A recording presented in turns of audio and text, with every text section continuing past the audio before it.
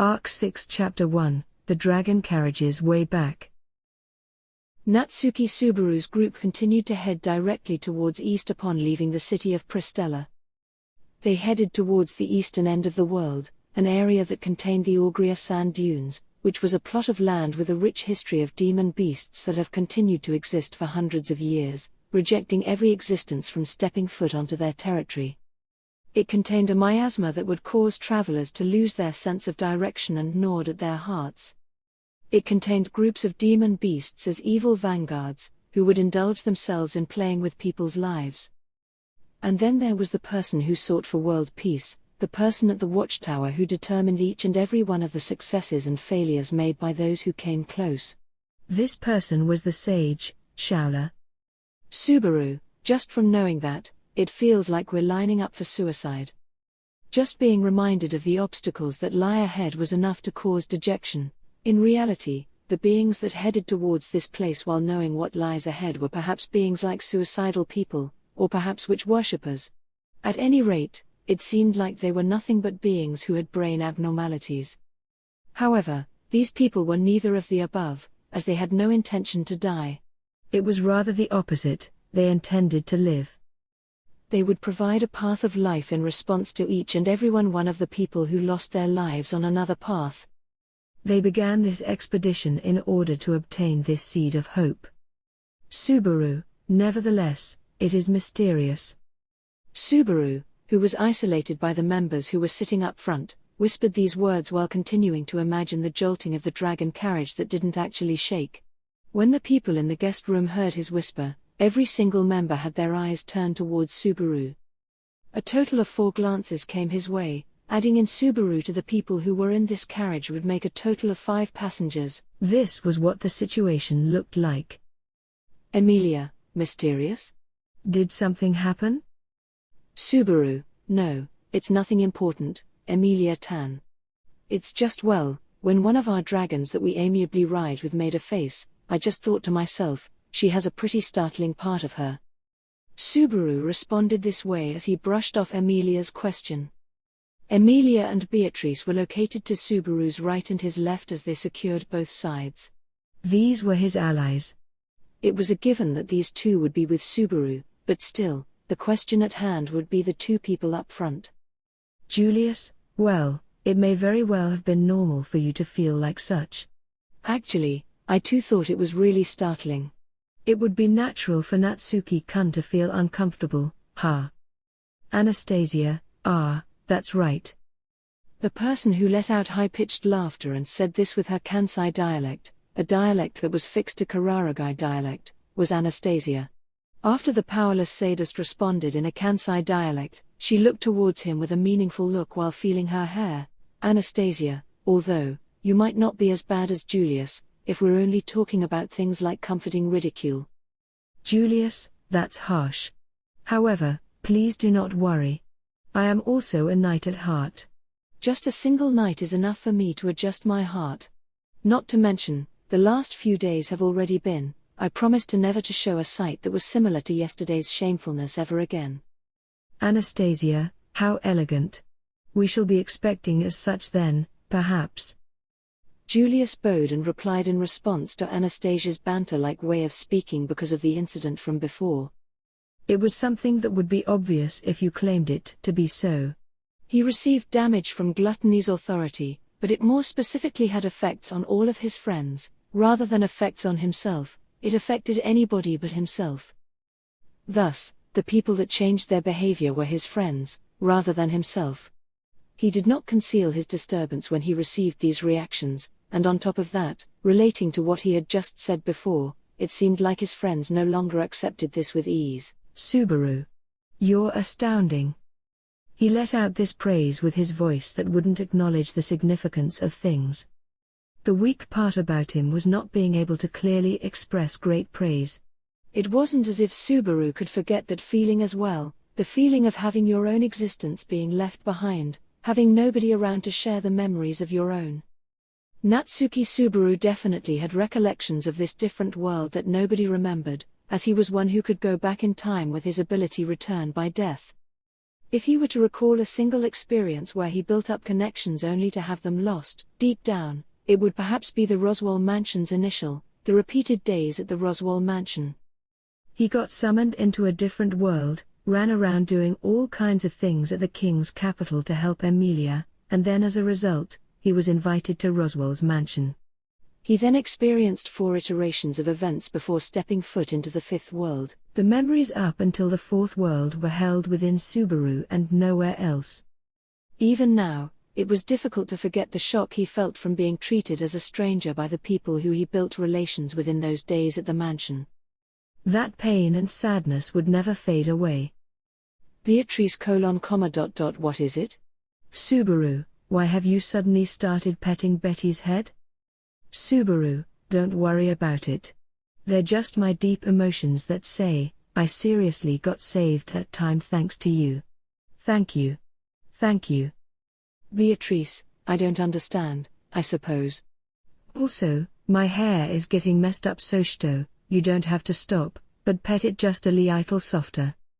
Beatrice gave her head to Subaru as she occupied her half of the seat with her butt. Subaru petted her head just like how she asked for, not allowing her to forget his mind's condition when he was truly saved.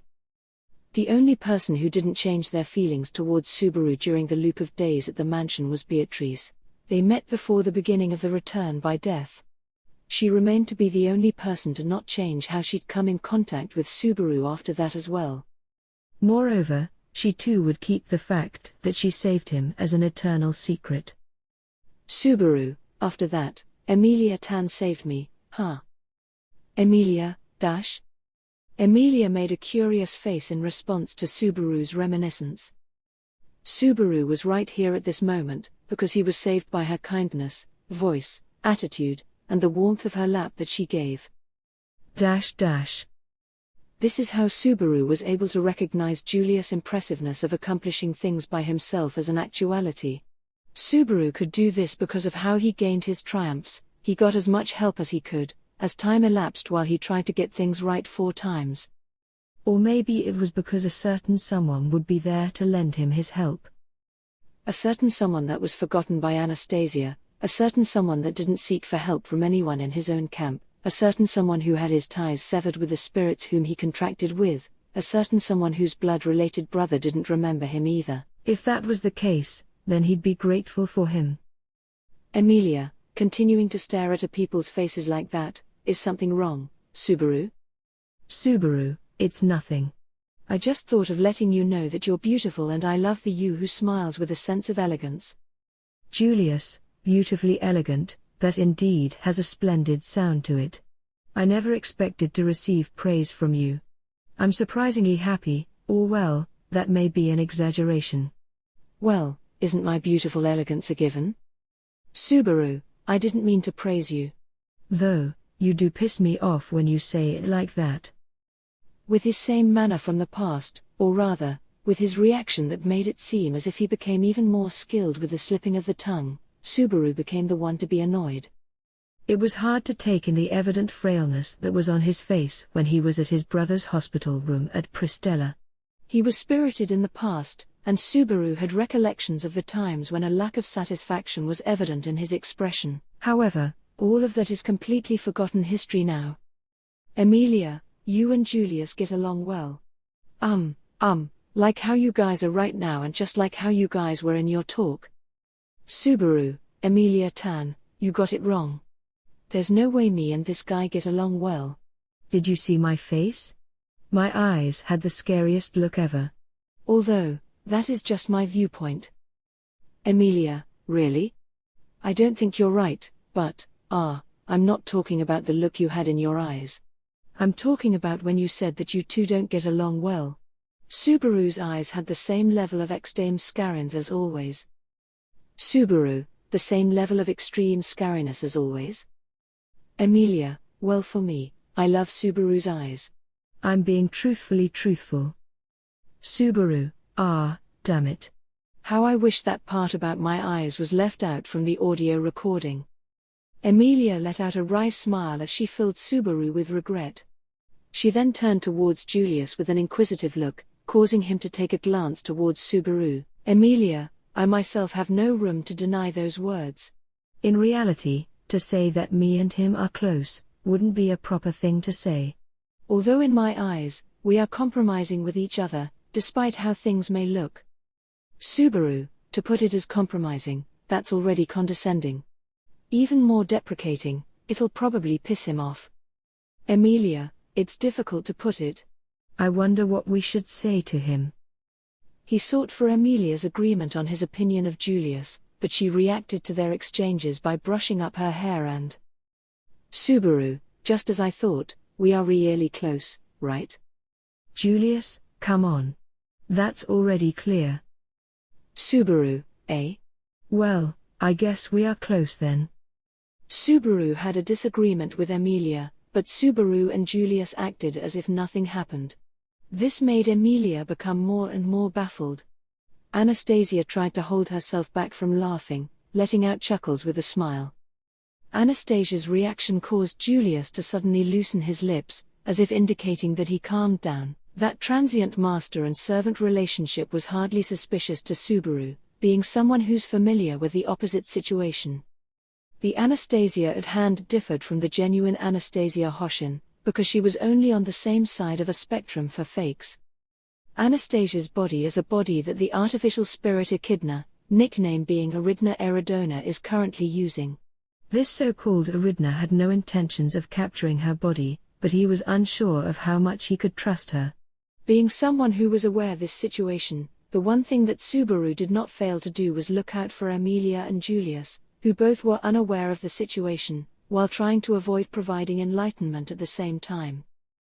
Beatrice : Subaru, cut it out. Beatrice said these words to Subaru, who was surely in a state of deep thought. This girl's hair was in a messy state, as Subaru was petting her head all throughout this period of silence. Her cute face had a sour look. Subaru: oh? My bad, Biko. Your cute appearance is a mess. Your hair's all messed up now. Beatrice: perhaps you shouldn't make it sound like Betty's cuteness is ruined from just her hairdo. Moreover, your face is starting to look scary. Subaru lifted his butt off of his half of the seat as Beatrice said these words while frantically fixing her messed up hair with her hands. Subaru let out an ooh, preventing himself from talking, as Beatrice held a face that made it look like she was indifferent to such incompetence. Beatrice: there's no point in making such an excessively worrisome face, I suppose. Betty will take care of it. If there's something, Betty is much quicker than Subaru when it comes to noticing it. Subaru : yeah. Beatrice said these things in response to Subaru's anxiety. This was Beatrice, the other person who knew about Eridna and how she is occupying Anastasia.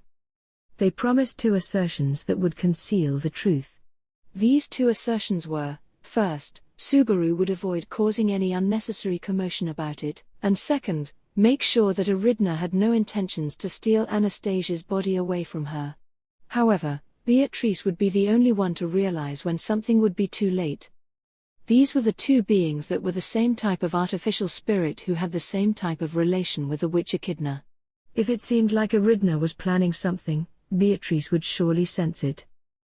Although, if he were to consider Beatrice's emotions, he didn't feel like it would be very advisable for Beatrice to get involved with Echidna, but Beatrice, putting your unnecessary suspicions aside, it's fine that you acted like yourself and sought help from anybody without caring about who it was, just like you always have. Though, you came to Betty first, I suppose. I'll give you my praise this time for that. She replied with this, so that was that. Emilia, I see it. Just when he thought that the dragon carriage went into a state of silence, Emilia suddenly whispered these words. It seemed that Emilia saw their destination afar in her eyes as she looked out the window of the dragon carriage. Subaru also understood how the view out the window was changing into familiar scenery. Subaru, what a nostalgic path. We'll arrive at Roswaal's mansion soon, huh? He murmured these words, first making sure to restrain his feelings from being near their first checkpoint, remembering their original goal. This group's destination, the same destination as the one at the start, was the Augria sand dunes, the place where they would seek to speak with the sage Shaola. However, they had already arranged to stop by Roswaal's mansion on the way as a way to prepare for their trip and to make a stop in their long expedition. There were many things that they wanted to talk to the camp about, including the incident at Pristella and the occasion of getting to speak with the sage. Also, moreover, Subaru, it's not just a simple stop, okay? There was meaning behind dropping by Roswaal's mansion before beginning their expedition to see the sage. The meaning would be the meagerness of the small world when seen through large eyes, but through Natsuki Subaru's small human eyes, it would be the meaning of a great possibility. The Subaru who squinted his eyes to vision the distant mansion that could not yet be seen. Each of the 4 people on the dragon carriage were looking at Subaru. They had various emotions in the colors of their eyes, but Subaru had no composure to take notice of any of their glances. It was later than 1 hour past noon when the dragon carriage arrived at Roswaal's mansion. The long migration from Pristella City, which has gone on for only 10 days, went on a temporary hold. Petra, Subaru. Subaru, oh, Petra, Wowa. They rode the earth dragons towards Roswaal's mansion, gave their thanks to the male driver, and then got off. A petite maid ran towards Subaru from the mansion and jumped at him with unrestrained force. She came into his chest with her might and force, and Subaru somehow managed to catch her while backing up. He then petted the head of the girl who flew into his arms. Subaru, Petra, if you do that so suddenly you'll startle me, you know. I've been gone for nearly a month now, but have you been doing well? Petra, I've been fine, as you can tell. However, Subaru. Summer has been having it rough, right? I've been worried ever since that letter came in 2 days ago. You were injured so much again, right? Can you handle the pain? Petra, tickle tickle. Petra touched Subaru's body to confirm his pain as her brown-dyed hair with a tinge of red swung back and forth. Subaru reacted to this with a wry smile, and then everyone else got off the dragon carriage. Subaru, hey, Petra. Do your job as a maid properly. If you don't, Ram and Frederica will get mad at you. Petra. Okay. Tell me about what happened later. She returned promptly, but it seemed like Petra's trust was thoroughly damaged. Petra's worry would be inevitable if he told her about how he got involved in what seemed to be an uproar that affected the whole city to try and obtain the stone. Though, it wasn't an uproar that Subaru intended to cause for the witch's cult. However, that excuse would also be meaningless. It would be meaningless, considering the truth was that most of the witch cult's purposes were related to Emilia's camp. Petra, welcome guests. Compliments to your efforts to make this long trip. I am Petra Lete, a maid of the family. I will be your guide towards the mansion. Subaru's recollections were put aside, and then Petra let out a vocal message that was similar to one that you'd hear upon entering a temple. Julius took Anastasia's hand to help her get off the carriage, and they both descended with looks of admiration on their face. Emilia and Beatrice's somewhat prideful looks on their faces were also visible. Anastasia, you're quite the fit one even though you're little, huh? You're being thorough with your training. Julius, it certainly seemed like Subaru was a completely different person with his behavior after she jumped at him, huh? Anastasia, an embarrassing sight. Julius agreed with the smiling Anastasia, and then Petra's face started to blush from what they said. Julius looked down at her, and then proceeded to look at Subaru. Then, Julius, I see, so you are making people more and more fond of praising you as a little girl user.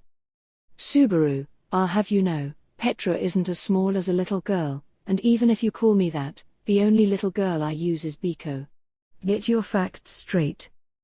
Beatrice, Betty also isn't a girl that works hard to be used by Subaru at his convenience, I suppose. Subaru, you should get your facts straight as well.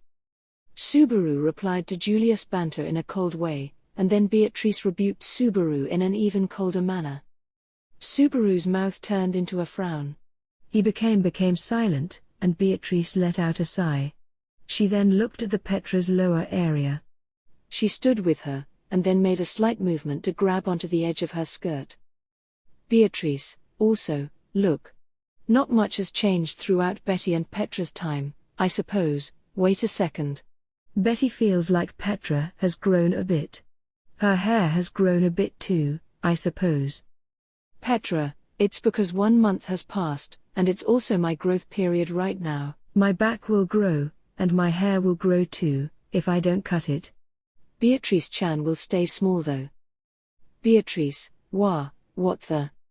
Petra hugged Beatrice tightly, who let out a smile as she became astonished.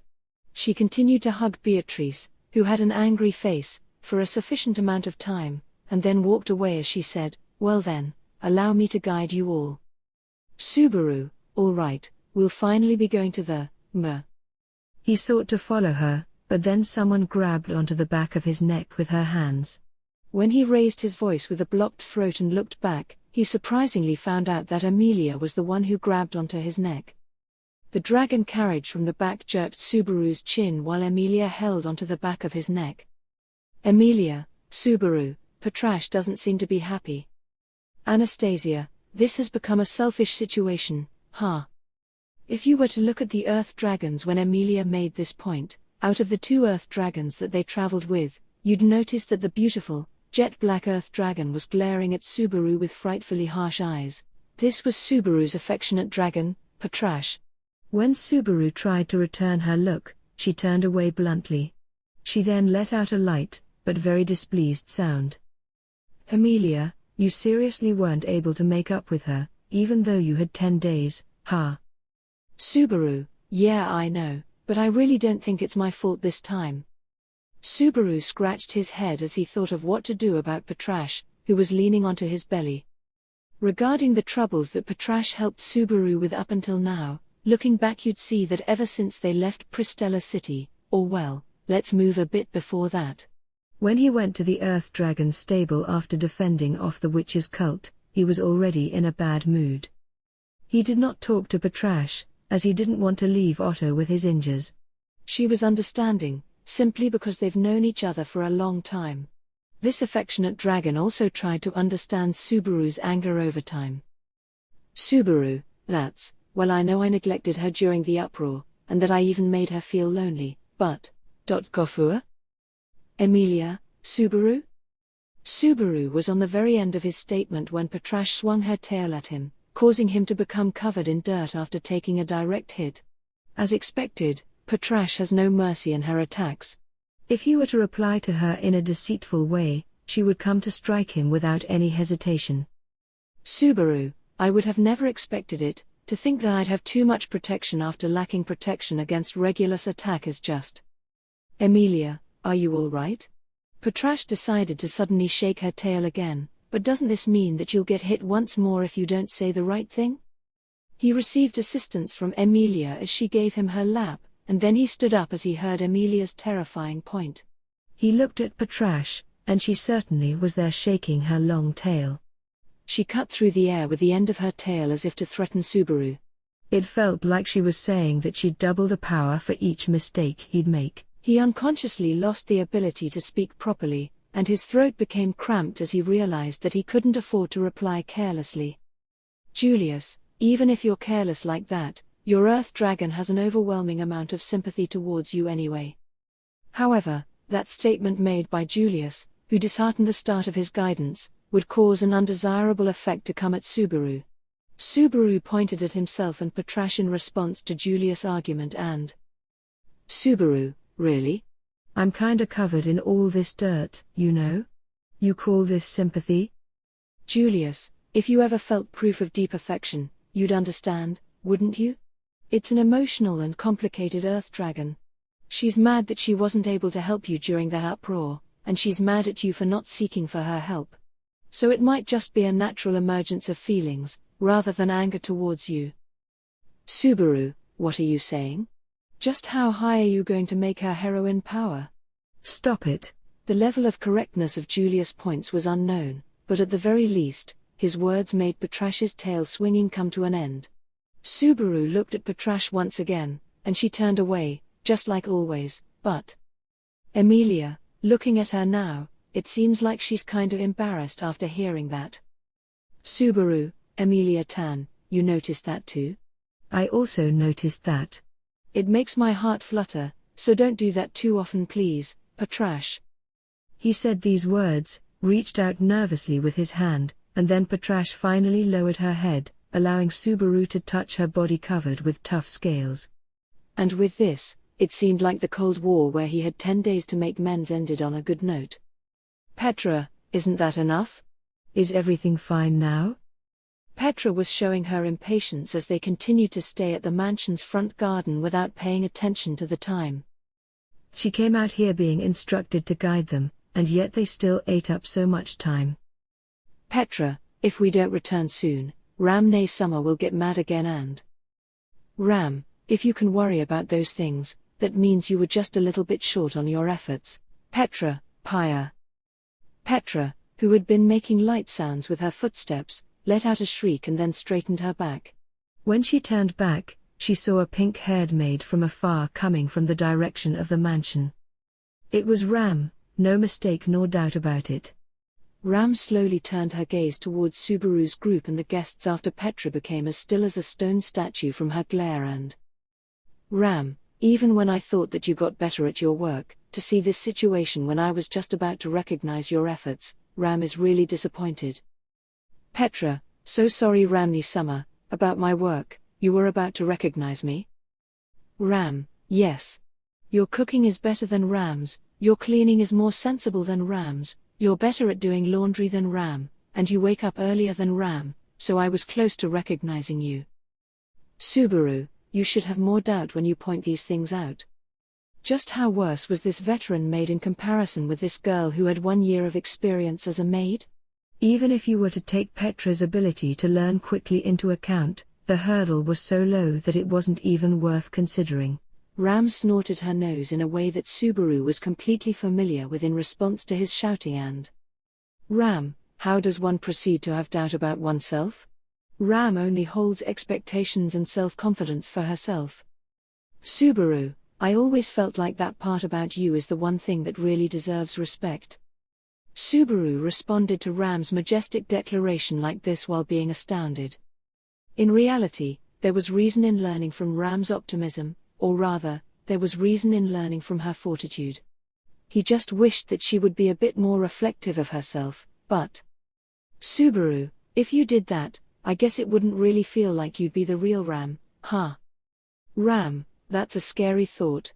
Moreover, I don't think it'd be ideal to leave guests out here for so long.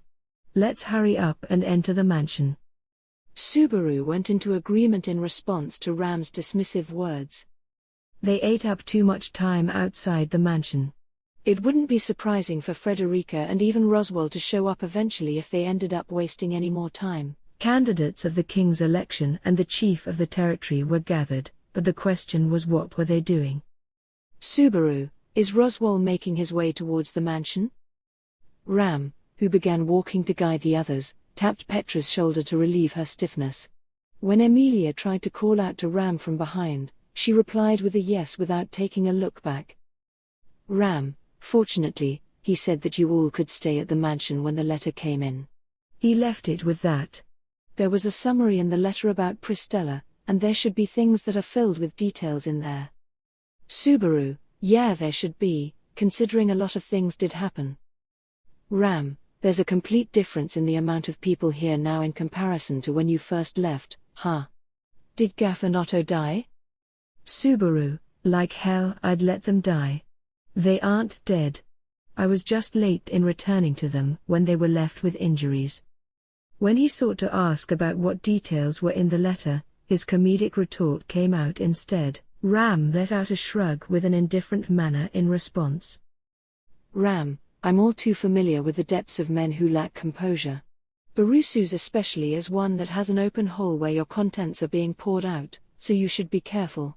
To have people become aware of your depths and then finding out you're empty inside is the worst. Subaru, that really hurts, so cut that out. Also, moreover, if the letter that was sent to the mansion from Pristella before their departure, if those details were written in the letter, they should understand that this wasn't just a simple trip back for Subaru and the others. Therefore, when Subaru tried to confirm the contents of the second half of the letter, and when he decided on his words, Ram readily raised her finger. Ram, I told you, didn't I? Don't worry.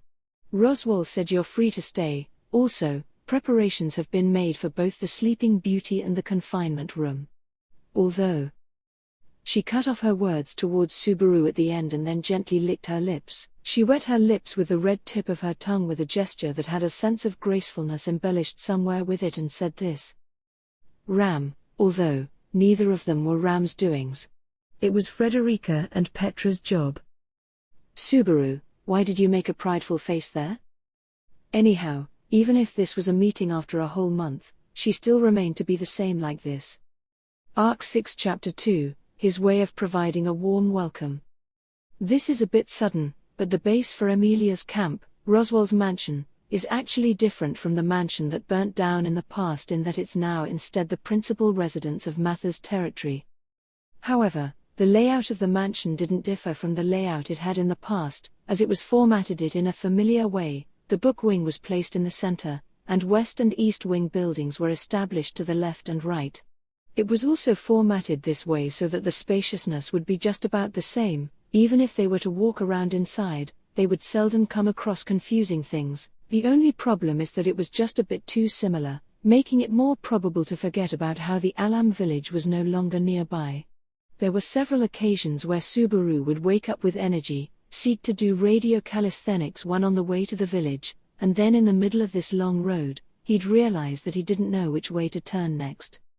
Beatrice would subsequently catch up to him in a fuss, and she would be really angry.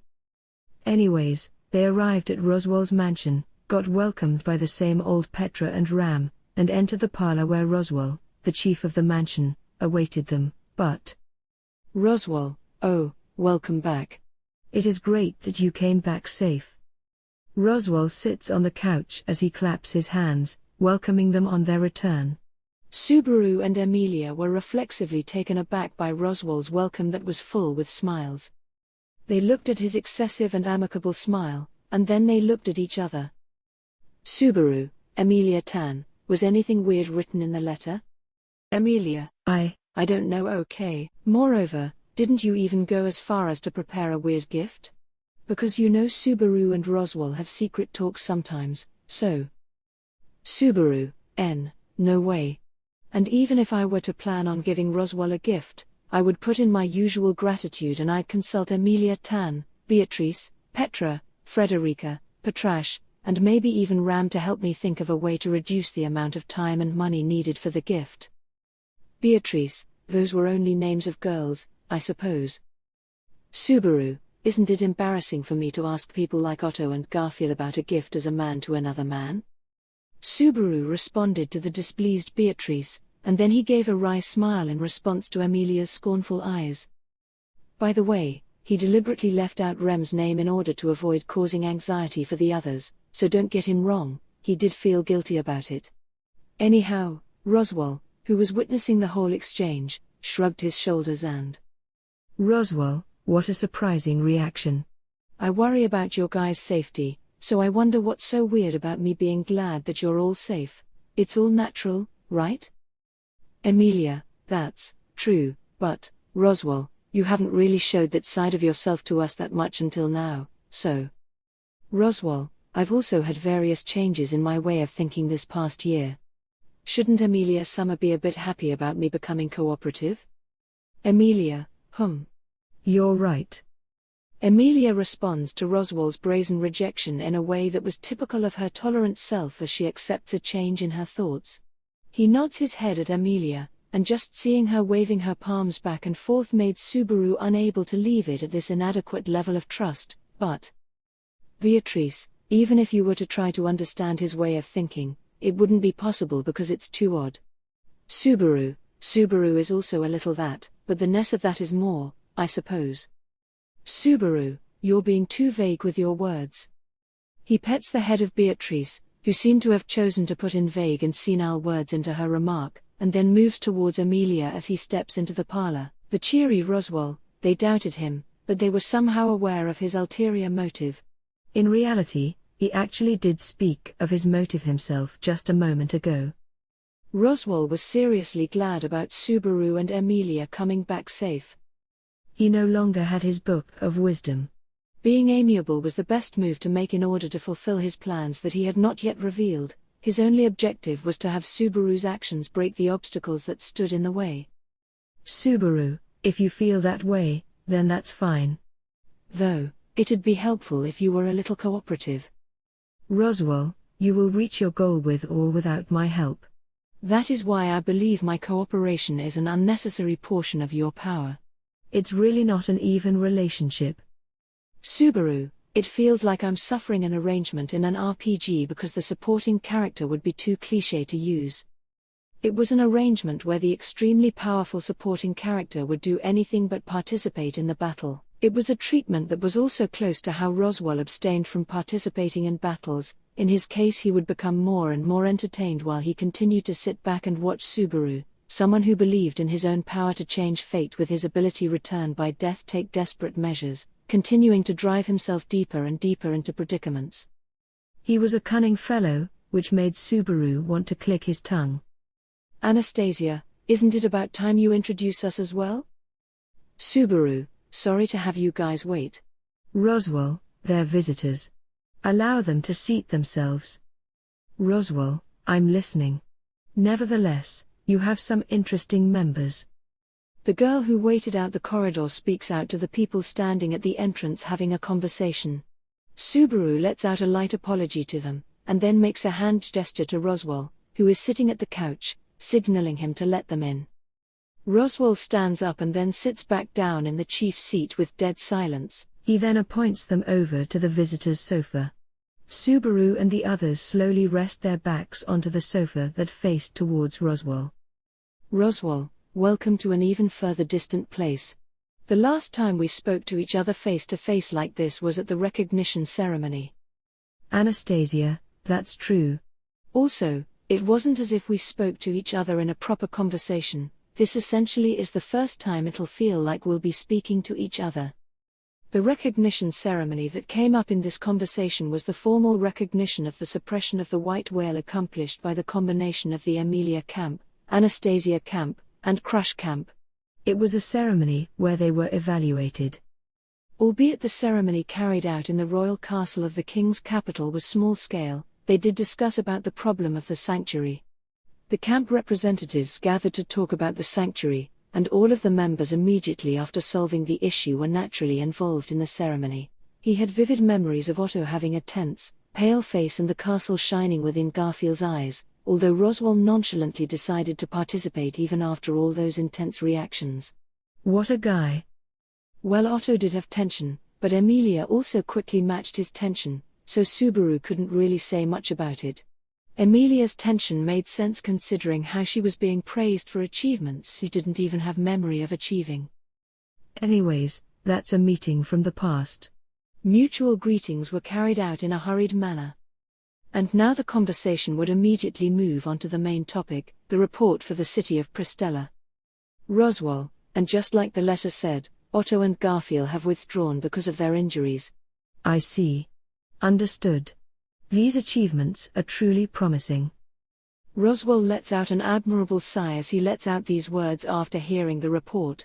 This makes Emilia raise her eyebrows as she lets out a hey with a slightly strong tone in her voice. Emilia, they were injured so badly that they couldn't even return.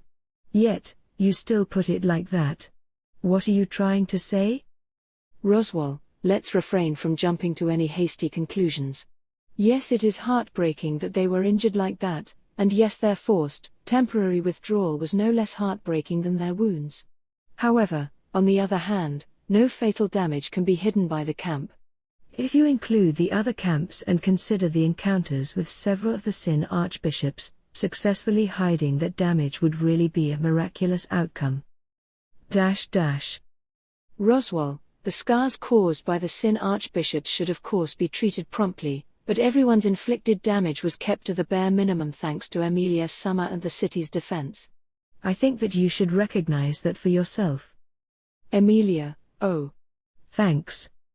Emilia gives her thanks with an unconvinced face in response to Roswaal pointing out various things. In actuality, his words should have strongly sounded like a sound argument. However, it is important to consider the impression of the speaker. Subaru felt like his impression was shady, and all the others probably thought so too. Roswaal, well, putting the question of people's thoughts on me aside, shall we move on to something else? By the way, the person who called in Emilia Summer to Pristella with that kind of riot should have been Anastasia Summer, but what do you have to say about that? Anastasia, it was inexcusable to have her dragged into the middle of that uproar. If you want me to apologize, I will do it properly, as I am mentally prepared to do so.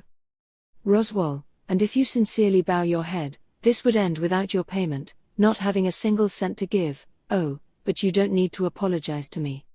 Didn't Emilia Summer already turn you down too? Emilia, well, shouldn't the blame be put on the witch cult if they were the ones to cause mischief? I shouldn't have obligations for Anastasia, she merely requested for our assistance. Also, it's not like we accomplished our goals that we were summoned out to Pristella for. Roswaal casts a side glance, to which Emilia responds by feeling the pendant worn on her neck. A new, big demon jewel is inside this pendant. Even now, a fast asleep big spirit is quietly awaiting for its revival as it continues to sleep. Puck obtaining the highly pure crystal gem, which would become his Eurus hero too, that's something the camp was certainly achieving with their goals, something that was no less than what he was aiming for. Emilia, also, isn't it possible that the witch cult left because we were just casually there? If you think about it that way, it should be seen as Anastasia's achievement. Anastasia, to think of it as that much would of course be too supportive to the other camp, so I'm gonna stop you there. For some reason, Anastasia turns Emilia's words of optimism into words of support. However, Roswaal's current questioning was just trying to keep people in check. In actuality, it is possible that most of the witch cult's aims were brought into Pristella by Subaru and the others. If that were to be pointed out, the atmosphere would become heavy, even with the certainty of the witch's evil. Thus, it would be in their best interest to avoid establishing the opinion, let's work together. The witch cult is the worst. Subaru, I used my gate there, and the other three groups ended up being understanding too. One Sin Archbishop also died, and one was captured. Man, one thing was happening after another with the witches' cult. Roswaal, though, their organization skills are a bit dubious. In their case, speaking of cooperation and unity would make them seem like an outlaw group without relations to each other. Even if they were to lose one of their allies and someone was left alone in the end, that lone lunatic's psyche wouldn't be repaired. Subaru, I agree with you when you say that. Subaru agrees with Roswaal's opinion, so he probably had the right idea. The so-called witch cult organization was now more of a combined team of lunatics more than an actual organization. They couldn't bring themselves to have any type of innocent way of thinking now that they lacked organization. They did not think to simply be obedient from now on. The remaining gluttony and lust's brutality would never be stopped. Subaru, that's why we need to find a way to resist them. The next thing I'll talk about is related to such. Roswaal : It's coming in touch with the sage, Shaula, huh? Subaru, I know that it's not gonna be easy, but I'll have no choice but to try it as long as I can't come up with any other measure. Finally, an omnipotent and omniscient. Or well, let's say omniscient. If a sage like that exists, there's no harm in just going to have her listen, right? Roswaal, although everybody in these past hundreds of years who have tried that ended up suffering a big loss by paying with their lives. He depicts this common knowledge, and it certainly was a disturbing view of the situation. However, they had something up their sleeves for that reason. Anastasia gives a gesture of slight acknowledgement with her chin when Subaru exchanges looks with her. Then, Anastasia, there's where I come in. Fortunately, I have a way we can make it to the Sage Watchtower safely. So there's no reason to worry about getting lost. Does that calm your worries? Roswaal, well, even if you tell me to just believe you with your words, first of all, even if you do have this method, you have many comrades who would want more even after being paid a great amount of money. Why are you the only one that? Anastasia, money is certainly important to me as a trader. However, there are things in this world that can't be replaced with money. This is among one of those things. Anastasia hits her thin chest as she exaggerates the magnificence of Eridna. She was pretending to be Anastasia, but that one word had a wondrous power, a power that astonished Subaru, even while he knew about how Anastasia wasn't her original self as of right now. Anastasia looks into Roswaal's eyes. He responds by closing one of his own, and then glares at her for a brief period with just his single yellow eye. Then, Roswaal, good grief. This is why it's hard to deal with people who understand fighting and gambling. Moreover, it's not like Emilia Summer will agree with this either. Emilia, I believe that you're being a bit rude by coming to these conclusions by yourself. Roswaal, but you won't go as far as to ask me to stop doing it. It's fine though. You'll dare to proceed in choosing this thorny path.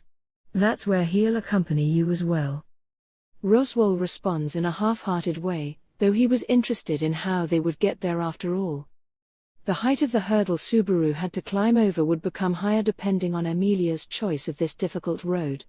This is because it resembled a hope that would replace the Book of Wisdom in Roswaal's point of view, as of right now. Subaru, anyways, will come across some sort of desert based off of Anastasia's information, although it'll cause some amount of days to pass by again. Julius, it's not just some sort of desert, it's the Augria sand dunes. You've made this mistake so many times now, so how about you hurry up and remember it correctly already? Julius puts in his input as he lets out a sigh and reactions Subaru's vague memory. The person that has been watching and sitting on the sofa in silence the whole time next to Anastasia looks at Roswaal with an intellectual look and Julius, in regards to what Roswaal said, I do believe it's a very difficult proposal to take in. However, the city of Pristella is still exposed to the witch cult's tyranny, and there's a vast amount of people who've had their mind and body damaged because of it. If we could somehow do something to be of assistance to them, then I would like to wish to have permission to do so. Roswaal, you have quite a graceful way with words. It appears that you are an owner of extraordinary abilities, but it makes no sense how I have no recollections of that. Which means that. Right? Roswaal understood the situation just from knowing how he was someone who Julius had no memories of. Julius looks slightly downwards, then Roswaal rests his chin on his hand of the arm that he had placed on the armrest of his chair. He then loosens his lips with a sense of cheerfulness and Roswaal, everybody forgets about the person affected by gluttony's authority. It feels like being left behind by the world. In order to avoid putting yourself behind, you'll seek a thin amount of hope by heading to the Sage Shaola. It's not like you need to make an excuse about how it's for someone's sake. Julius, by no means am I taking such movements for such self-interests like that. Roswaal, I am not blaming you. It's actually a natural thing, so I like it better that way. Doing anything for yourself over doing basically anything for someone else's sake becomes desperation. Even if you saved other people as a result with your actions, feeling satisfaction and feeling achievement from doing so, there'd be no need to deny your condescending heart. Julius' face stiffens. Roswaal responds by continuing carefully. His face turns into an even deeper smile under his clown makeup. Then, Roswaal, and even more, if you save them, then there's a high chance that other people will be saved in the same way as well. You even carry a just cause on your shoulder with your actions, so there's no need for you to take a little blame, right? Julius, Anastasia, Chief of the Mathers Territory, may I ask you to stop there? Anastasia restrains Julius with her hand and then takes his place to face Roswaal. She let out an elegant smile and then tilted her lovely head. And then, Anastasia, I also have no memories of him, but even then, this child seems to be my knight. That's why I don't feel right when I watch him being bullied while he's not able to do anything about it.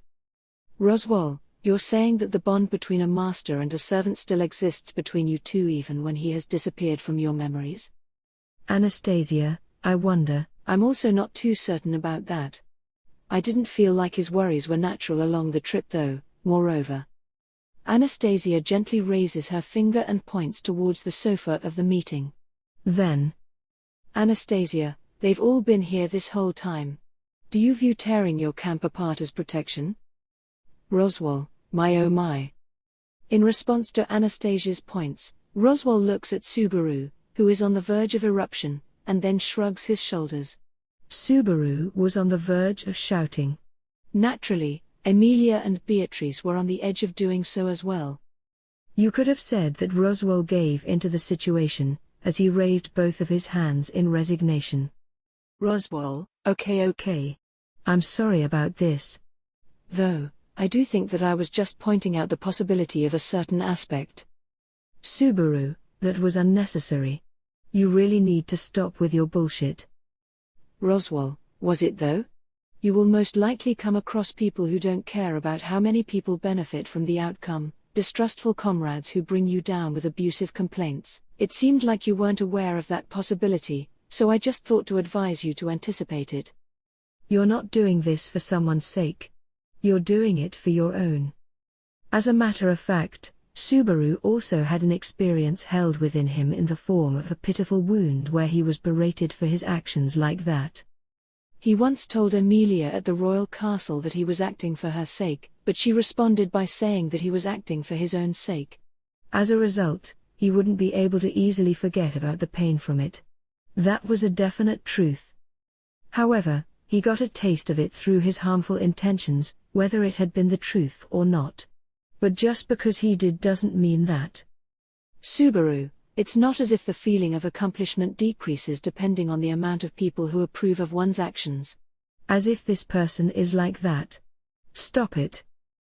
Roswaal, it can't be helped, right? Because unlike you, I'm not familiar with his personality. Although your relationship with him doesn't seem like just one that you'd have from a trip where you accompanied him for a few days. Roswaal looks down at Subaru, who lost his temper. In just this moment, Roswaal's eye that bordered his long eyelashes becomes dark with a full-blown sense of tragedy. Then, Roswaal, this means that you're the only one who remembers again. Just like how you're the only one who remembers Rem.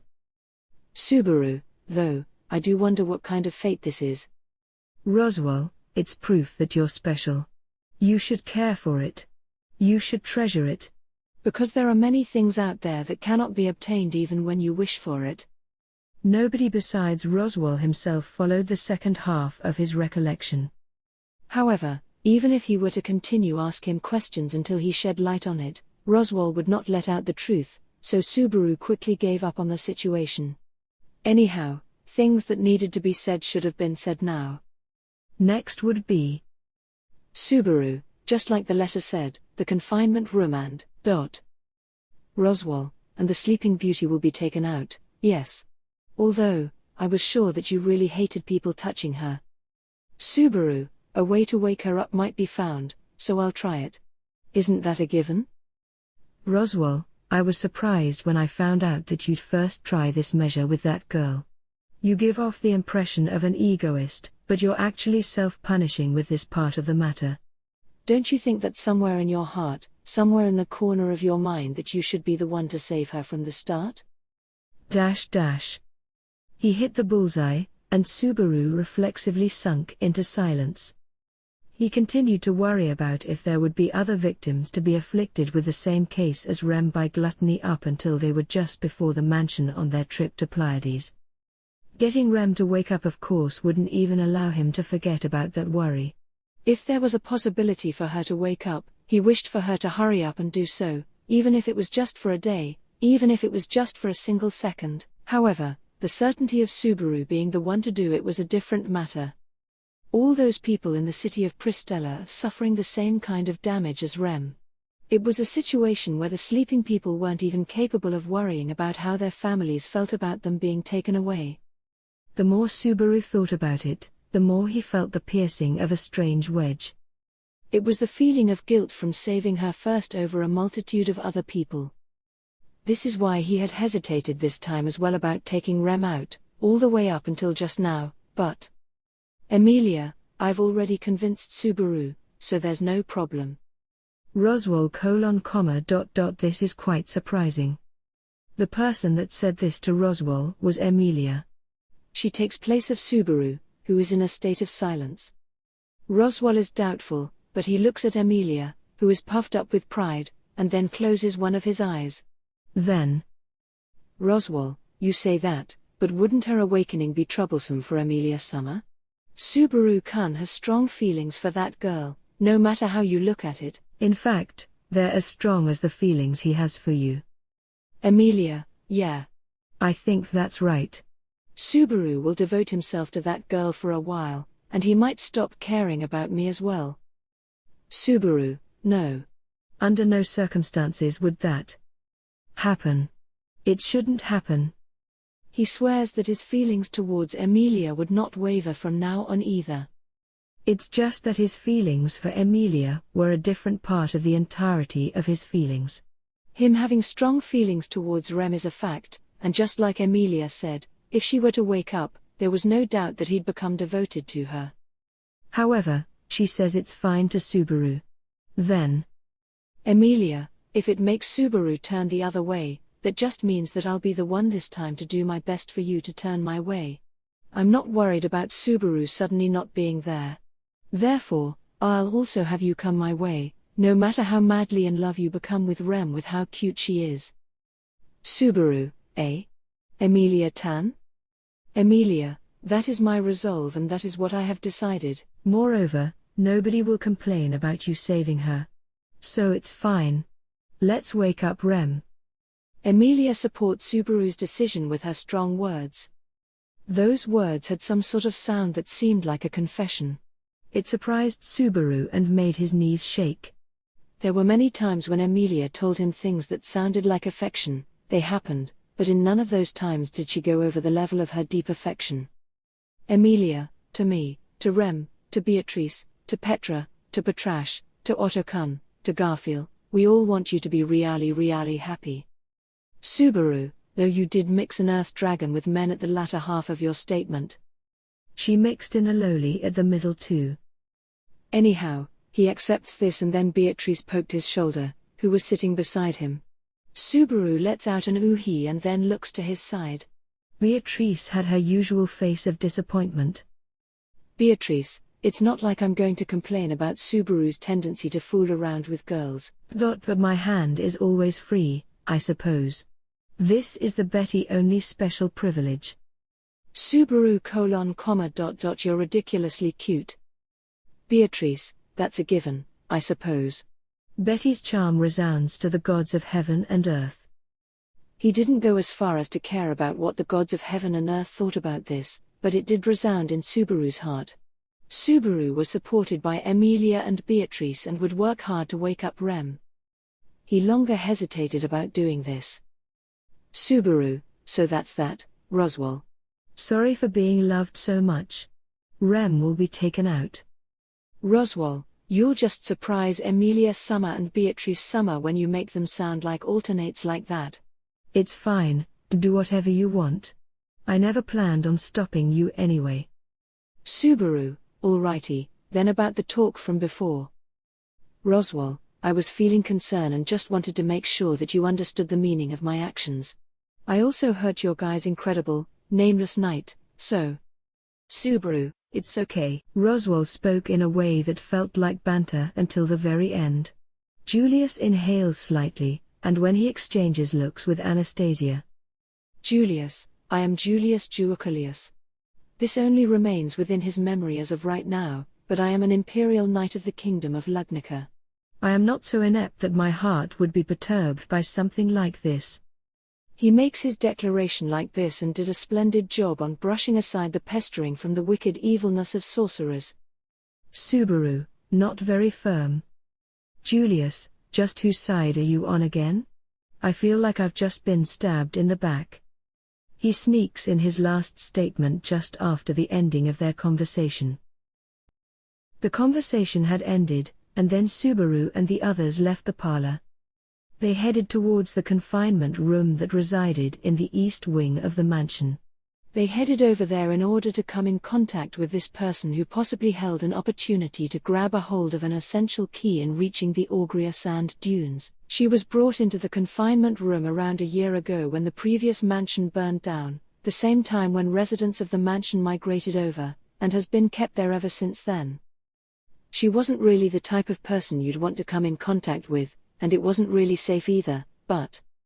Roswaal, I wonder what kind of results will they bring. I wonder if this also means that I'm influencing them again by giving them expectations. Roswaal rests the weight of his back onto the sofa as he sinks deeply into it while grumbling these words. One person was left in the parlor. The sorcerer thought over the lingering memory of the previous discussion. Has someone come to mind, and then let out a slight laugh. Then, Roswaal, does this mean that I'm becoming a pleasing member to him too? what do you think? Beatrice, you sure can say some disgusting things, is what I think, I suppose. You really have no limits, I suppose. It's frightening, there's no other way to put it, I suppose. Roswaal, it's not like I lack honor the more this body reaches its end. Beatrice, you were a woman before as well. You have enough precautions, I suppose. Roswaal makes an increasingly cheerful smile, and then the little GI, Beatrice, who responded to his statement, started to play with her own hair as she pulled on it with a composed expression. It might have been because she was bored, or perhaps it was a habit she'd do when getting nervous. Roswaal, Subaru-kun and the rest are going to the confinement room, you know. Don't you think he's unsafe without you by his side? Beatrice, a pet dog that strengthens its own spirit is more of a burden than a stray dog that has times where it loses its spirit. That's why I thought to keep him in check, I suppose. Roswaal, calling him a pet dog is cruel. Though I think that would be something he'd want if it meant being Sensei's dog. Beatrice, he is a helpless pervert. Roswaal, don't underestimate him too much, I suppose. If you turn him on unnecessarily, Betty won't forgive you. Roswaal let out a smile with a hint of lewdness as Beatrice suddenly educated him like this with a bitter face. Roswaal removes his smile afterwards, and just like always, he closes his one eye, his blue eye, and then returns Beatrice's look with his yellow eye.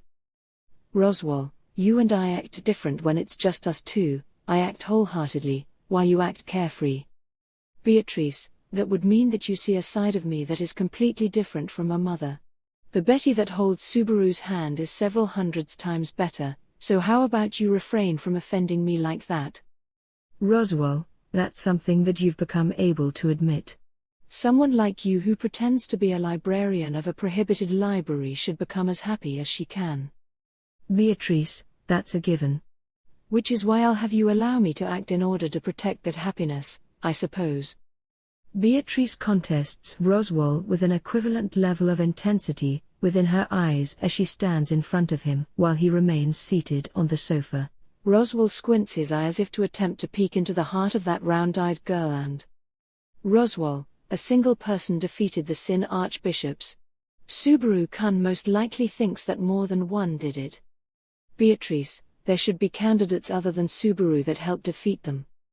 Roswaal, but none of them come close to him nor do they go on top of him. It's a self-evident truth, whether it be just grazing him, whether it be going on top of him. Stop making it seem like they did more than what they actually did. Beatrice, I won't let you say much more, I suppose. Beatrice responds to Roswaal's argument with a voice that was coated with the determination that she previously hid from Roswaal. She grabs tightly onto her arm's sleeve and then glared at Roswaal. Beatrice, Betty is Subaru's Betty. Therefore, Subaru will be himself, I suppose. Roswaal, I don't mean to hinder your efforts.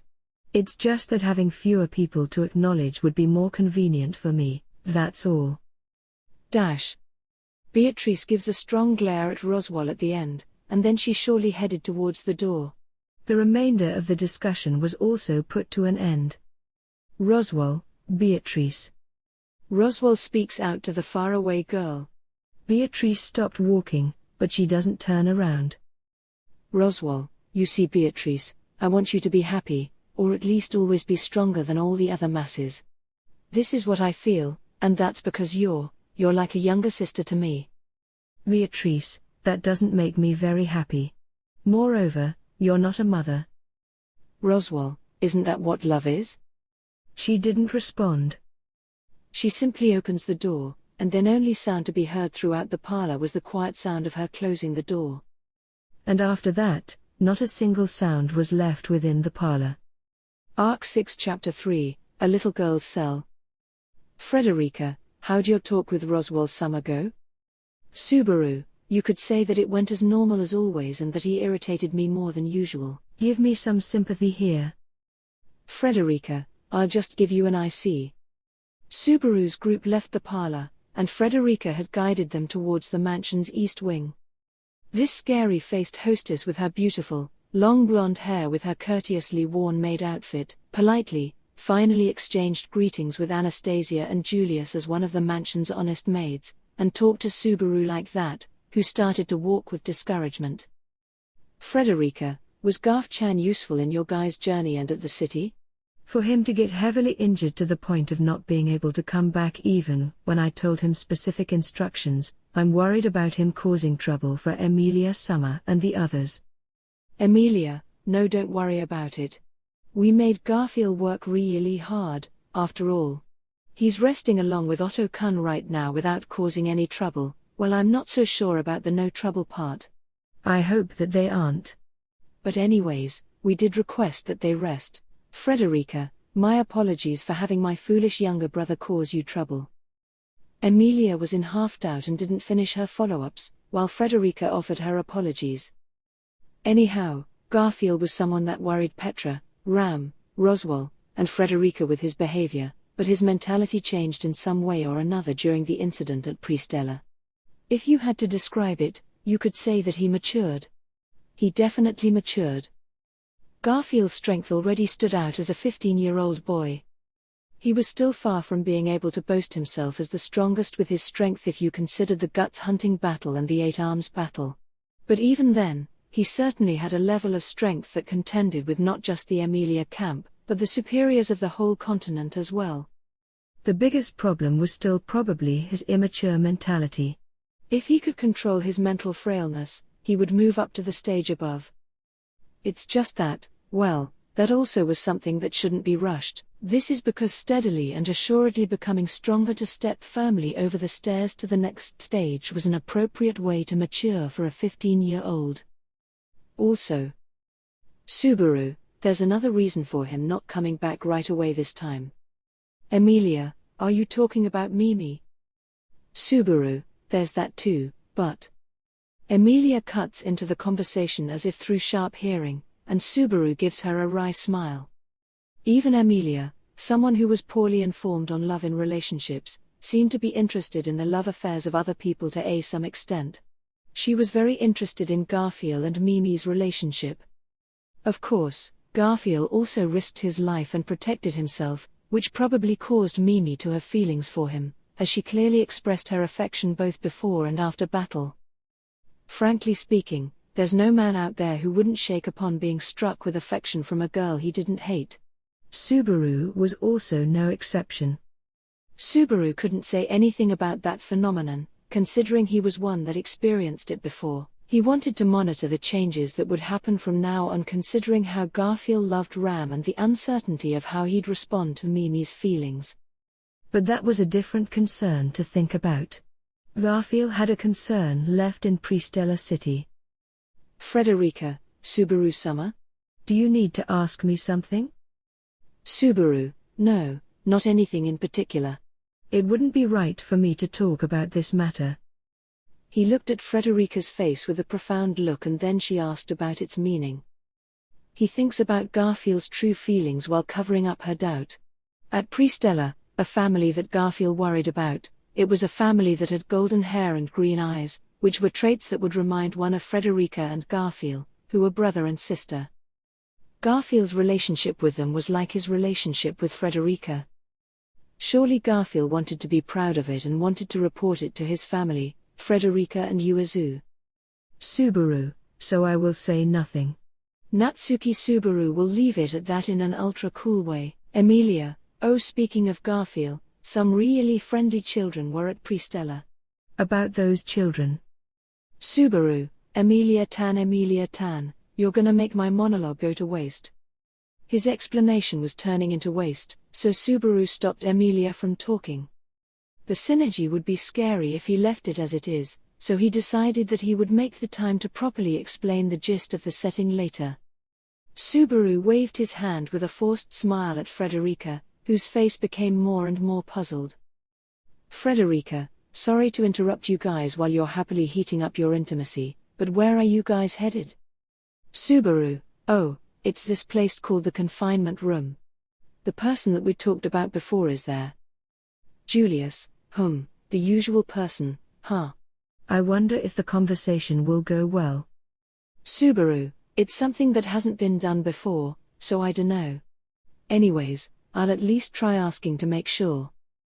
Julius responds to Subaru's explanation by going into deep thought with a complex face as he follows him from behind. In reality, Subaru was also aware of the amount of problems that were related to this proposal.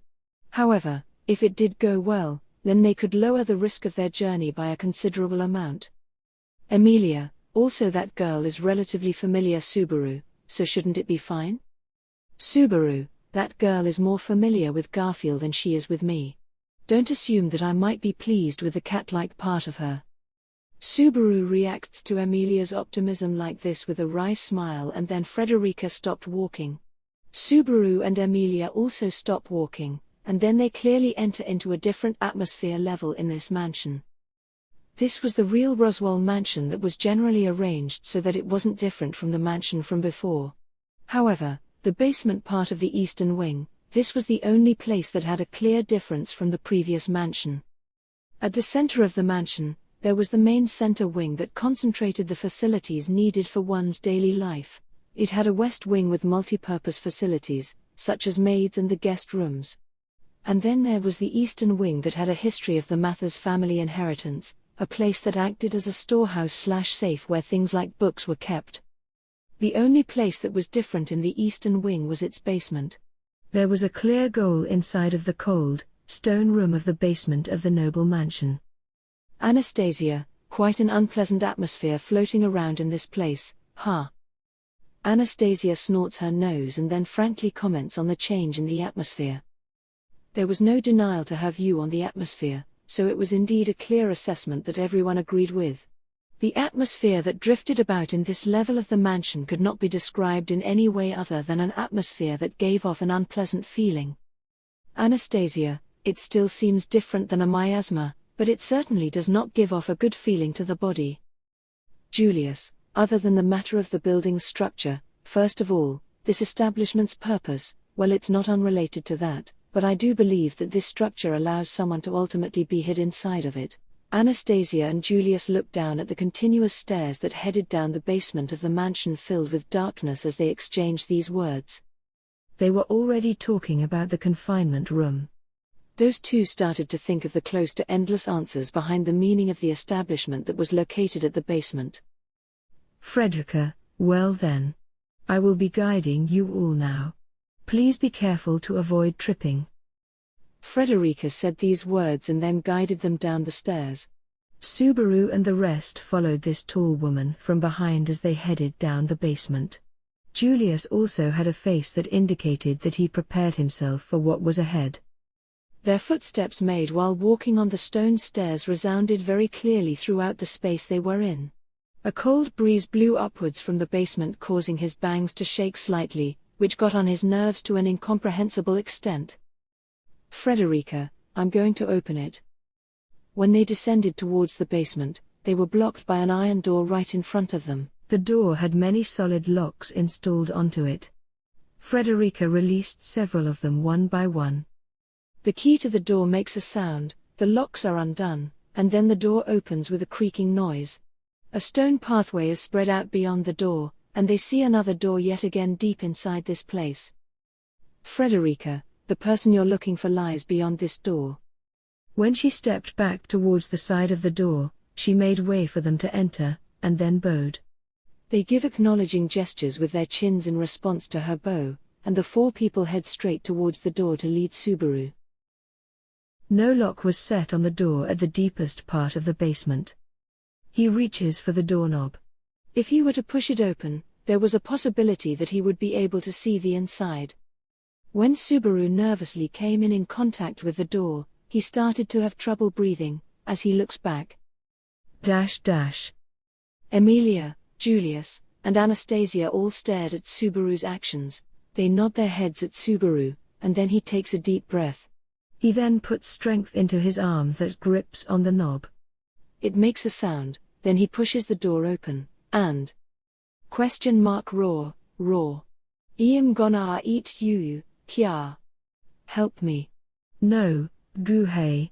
Nobody will come save you even if you cry for help like that. The door opens. A lovely voice can be heard as the pathway becomes bathed in light.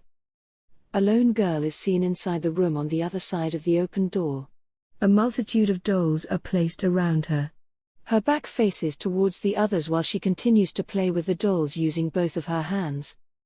She changes into an imitative voice, though they didn't know what exactly she was imitating. Nonetheless, she was pretty into it. Nope, they're coming. Because they were arranged to come here in times of need after all, This girl who stood up suddenly notices something as she holds onto her small, female dolls in her arms. She looks back timidly, sees Subaru and the others standing still at the entrance dumbfounded, and then opened her round, large eyes. She had braided, light brown hair and had simple but lovely facial features. Subaru, sup. How have you been? Subaru said these words and raised his hand to her as if nothing had happened at all. Oh, Oni I sen you idiot. At least not before you come in. And of course, she yelled at him to play off her previous scene. Subaru, so yeah, this is the prisoner of this mansion. She will be listening to what we say as an advisor in relation to my beasts. Meili, they're dirty. Oni I san hurt them, sniffle. When Subaru introduced the depressed girl who crouched at the corner of the room being surrounded by stuffed toys, when he introduced Meili, Julius shook his head, who put his finger on his brow. While seeing the girl at the corner of his vision, he says this as if blaming Subaru, who got carried away. Julius, it was a bit clumsy of me to not have gotten more information about this beforehand. But the poorness of your character is showing. If you can't stop this horseplay, then perhaps I'll remain displeased. Subaru, I don't think I'm playing around that much, though, or well, I do agree that it was in bad taste. Also, she really was someone dangerous before, you know. Subaru gives an explanation with those words, which makes Julius appear to look doubtful. They ignore those fearful and doubtful men, as Emilia and Anastasia lined up and spoke out to Meili. Emilia, sorry Meili.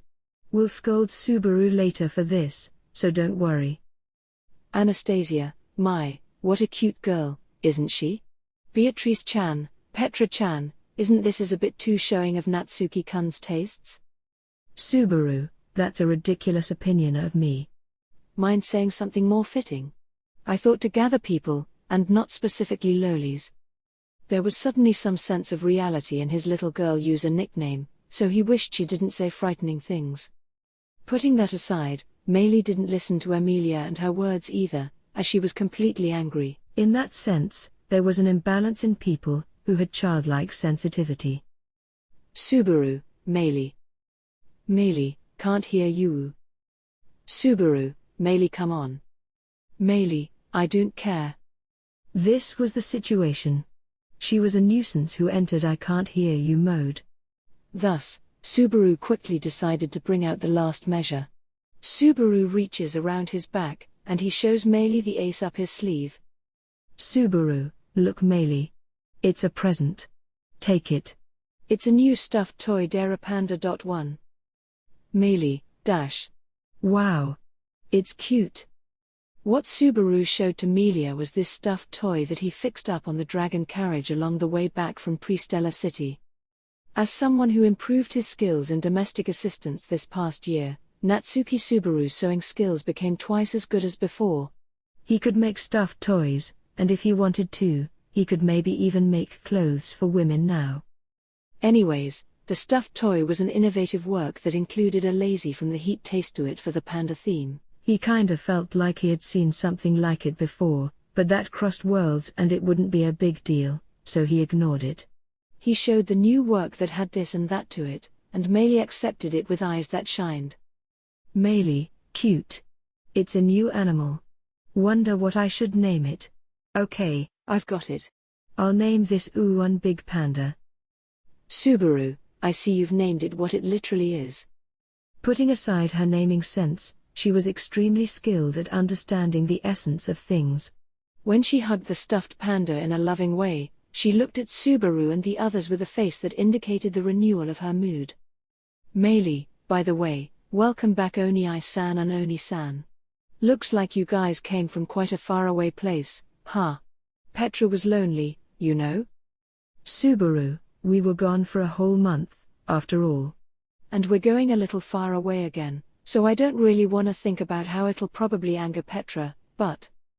Meili, Petra-chan does love Oni-san, after all… Newcomers? Meili was lining up her scattered plush toys onto the shelves, and then suddenly she makes an acknowledging face at Julius and Anastasia. Julius became surprised from that change in her mood, but Anastasia simply gave a nod with a composed look. Anastasia, in comparison to Mimi, it seems like this is just the beginning of what she has to show. Julius, now that you say it, I agree. Let's give our thanks to Mimi. The master and the servant show a weird scene of agreement, and after that, Julius suddenly looks at the room. He looks briefly at that basement room and says, Julius, nevertheless, I had assumed that it would be a harsh environment after hearing that it was a confinement room, but contrary to my expectations, it seems to be a peaceful place to spend time in. Emilia, the person in here is a girl. It's not like they wanted to torment her. But she can't go outside either, so it's complicated. Emilia lowers her eyebrows with a weak look, just like she said, the confinement room. Frankly speaking, the circumstances of Meili's residential room in which she was confined gave off a very lenient feeling. It did seem cold precisely because of the stone pathway, but there were colorful wallpapers and carpet laid out in this girl's room that was at the deepest part of the mansion, so she could do whatever she wanted with how she wasn't even restrained. On the shelves, there were countless stuffed toys handmade by Subaru, along with many books and play equipment. It seemed like she was being given food, and there wasn't any problem with bathing or pooping.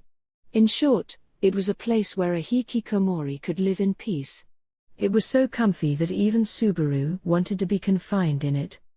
However, Subaru, it seems that there is peculiar air similar to a miasma leaking endlessly. Anastasia, that also seems to be that girl's, isn't it? In response to Anastasia and the others' look, Meili nodded with a smile on her face. She had an honest smile, but something came from that girl that was so dreadful and disgusting that it couldn't be hidden. That was the biggest reason Meili was confined here without being released. Subaru, I did talk about it when we were on the dragon carriage, but this girl actually tried to kill people like Emilia and us before, so she's like a professional killer. Guess you could put it like that, right? Julius the first feel that is wrong already at that point, but please continue. Subaru, feels like you're implying something with the way you say that. Anyways, she's a professional killer. So, as for what Meili can do with her small body, in short, it's manipulate mabeasts.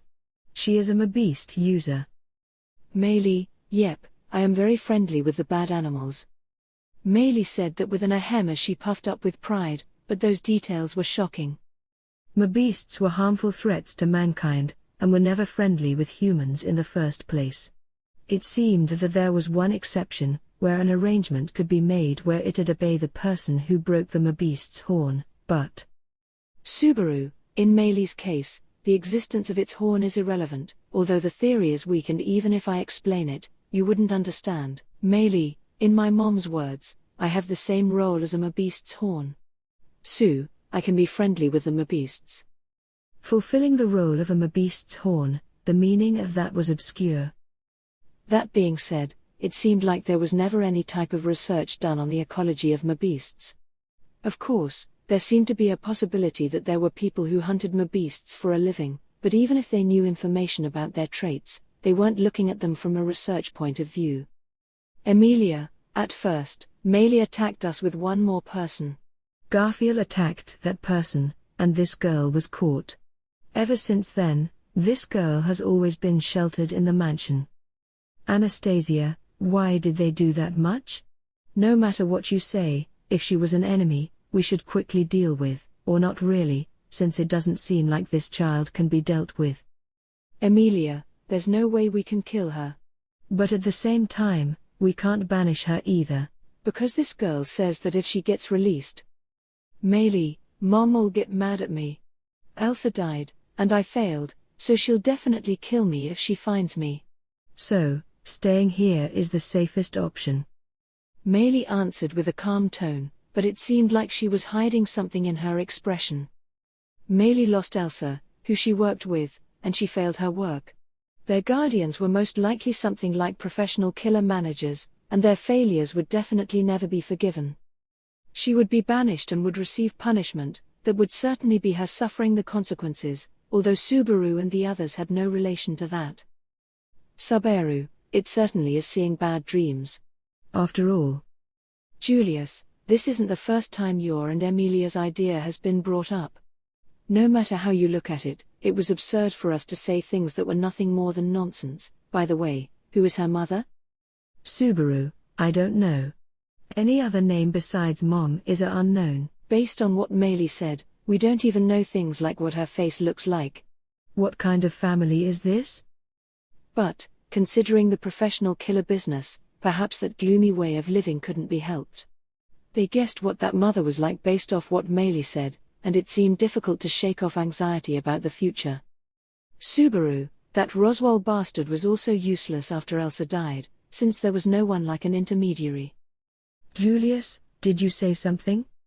Subaru, just talking to myself. On the first day that Subaru was summoned, the insignia incident was caused by Roswaal. Of course, since Elsa tried to kill Emilia on his orders as well, if you considered the flow of events when the request was made, it should have been easy to draw that conclusion. However, the intermediary of that timeline somehow died, and it seemed they were unable to make contact.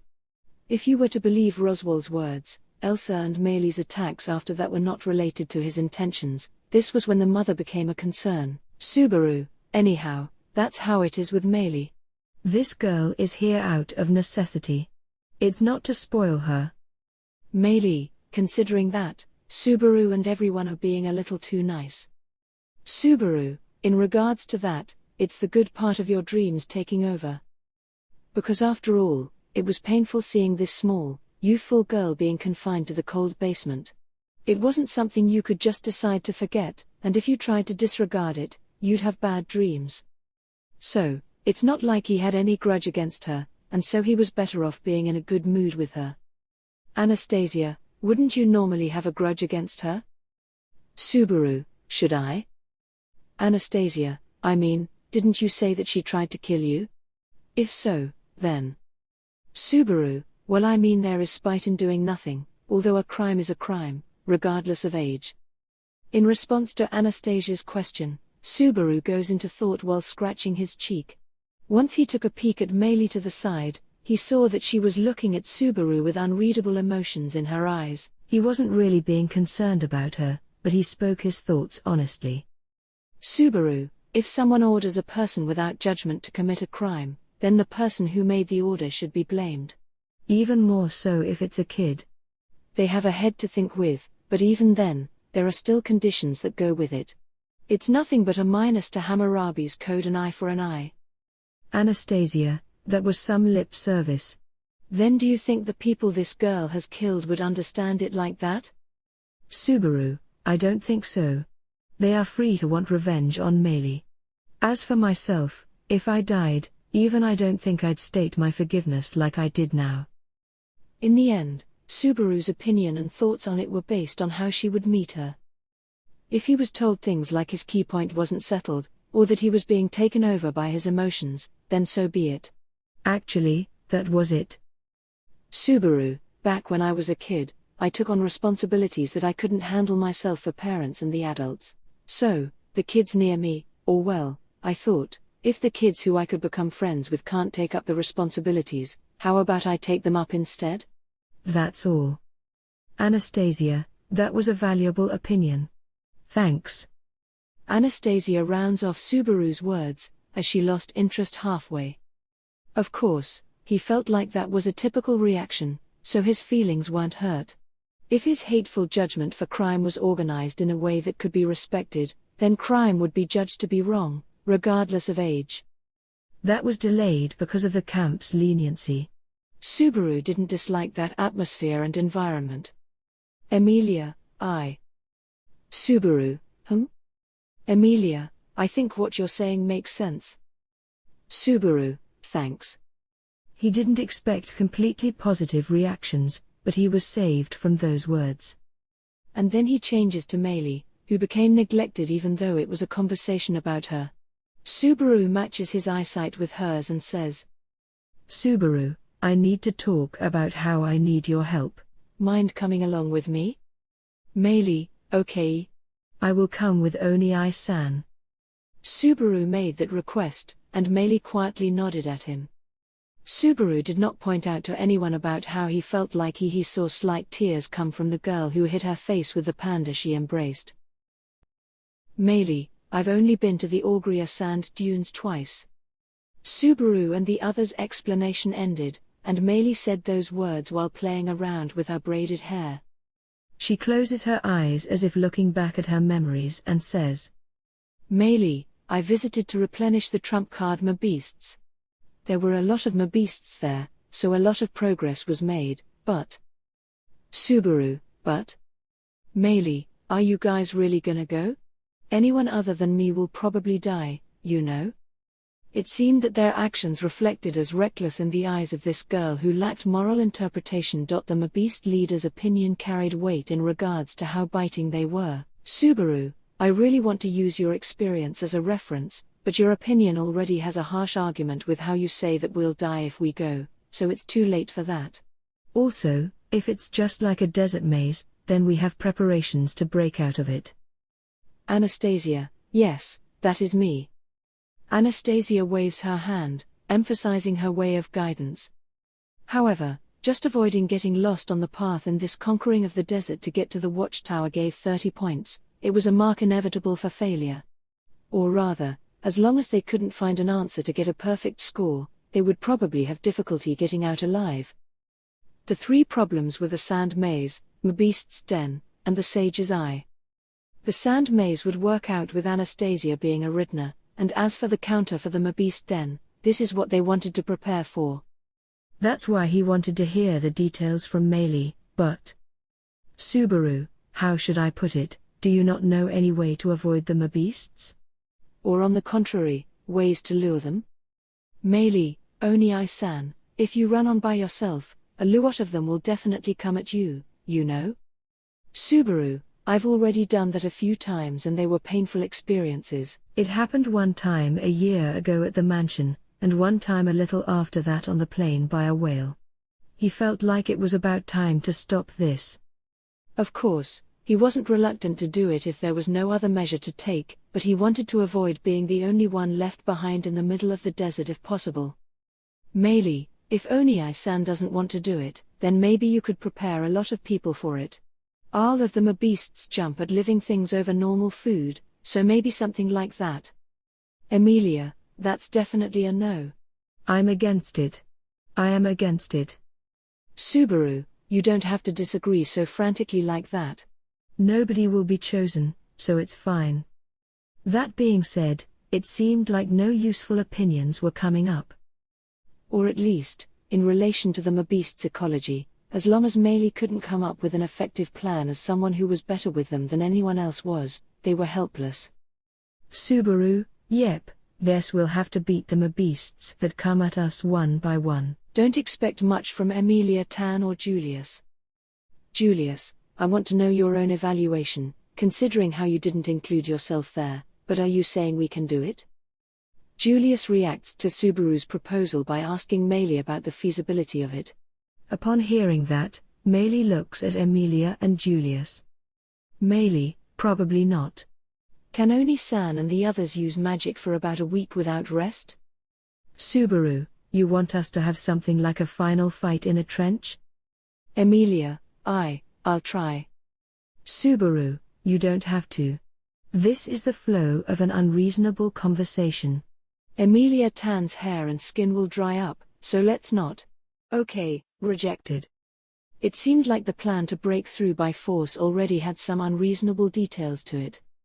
Meili didn't actually know how serious the scene was, but if she wasn't exaggerating it like a kid, then they would never do the unreasonable.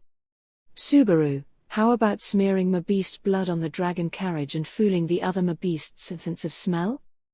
Julius, no, the Earth Dragon can't fool them, and there's a possibility of them not gathering together like sharks, something like hiring guards. How about hiring a big army for this like you did with the Hakuge? Subaru, can't do that either. That was done before by the people who challenged the Pleiades watchtower. Even though it wasn't as big as an army, it was still a big group that challenged it.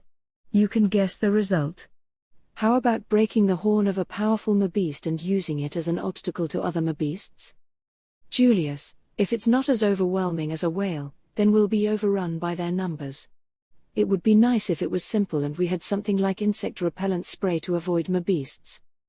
Subaru's odor, or rather, the witch's scent, was a spray that brought insects towards him, so he was useless. Roswaal was the one who constantly managed the barrier to function as a separation between the Alam village and the Mabeasts. If barriers were created for the people around him and they each used it to move, it seemed like something like that couldn't be done. Subaru, perhaps we should have Roswaal hold on to us and we can all attack from the sky. Julius, if we could slip by the sage's eye, then that may have been an option. Subaru, damn, right. We have to consider the sage too. His unrealistic viewpoint was denied by a realistic one. Even if they could evade the Mabeasts and the desert, there was still the sage to worry about. Just from how nobody was ever able to slip by this person, it was honestly the only thing they didn't know how to handle. Subaru, if we could at least narrow it down to one problem. Meili, geez, I guess I have no choice. Subaru, oh? Subaru and the others all sat in a circle in the room, getting headaches from thinking about what to do, and then finally Meili said those words like that. She stands and shakes her small head at Subaru and the others, who were sitting, and says, Meili, I can go with you guys. If I'm there, the Mabeasts won't care what you do. You'll be free to keep away from them, make them pets, make them kill each other, or make them eat a sage person. Subaru, we won't do the second half. Or anyways. He opened his eyes wide at that fairly extreme remark, but that proposal surprised him even more. He was surprised at Meili voicing an opinion he thought she would never say. This meant she was being cooperative, but he was even more surprised about how this meant she was fine with going outside. Subaru, aren't you scared to go outside? Will you be okay? Meili, it's not like I'll be found by Mom right when I leave the mansion, you know? I'm scared of being found, but I can't just stay in here my whole life. He was surprised with Meili being aware of how she had to come out eventually. But that may have been natural. He continued to make time to look at how the girl was doing by turn, but even then, there were far more times when that girl was confined in her room by herself. She surely had so much time to think that the silence would become scary. Being confined in her room by herself was both relaxing and terrifying, and even if those sensations paralyzed her one day, her heart would be tortured suddenly. Emilia, Subaru. And when Subaru felt unusual sympathy for Meili's heart, Emilia gently pulled on his sleeve. Subaru knew what she was thinking, as he agreed with it as well. Subaru, it's not going out for fun. We have a guide, but we'll be crossing the desert. And even though we have you, we have to pass through the Mabeast's den. To make matters worse, the sage might see us too. Meili, isn't it nice taking a walk after a while? Meili says those words to Subaru, continuing to be strong. He didn't know how much of it was a bluff, and how much of it was her telling the truth, but Emilia, she is the trump card for the Mabeasts, right? Subaru, yeah that's right. We'll be counting on you, Meili. Meili, I'll try my best either way. Emilia and Subaru look at each other, and then they nod at Meili. The girl who accepted their words says that as if overreaching herself and hugged the panda tightly, and so this became a single step forward towards accomplishing their journey. So Julius folded his arms and said some brief words with a face of admiration as he made sure of the result. Julius, I don't really want to say this, but persuading little girls really is one of your strong points, although, I don't think it's really a good skill to be known for. Subaru, it's because you guys are steadily treating me like a little girl user. In regards to her being a little girl, I'll have you know that Meili isn't as small as a little girl, okay? Subaru points at the room's entrance in frustration in response to Julius' useless words. Right when he did, the person who showed up on the other side of the door was Beatrice. I was thinking about what was so noisy, only to find out that it was just Subaru making a racket again, I suppose. She finished her private talk with Roswaal, joined up with them. It seemed she had another quarrel, but that was put aside as something not worth bringing up, and she sought to cut them off for starters. Arc 6 Chapter 4, The Reason to Bring You Out. The conquering of the deathly Augria sand dunes in order to reach the Pleiades watchtower. The demon beast manipulator Meili joined Subaru's group as a member that would boost their confidence in escaping from the sand maze, a maze containing dens of demon beasts. They had decided to bring her with them. However, this girl had continued to be the sole person residing in the confinement room of the mansion for a long, restricted period of a whole year because she was helping Roswaal. Subaru knew that there would naturally be arguments over releasing Meili from her confinement, considering there was an event where she attacked the mansion through treacherous bowel hunting, but Meili, there's nothing wrong with it, is there? If people other than Emilia Summer and Subaru-kun are coming too, then there shouldn't be any problem with me leaving as well, should there? Even if my judgment was inaccurate and she turns out to have bad intentions, you guys are the ones that she'd aim for, you know. Roswaal readily gave Meili permission to leave after that. The specifics of his answer were the type of specifics that you couldn't help but admit that they indeed sounded like things Roswaal would say. But anyways, she had gained his permission for now. Thus, Meili was able to be safely released from her confinement that she had been in for a whole year. Meili, and Tilda. Just as I thought, the atmosphere outside is so different. Being in that cramped room for so long made it hard for me to breathe. Subaru, but still, he tried doing a lot of different things to make you feel otherwise, huh? It wasn't as bad as you say it was, you know? Meili, really? I appreciate the consideration, but being able to freely move with your body is a whole different feeling. Oni-san, if you don't learn to appreciate the small things, you'll be hated by Oni-san and Oju-chan long before you know it, you know. Meili pouted with her lips while holding her plethora of stuffed animals. By the way, the person Meili was referring to when she said Oni-san was Emilia, while the person she was referring to when she said Oju-chan was Beatrice. She would refer to Petra as Petra-chan, Garfield as Fang Oni-san, and thus she'd reasonably refer to Otto as weak-looking person. Meili, can I rest in this room? Subaru, as far as from what I've been told, there shouldn't be problem. Someone came in to clean this place despite it being a room that isn't used very often, so you shouldn't feel uneasy about it being dirty or anything like that. Frederica should have came to clean the room right around the time we brought our luggage out as well, so. Meili. Okay. There was this place within the western wing of Roswaal's mansion. This place was the room that Meili continued to look around curiously, the inside of the room that was located at the corner of the private maid room.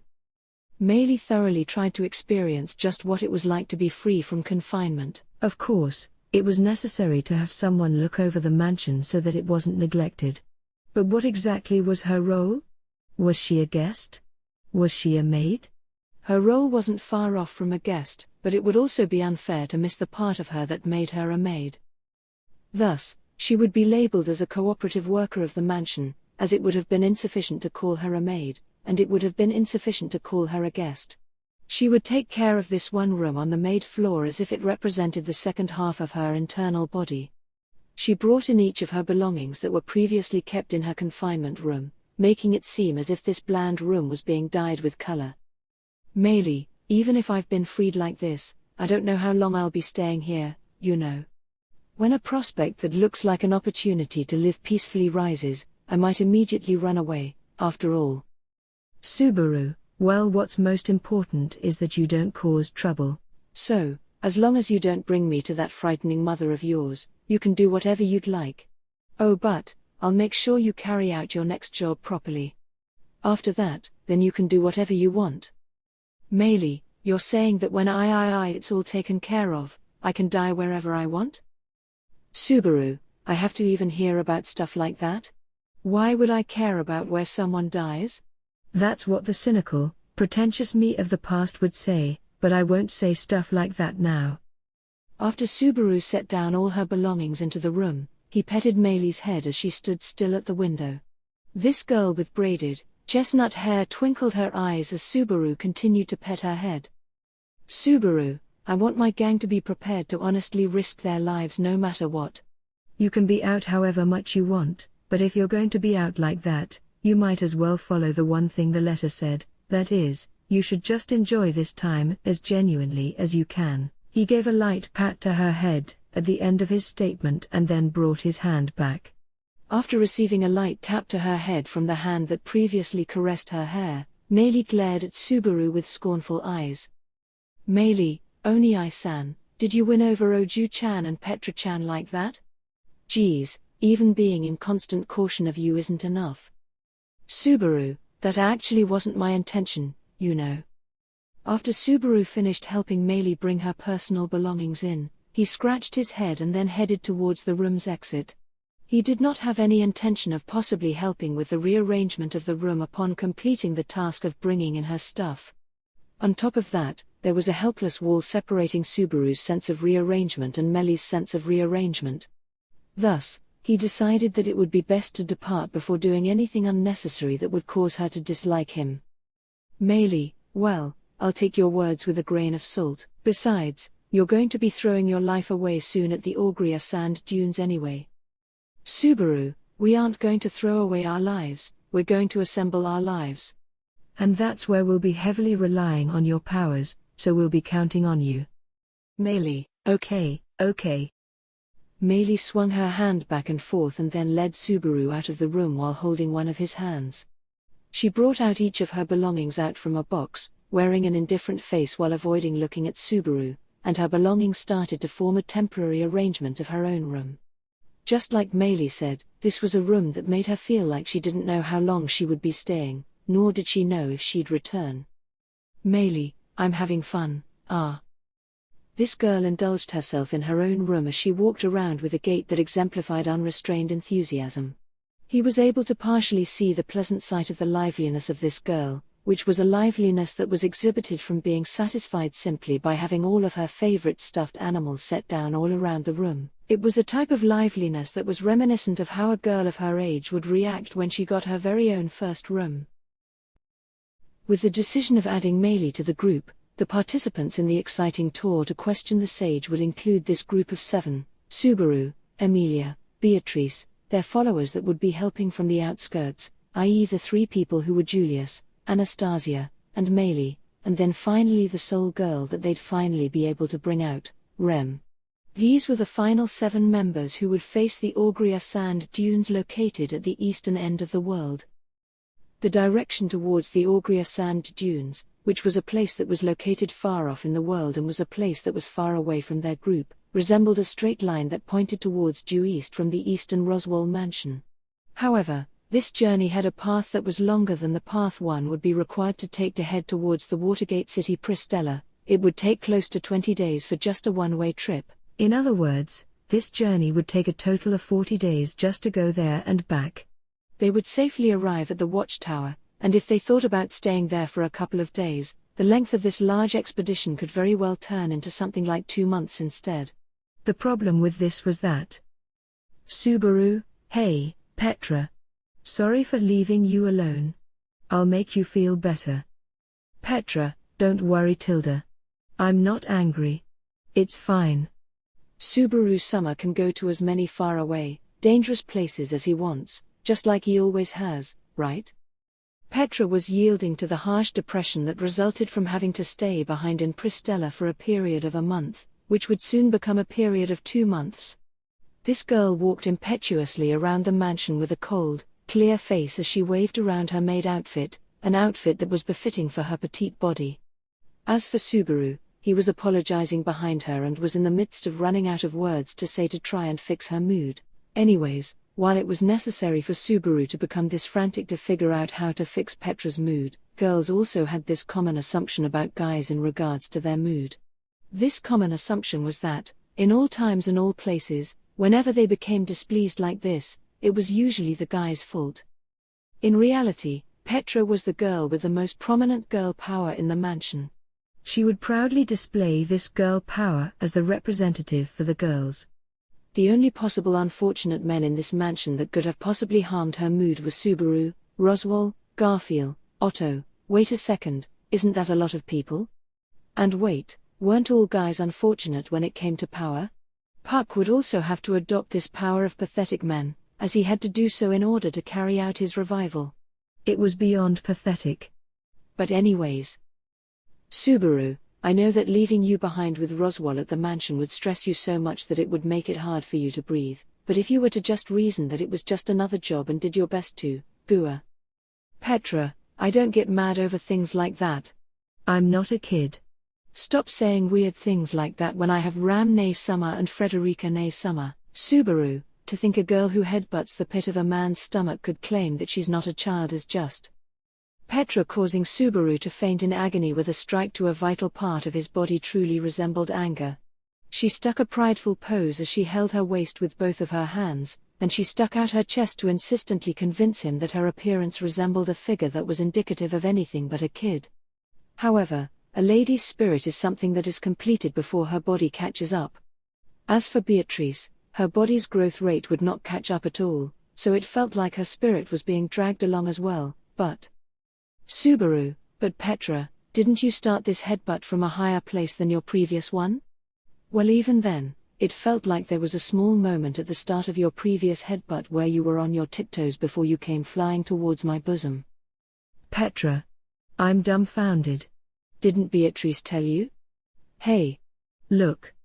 I'll grow up in a month too, as my back has grown, my legs have grown, and hasn't my face become cute as well? Subaru, I guess you did grow a bit? Your back and your hair, I mean, although your face was cute from the beginning. Petra was already the beauty of the Earlham village. Being lured away from the mansion as one of its maids at the time was a complicated situation, as Petra had this fixed image of a girl that everyone wanted to marry. To be more specific, you could cause a sumo wrestling tournament to unfold in the center of the plaza if you challenged these crybabies. The adults would barge in at the end, and the celebration of lifting the somehow beaten-up Subaru into the air would reach its end. It would be an enigmatic rite of passage. Anyways, Petra was this girl who was loved by the villagers. She was a girl who often expressed her sorrow from helping with the mansion. He wanted to use the convenience of having her in the mansion as much as possible for the sake of the extraordinary Petra in the future. That being said, at the same time, Subaru had no power within the mansion, so he would cherish these days to such an extent so that he would continue on without forgetting this type of ordinary life, although Subaru, also, you weren't able to be the extremely playful girl that you are. As for your sister with her well-known temper, I am aware of how you feel suffocated from having her tell you to work all the time. Petra, it's not like that though. Subaru let both of his arms open to console the pouting girl. Petra showed a slightly hesitant gesture, and then she jumped into Subaru's arms. He hugged her small body, and then petted her head, as if it was to reward her. Petra, Subaru-sama, you're going to do something dangerous again? Subaru, it's not as if it's completely decided that it's going to be dangerous, you know? Actually, it kinda sounds like I'm saying that you shouldn't consider the possibility of it being dangerous, but the truth is that it really might be a reasonably safe expedition. Petra, what's the probability of each outcome? Subaru, I guess it would be a ratio of 8 to 2, with the safe outcome being the lowest, maybe. Petra, to me, that sounds like it'd be pretty dangerous then. Revealing something late into the conversation and not being able to lie were two of Subaru's unfortunate tendencies. Subaru felt like Petra started to become displeased while being held in his arms. He let out a sigh, as he did not understand why she started to act like this. Suddenly, Petra started to rub her forehead against his stomach. Petra, I'm worried. Subaru-sama is always like this, ever since you first came to the mansion, and ever since I met you at the village. You're gonna go take diligent action all over the place again, even when it seems so dangerous. It would be nice if you would learn a thing or two from my lazy master. TL note: Petra actually refers to Roswaal as Dana Summer, which means master of the mansion, but Master Summer sounds redundant, so I've decided to omit the Summer honorific. If you want, you can help me decide how to write his name here and I'll change it accordingly. http://www.strawpoll.me/11331289. Subaru, nah. Even though Roswaal gave his stamp of approval, he probably still sweats from his forehead when we aren't there to see it. I agree that he's useless when it comes to life-threatening matters, though. Petra, it was rough with the demon beasts, it was rough with the witch cult, it was rough with the dirt spiders, it was rough with the goddess statue, it was rough at the Elioth forest, and it was rough cleaning the graves too. Despite all that, you still fought with the witch cult at Pristella, and then Otto and the others still fought. TL note: the part with dirt spiders is referring to a time in Arc 5 where Subaru, Garfield, and Otto ended up fending off a multitude of dirt spiders.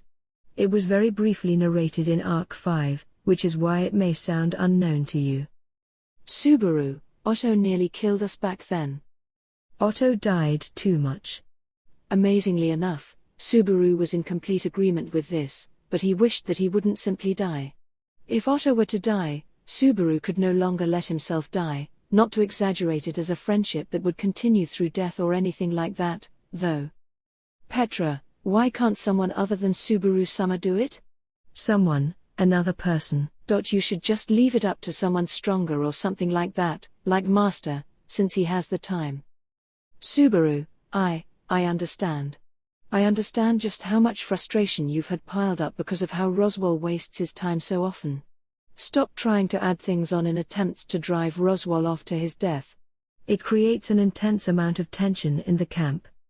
It wouldn't be a problem if it was just things like Roswaal not noticing how Petra put squeezed juice from cloth into his tea.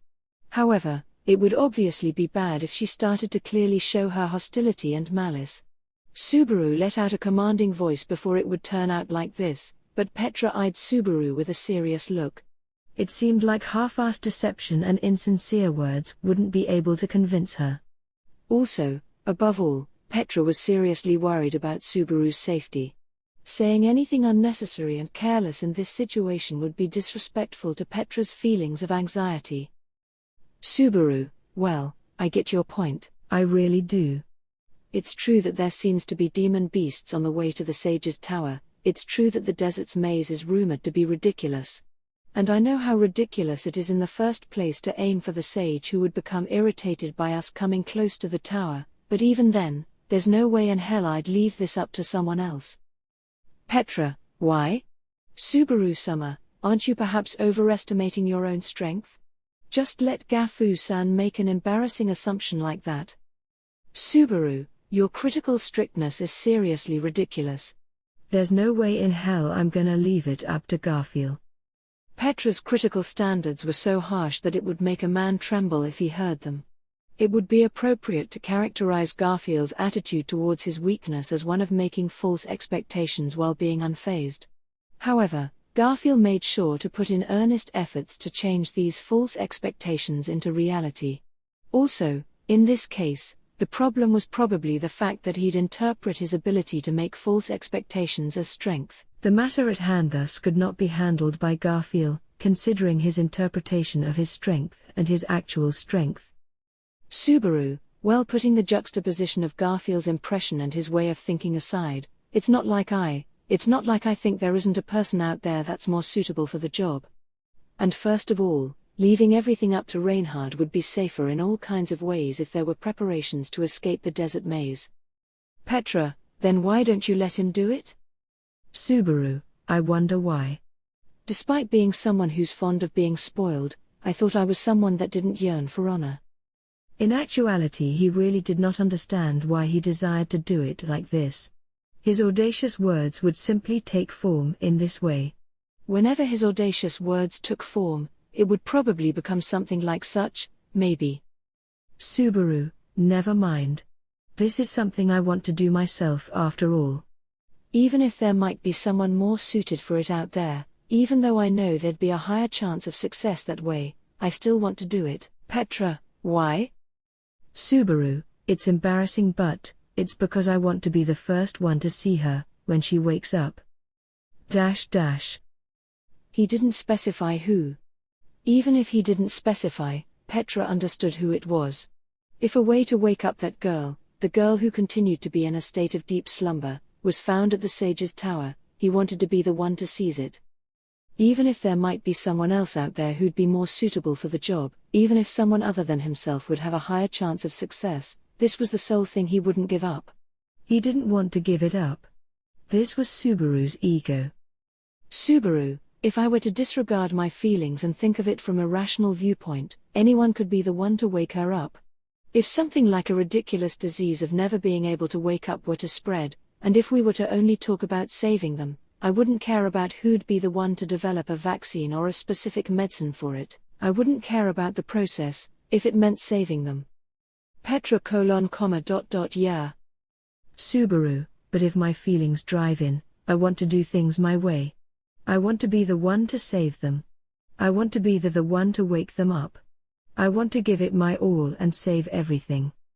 Thus, Natsuki Subaru would be the one to go. There were countless others who were stronger. There were countless others who were more reliable. There were countless others who were wiser. There were countless others of class who were more wonderful. But Natsuki Subaru would ignore all of that, and he would be the one to go. He did this only because he wanted to be praised by this girl after he saved her. Subaru, sorry for disappointing you with my selfishness. Petra, you really did disappoint me. Nothing you said changes my feelings. Petra, After her acknowledgement of Subaru's shamefulness, Subaru petted Petra's head while he was prepared for hatred.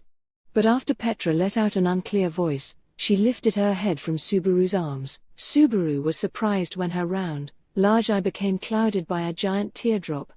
And then, Petra, Subaru, another headbutt. Petra swung her pointy head downward, and then her forehead caused great pain to the pit of Subaru's stomach. Petra aimed at Subaru's defenseless vitals, which made Subaru fall to his knees, and then she escaped from his arms with an anticlimactic leap. She then closed one of her eyes and stuck out her tongue. Petra, Subaru-sama, you idiot. You're selfish. Why don't you just go do whatever you want? Subaru, ooh. Petra, because when 2 months pass and you return, I'll surprise you by becoming a really beautiful girl. Feel free to regret not being able to see that growth up close by. Subaru, there really is something unfortunate about that. It's not normal for a kid to change during their growth period so suddenly. But Petra was also a glamorous 13-year-old. After 2 months passed, she just might have a completely different impression. Subaru, to tell you the truth, I also grew 19 centimeters between the 7th and 8th grade. Petra, That seems a little impossible.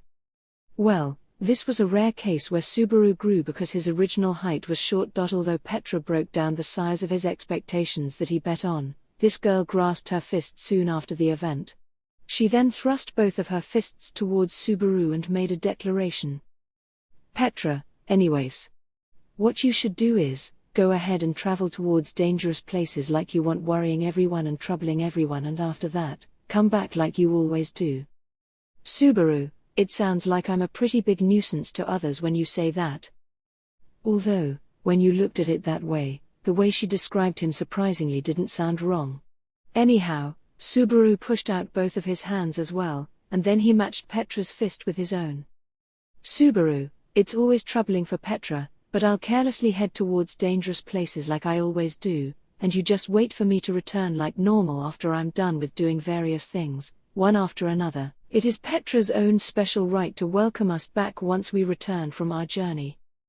Petra, you won't let Frederica nay Summer or Ram nay Summer say it before me, right? Subaru, yeah. I promise.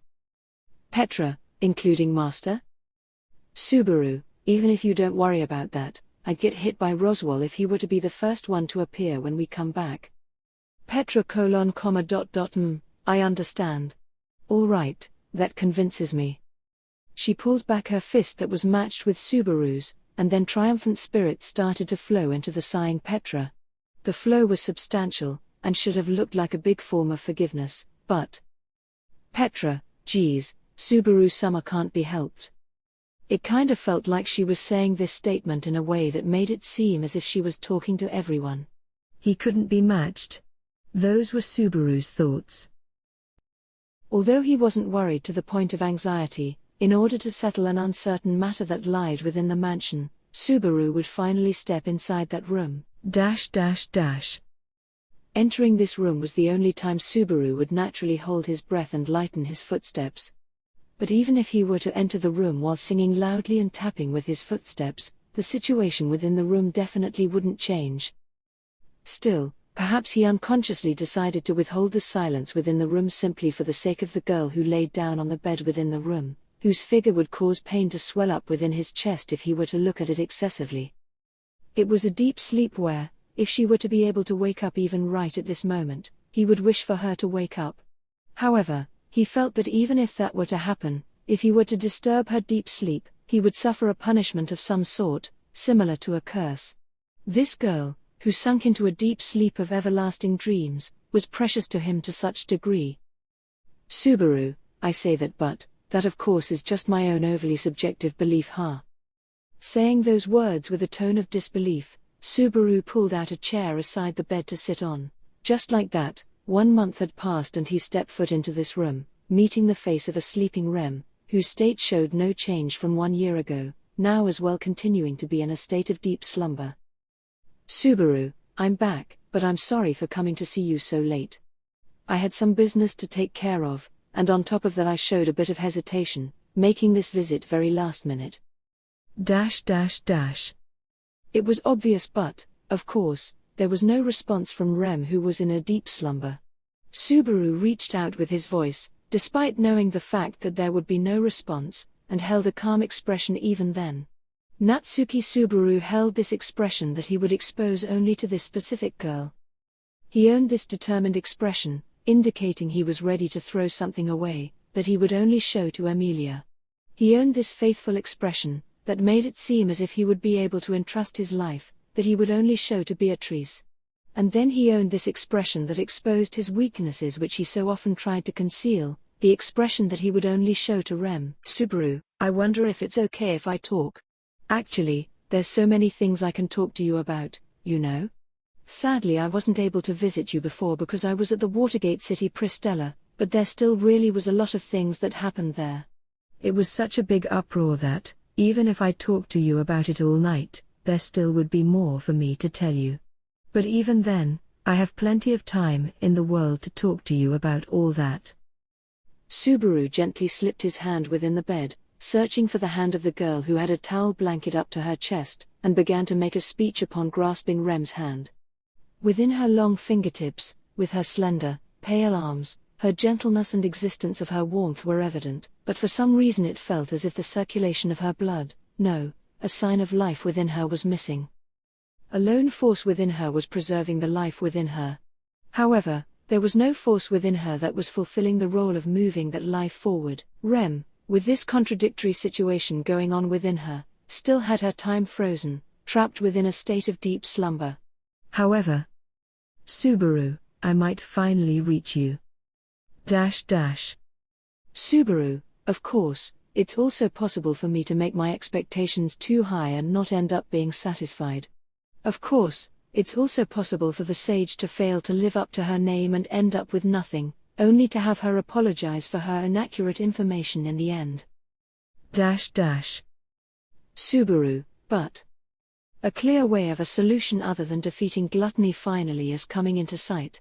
Although other people would have expectations and would become disappointed at the solutions that were available as a result of following a journey like this, the answer that he followed this road for still resembled a symbol of hope that he would finally seem to be able to lay his hands on. Subaru, because Echidna freaked out and didn't listen.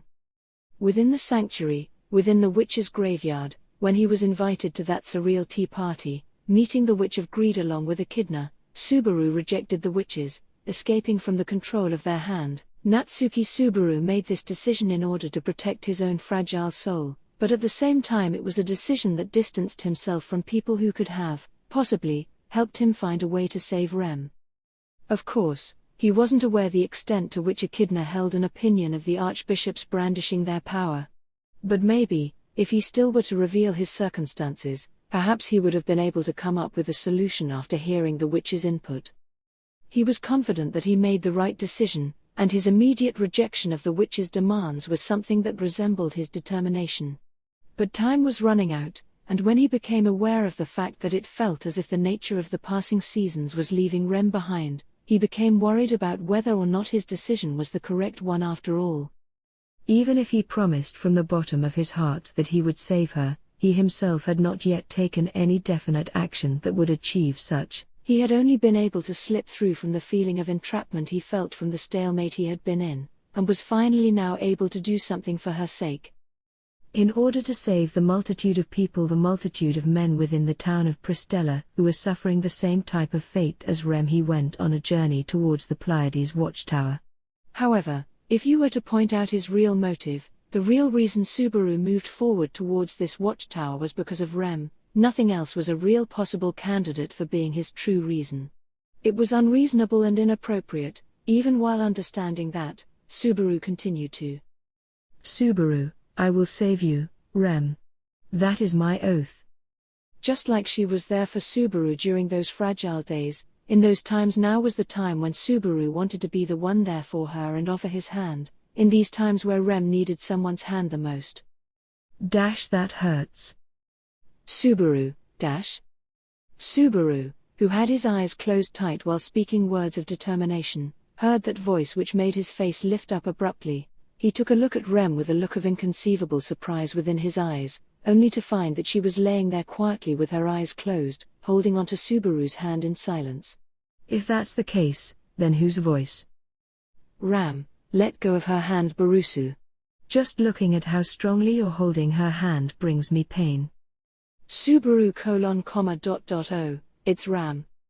When Subaru looked back, he saw Ram standing and staring at him with a cold look in her eyes from the room's entrance. After being relieved by her look, he realized that he had been holding Rem's hand with his own hand tighter than he thought he was and quickly let go. Ram, it's okay, I can handle watching Subaru violate Rem's white bait-like fingers out of his sexual desires. Subaru, can you not say it like that? That'll make me feel like the semblance of my previous determination completely turned into something loathsome. After Subaru let go of Rem's hand, Ram, who had stepped into the room, took her hand instead. The older sister gently caressed the slender, white fingers of her younger sister and then looked at Subaru with a side glance. Ram, was your determination really that pure? Carefully reflect on yourself a bit more and make your speech again. If you unleash your sexual desires towards me, who looks extremely similar to Ram will also get the shivers up her back and run away. Subaru, calm down. Even though your physical appearances are extremely alike, I will never confuse myself when pointing out the difference in radiance held within between you two. Ram, is that so? I guess that's fine then.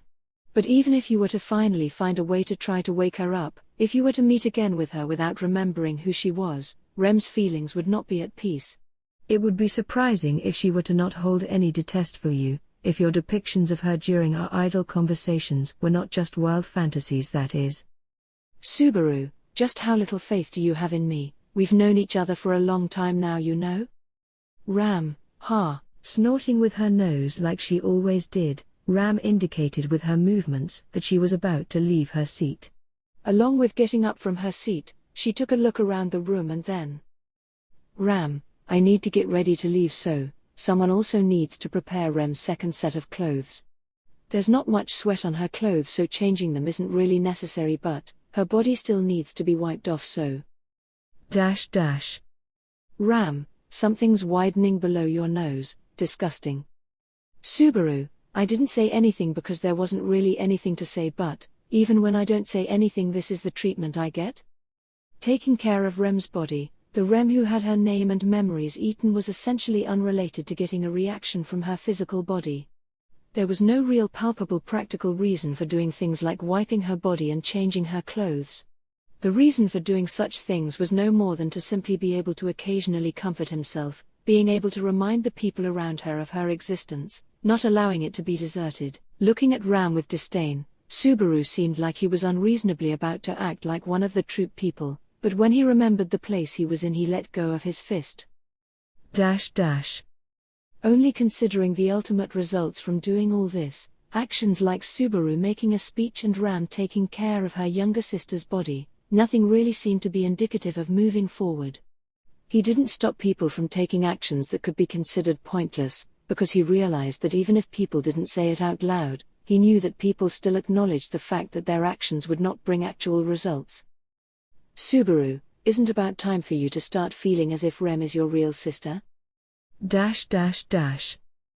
Subaru asked this question unexpectedly to Ram who, with her caring way of doing things, was looking at the figure of a sleeping Rem with her kindness. Even though Ram bravely took care of Rem, she had no memories of this girl who represented her other half. The girl was so similar to Ram that you couldn't possibly claim that they were unrelated. But if you solely considered Ram's true feelings about her, you could say that Ram's relation to Rem was a weak one. Still, days like these passed by for a whole year. Even though she had lost her memories of Rem, it was possible for new, different ones to form. Perhaps now definite memories were taking form within Ram. Ram, earnest feelings aren't things that sprout that easily. I still don't have memories of her in me and I've never witnessed this girl in an awake state. Although I could imagine that she was probably someone of excellence and dignity, similar to myself.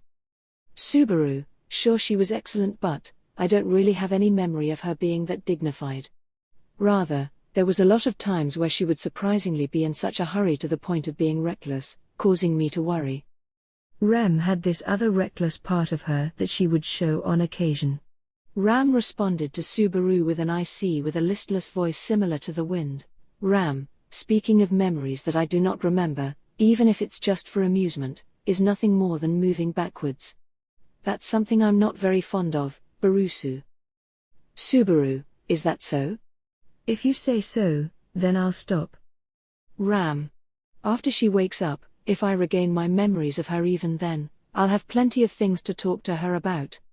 But even if say I don't regain them, if she just were to wake up, as much as she'd want to talk about I would. Peeping into the face of her younger sister, Ram played with her bangs with an unchanging expression. Rem's hair freely drifting down from above her pale forehead, Ram let out a small sigh. Her expression was one that seemed cruel yet gentle to Subaru. Even if she remembered nothing, even if she lost her memories of her, it wasn't as if their bond had disappeared. Even if it had disappeared, it wasn't as if it wouldn't intertwine again. Those were Subaru thoughts. Subaru, well, leave all that to me. I'll conquer the Sage's watchtower and then definitely make Rem wake up, and then you two sisters will have your emotional reunion. Thus, Subaru said these words in an excessively bright manner, with a deliberately loud voice. If anything, this moment between Subaru and Rem didn't fit the quiet atmosphere within the room. Subaru made this speech, only to have Ram look back at him with an extremely confused look. Ram, what are you saying, Barusu? Subaru, huh? After that, Ram looked at Subaru with a look that made it seem like Subaru looked like an idiot. Ram will also accompany you on this next journey, so putting it that way is pretty condescending. If it's going to be an emotional reunion, Ram will act on her own accord. Subaru, that's news that I haven't heard before, you know. In response to Subaru widening his eyes in surprise, Ram looked at Subaru with an even more despising look. Even if she looked at him with that look, he couldn't know what he hadn't been told about, and he couldn't be aware of things that he couldn't have heard about, so this was an unreasonable situation. In response to Subaru asking about what she was talking about, Ram held a manner of blocking her ears from his words with rejection. This day of preparation as well would gradually pass on, as they wouldn't be able to have a straightforward conversation. The decision for Ram to accompany him, with a goal of reuniting the sisters Ram and Rem. a journey beginning with the purpose of meeting the fortune-telling sage, a journey to conquer the Pleiades watchtower. In total there would be a sum of 8 participants of a large family. That was the type of situation that seemed to lie ahead. Arc 6 Chapter 5, Each of Their Unease. Various discussions were had, along with complications with the travelers. Many problems were had when saying goodbyes to the people left behind, but still, the morning where they'd leave had finally arrived. Subaru, and so, it turned out to be a bigger group than I thought, but...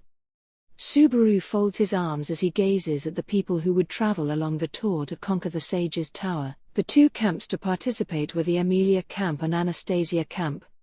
Of course, the Emilia camp consisted of Subaru, Emilia, and Beatrice, along with Rem, who continued to sleep, and Ram, who accompanied her. It was a total of 5 people.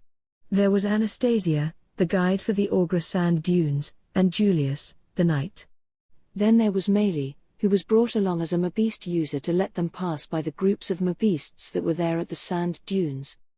If having a simple plan was the goal, then they had a lot of the people who were involved in rescuing Pristella, and in regards to commanding people, Subaru had experience with the subjugation of the white whale, as well as the battle with Sloth. However, simply moving towards faraway land, these 8 key people for that journey had no experience.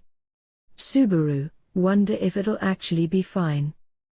Emilia, worried about something, Subaru.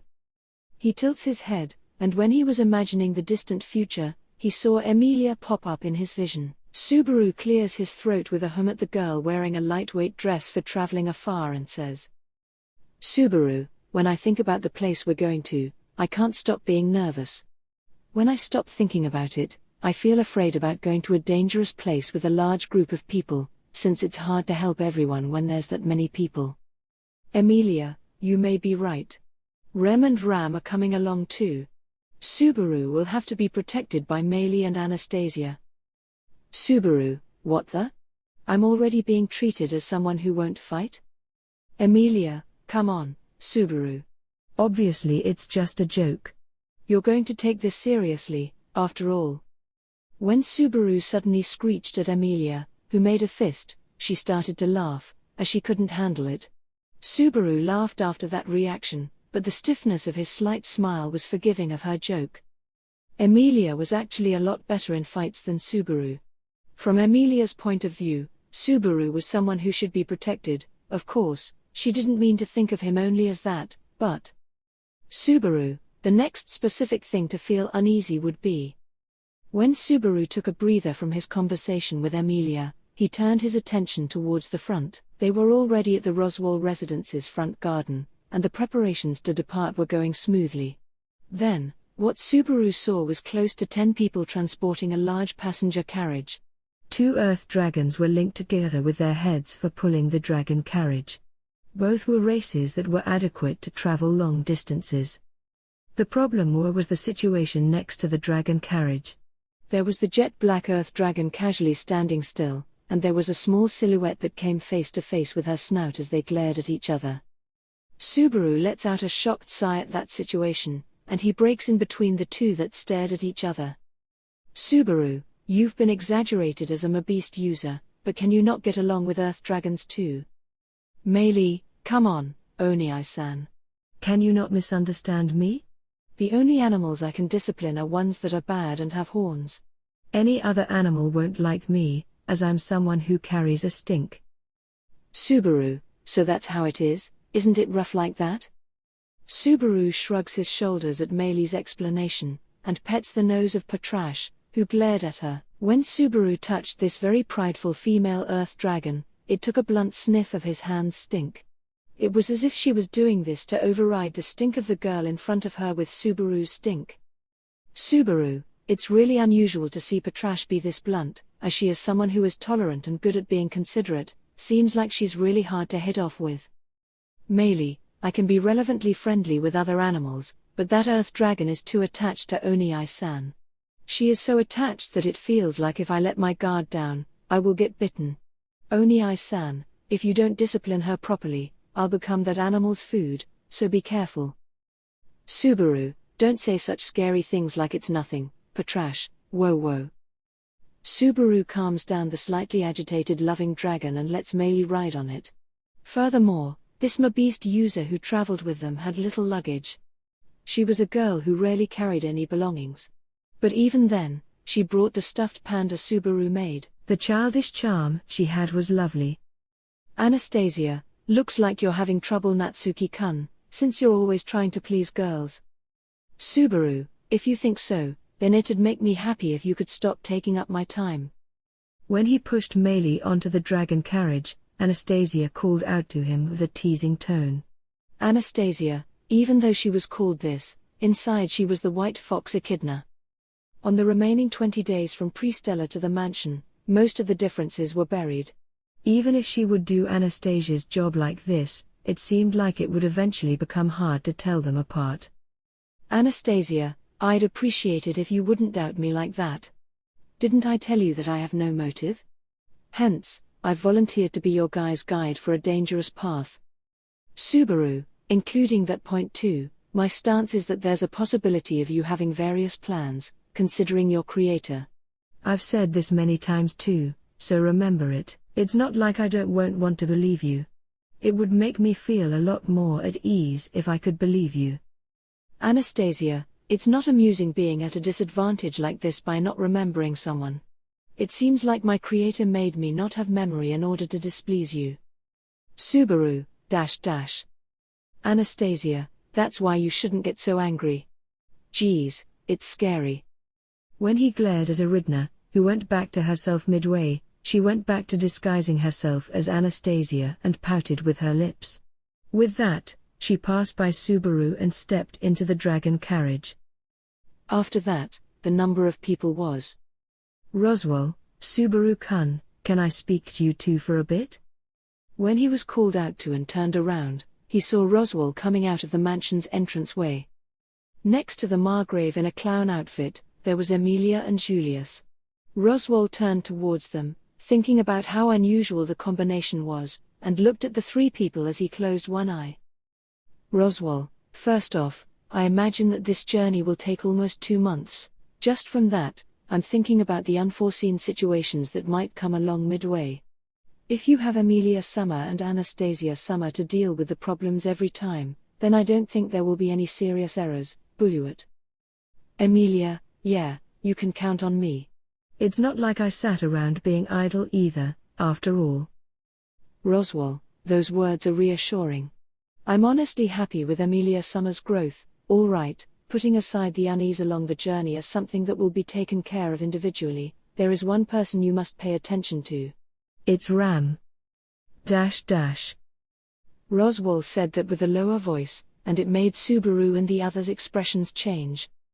Emilia's eyes twitch, while Subaru's cheeks stiffen as if he was going into deep thought. And then Julius, the only person who was unrelated to the camp at this place, frowned slightly. Julius, about that, how about I stay with her?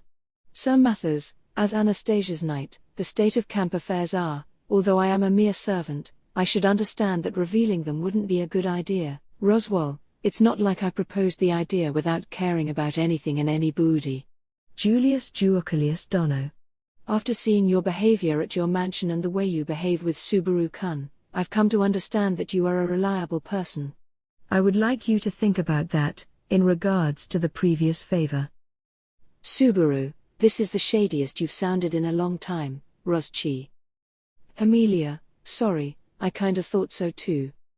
When Roswaal replied to Julius' worry with a serious voice, Subaru and Emilia both raised their hands up almost at the same time and teased him. Even without considering the previous offense, what Roswaal said was too uncharacteristic of himself. He said it's not like that, perhaps because he himself was aware of how it was uncharacteristic. He gives a wry smile at Subaru and the others and says, Roswaal, Wheel, maybe my lack of persuasion just can't be helped. Julius-kun doing everything he can about other camps finding faults, I really did think of how greedy of a personality he had. That's why I want you to listen too. This is a matter of life or death, you know. Julius, life or... When Julius whispered that with an extremely serious face, Roswaal said yes, your life, and nodded. Roswaal, Just like Subaru-kun and Emilia-sama know, Ram's constitution is just a little special. The vessel in her body takes in too much ability, which fills it up. Or perhaps you could say that the fuel to correspond with the flame called ability isn't ready. Subaru, I'm not that informed on it for you to say just like Subaru-kun and Emilia know. Roswaal, is that so? Theen, how about her being part of the Oni clan? Subaru, well that's. Of course, he knew about Ram and Rem being part of the Oni clan. He was saved more than twice by Rem, who could exert her Oni power to heart's content as she grew her horn. He also heard from Ram herself about how she lost her horn and was hornless. Therefore, Subaru thought that it wasn't really something that was surprising, but… Julius, Oni clan, you say? Subaru, Julius? The person who lowered his voice and revealed his astonishment was the person next to him, Julius. On his handsome face, he had his eyebrows lifted, and you could see disturbance in his yellow eyes. Julius, I've heard that the Oni clan has been destroyed. Roswaal, about 10 years ago, the last village burned down. Ram was the last survivor, including Rem, the survivors were the two sisters. He spoke about it in an implicate way, but Subaru did not butt into the conversation. He was more surprised at how those sisters were rarer than he expected, more than he was irritated. Emilia, is there a reason for the Oni clan's peril? Roswaal, don't worry, Emilia-sama. The downfall of the Oni clan was an inevitable from natural selection. It's a result of them not going along with the flow of the times and clinging onto old customs. They definitely didn't lower in numbers because of discrimination and prejudice and collapsed. Emilia, oh. Emilia makes an understanding, melancholic look at Roswaal's explanation. Emilia had a rare birthplace, being treated as a half-elf. It was natural for her to feel unease and sympathy for the two of them being left behind and the Oni clan going into ruins. Subaru, we get that those two are all the members of the Oni clan. So, then what? Subaru senses the conversation starting to stagnate, so he moved the conversation with an intentionally loud voice. When Emilia and Julius lifted their faces in response to that voice, Roswaal touched his chin and said, Roswaal, putting aside Rem, who hasn't been acting with her body, there is a deficiency in Ram's body, just like I said earlier. This is because she lost an organ that is important for the Oni clan. That organ is the horn. Essentially, the enormous amount of mana in compensation for the horn to move the body, that isn't prepared, so her body is always being ruined by pain and fatigue. Emilia, that's how it is? Roswaal, it isn't unthinkable for you to be surprised. That girl is too firm. Not once has that caused her to have a frown on her face, after all. In response to Emilia, who choked, Roswaal shook his head slowly. Subaru was also surprised alongside with Emilia. He knew that Ram had no horn. From Rem's words, he also knew about how Ram had abilities that stood out before she lost her horn. It's just that, there was another penalty for lacking a horn that wasn't the decline of ability. He didn't realize it was continuing to ruin her, even now. Julius, I see. I've come to understand Sir Mather's thoughts. Then, Julius suddenly says that, only hearing the conversation to that stage, and he nods. Roswaal says ho and raises his eyebrows in response to that, and then Subaru and Emilia look at each other too. These things just happened because of them confirming Ram's constitution. Julius continued to caress his bangs in front of Subaru and the others, who were shocked, as if he understood Roswaal's request. Julius, the Oni race have traits like manipulating an enormous amount of mana, and fighting strength with their strong bodies. The essential thing that supports those two traits is the horn, which no other species has. If an Oni's horn fails to fulfill its role and he or she suffers, there has to be a replacement that fulfills the role of the horn. Roswaal, I see that having your name taken away has been so frustrating that it's made you smart. Being able to see through me that much with just this makes me feel good. Emilia, oh, so that's how it is. Roswaal admires Julius for his explanation. Emilia also claps her hands from achieving understanding. The one person who was still perplexed and left behind was Subaru. When the situation came to magical powers, Subaru was nothing but slow to understand them, as he was an amateur. Subaru, don't just understand it by yourselves like that. What exactly does this mean? Julius, it's easy. Miss Ram's body is seeking the same amount of mana from the outside like when she had a horn. She lost her horn, and if she can't find the mana, then someone needs to find a way to give that mana. That's where we can come in. Roswaal, although, normally I would take that role and supply her secretly at night. Subaru, ah? Subaru's thoughts connected from Julius' lecture and Roswaal's words. Every night, he would see Ram go to where Roswaal was with excitement. To be honest, Subaru looked away from the vividness of the suspicious relationship between the master and the maid. Thinking about it again, after understanding the circumstances, perhaps it was that sort of thing. Roswaal, something come to your mind, Subaru-kun? Subaru, no, nothing important. Go ahead and continue. Roswaal, you sure? Even though he cleared up the misunderstanding he had for over a year, it wasn't worth correcting himself. Roswaal's relatives were explosive with shadiness with how they have tried to meet with the witch Echidna for generations and generations. It was hard to forget about how Roswaal himself was remarkably attached to Echidna. He understood that he wasn't fooling around with Ram, and on the contrary, he knew how he was attached. Julius, there's a problem though, Sir Mathers. It's about that request. I feel like I'm not competent enough to take it up. To the side of Subaru, who was having useless thoughts, Julius shook his head apologetically, which makes Roswaal squint his eyes. Roswaal, humbly speaking, perhaps I won't support people from a different camp. Seems like that isn't your intention. Offering Ram mana would require fire, water, wind, and earth attributes. Just from those, you would be more fit for the job, rather than Emilia Summer. Julius, Sir Mathers, you probably have expectations for me because of these girls around me. Julius says that, being somewhat frail with a smile. Then, the man who responded reveals faint light flying around, and they saw the flickering of 6 kinds of light. They were known as the 6 quasi-spirits that Julius contracted with, however, as of right now. Julius, about my buds, as of now, their connection with me is gone.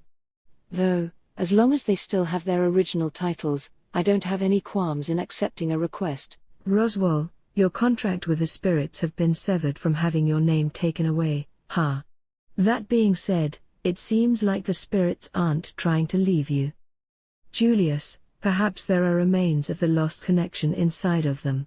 Or maybe they were bleached and the contract is still there just because of how they can't see. Either way, I am only being saved by these buds' affection with how they're not abandoning someone unskilled like myself.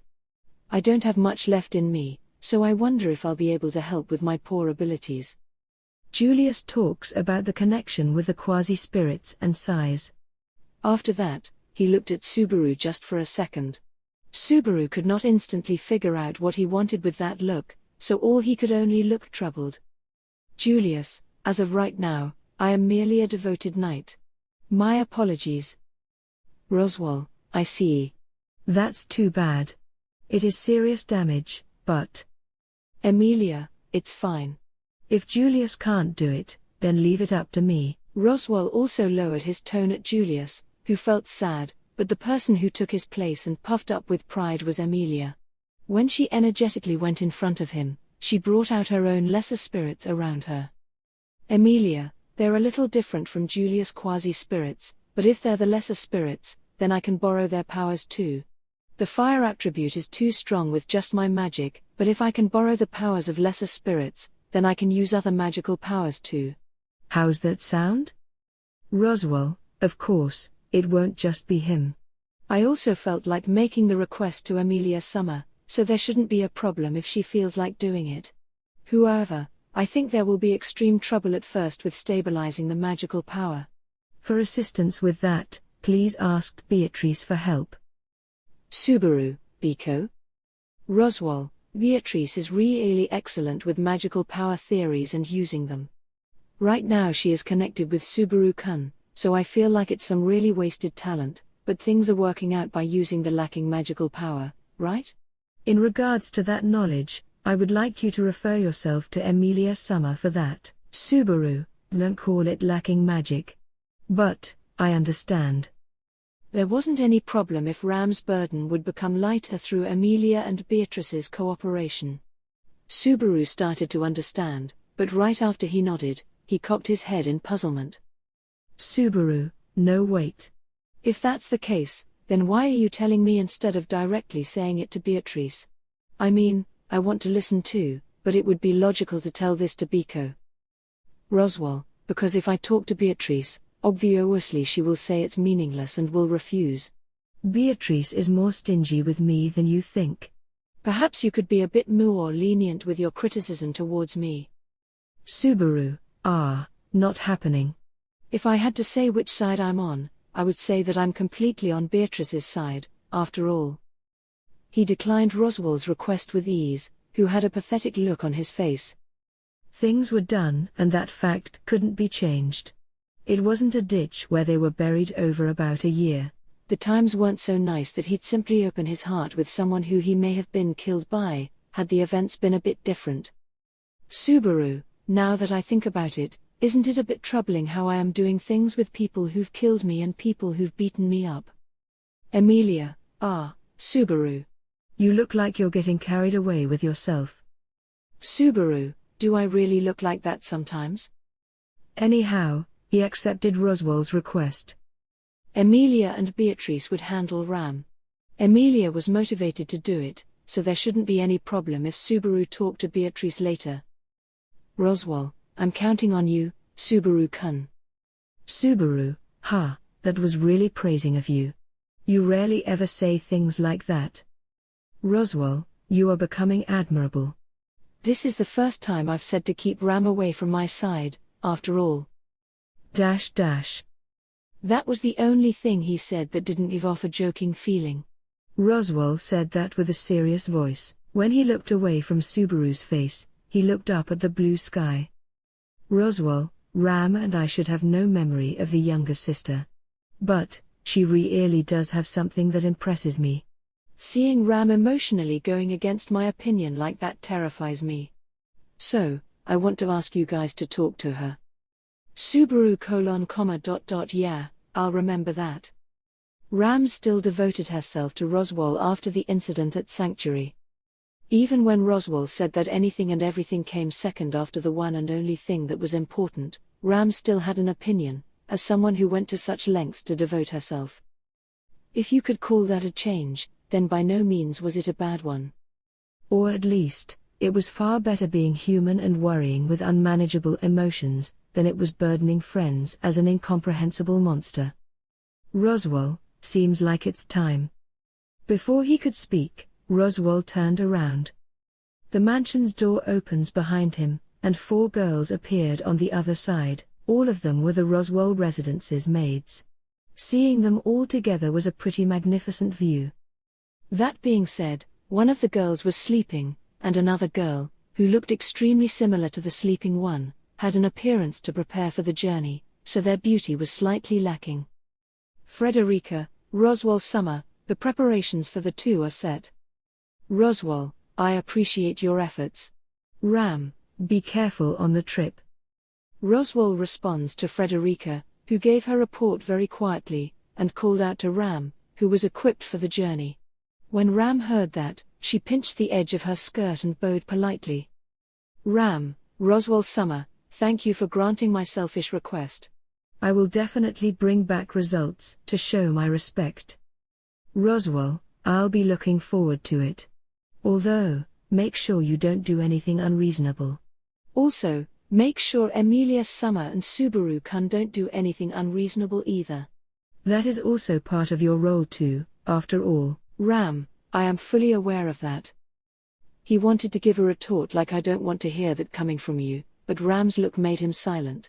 Subaru gave into that look, and looked at the short figure next to Ram. Ram was there. She was in clothes suitable for the trip, and was now being carried by Petra's wheelchair. She was on something Subaru reproduced from his original world through his memory. A model of the wheelchair had already existed in this world, but it had quite the amount of work put into the remodeling, it had a caster-like front wheel that wouldn't be a hindrance when changing directions, along with a scaffold and a seat. Of course, a seat belt and a cushion to protect her head were implemented as well. It was a one-of-a-kind wheelchair that Subaru insisted on making to Roswaal, and he made it with his own money. Subaru, I'm worried about the maintenance when we get far, but… Frederica, Subaru summer is a little handy, and the materials are what they are, so I think it could handle being used for 2 months. Of course, please don't do anything unreasonable. Petra, please be careful, Subaru. Summer. He receives Frederica's consent, and is entrusted the wheelchair's handle from Petra. He accepts it, and when he went behind Rem, he felt a lot more ease this way compared to carrying her and going forward. This was because the road was pavement, and so it wouldn't be effective in the desert, on grass, or on gravel. Subaru, okay, looks like it'll work. Petra, Frederica, you guys take care too. Frederica, please leave Roswaal summer up to us. Petra, we'll be taking care of Otto-san and Garfield-san too. Petra and Frederica respond to Subaru as they nod at him while he moved the wheelchair. Even if the trip took 2 months, Otto and the others at Pristella would probably be healed and they should come back to the Roswaal residence. He left that up to the maids, who would take care of stuff while they were gone.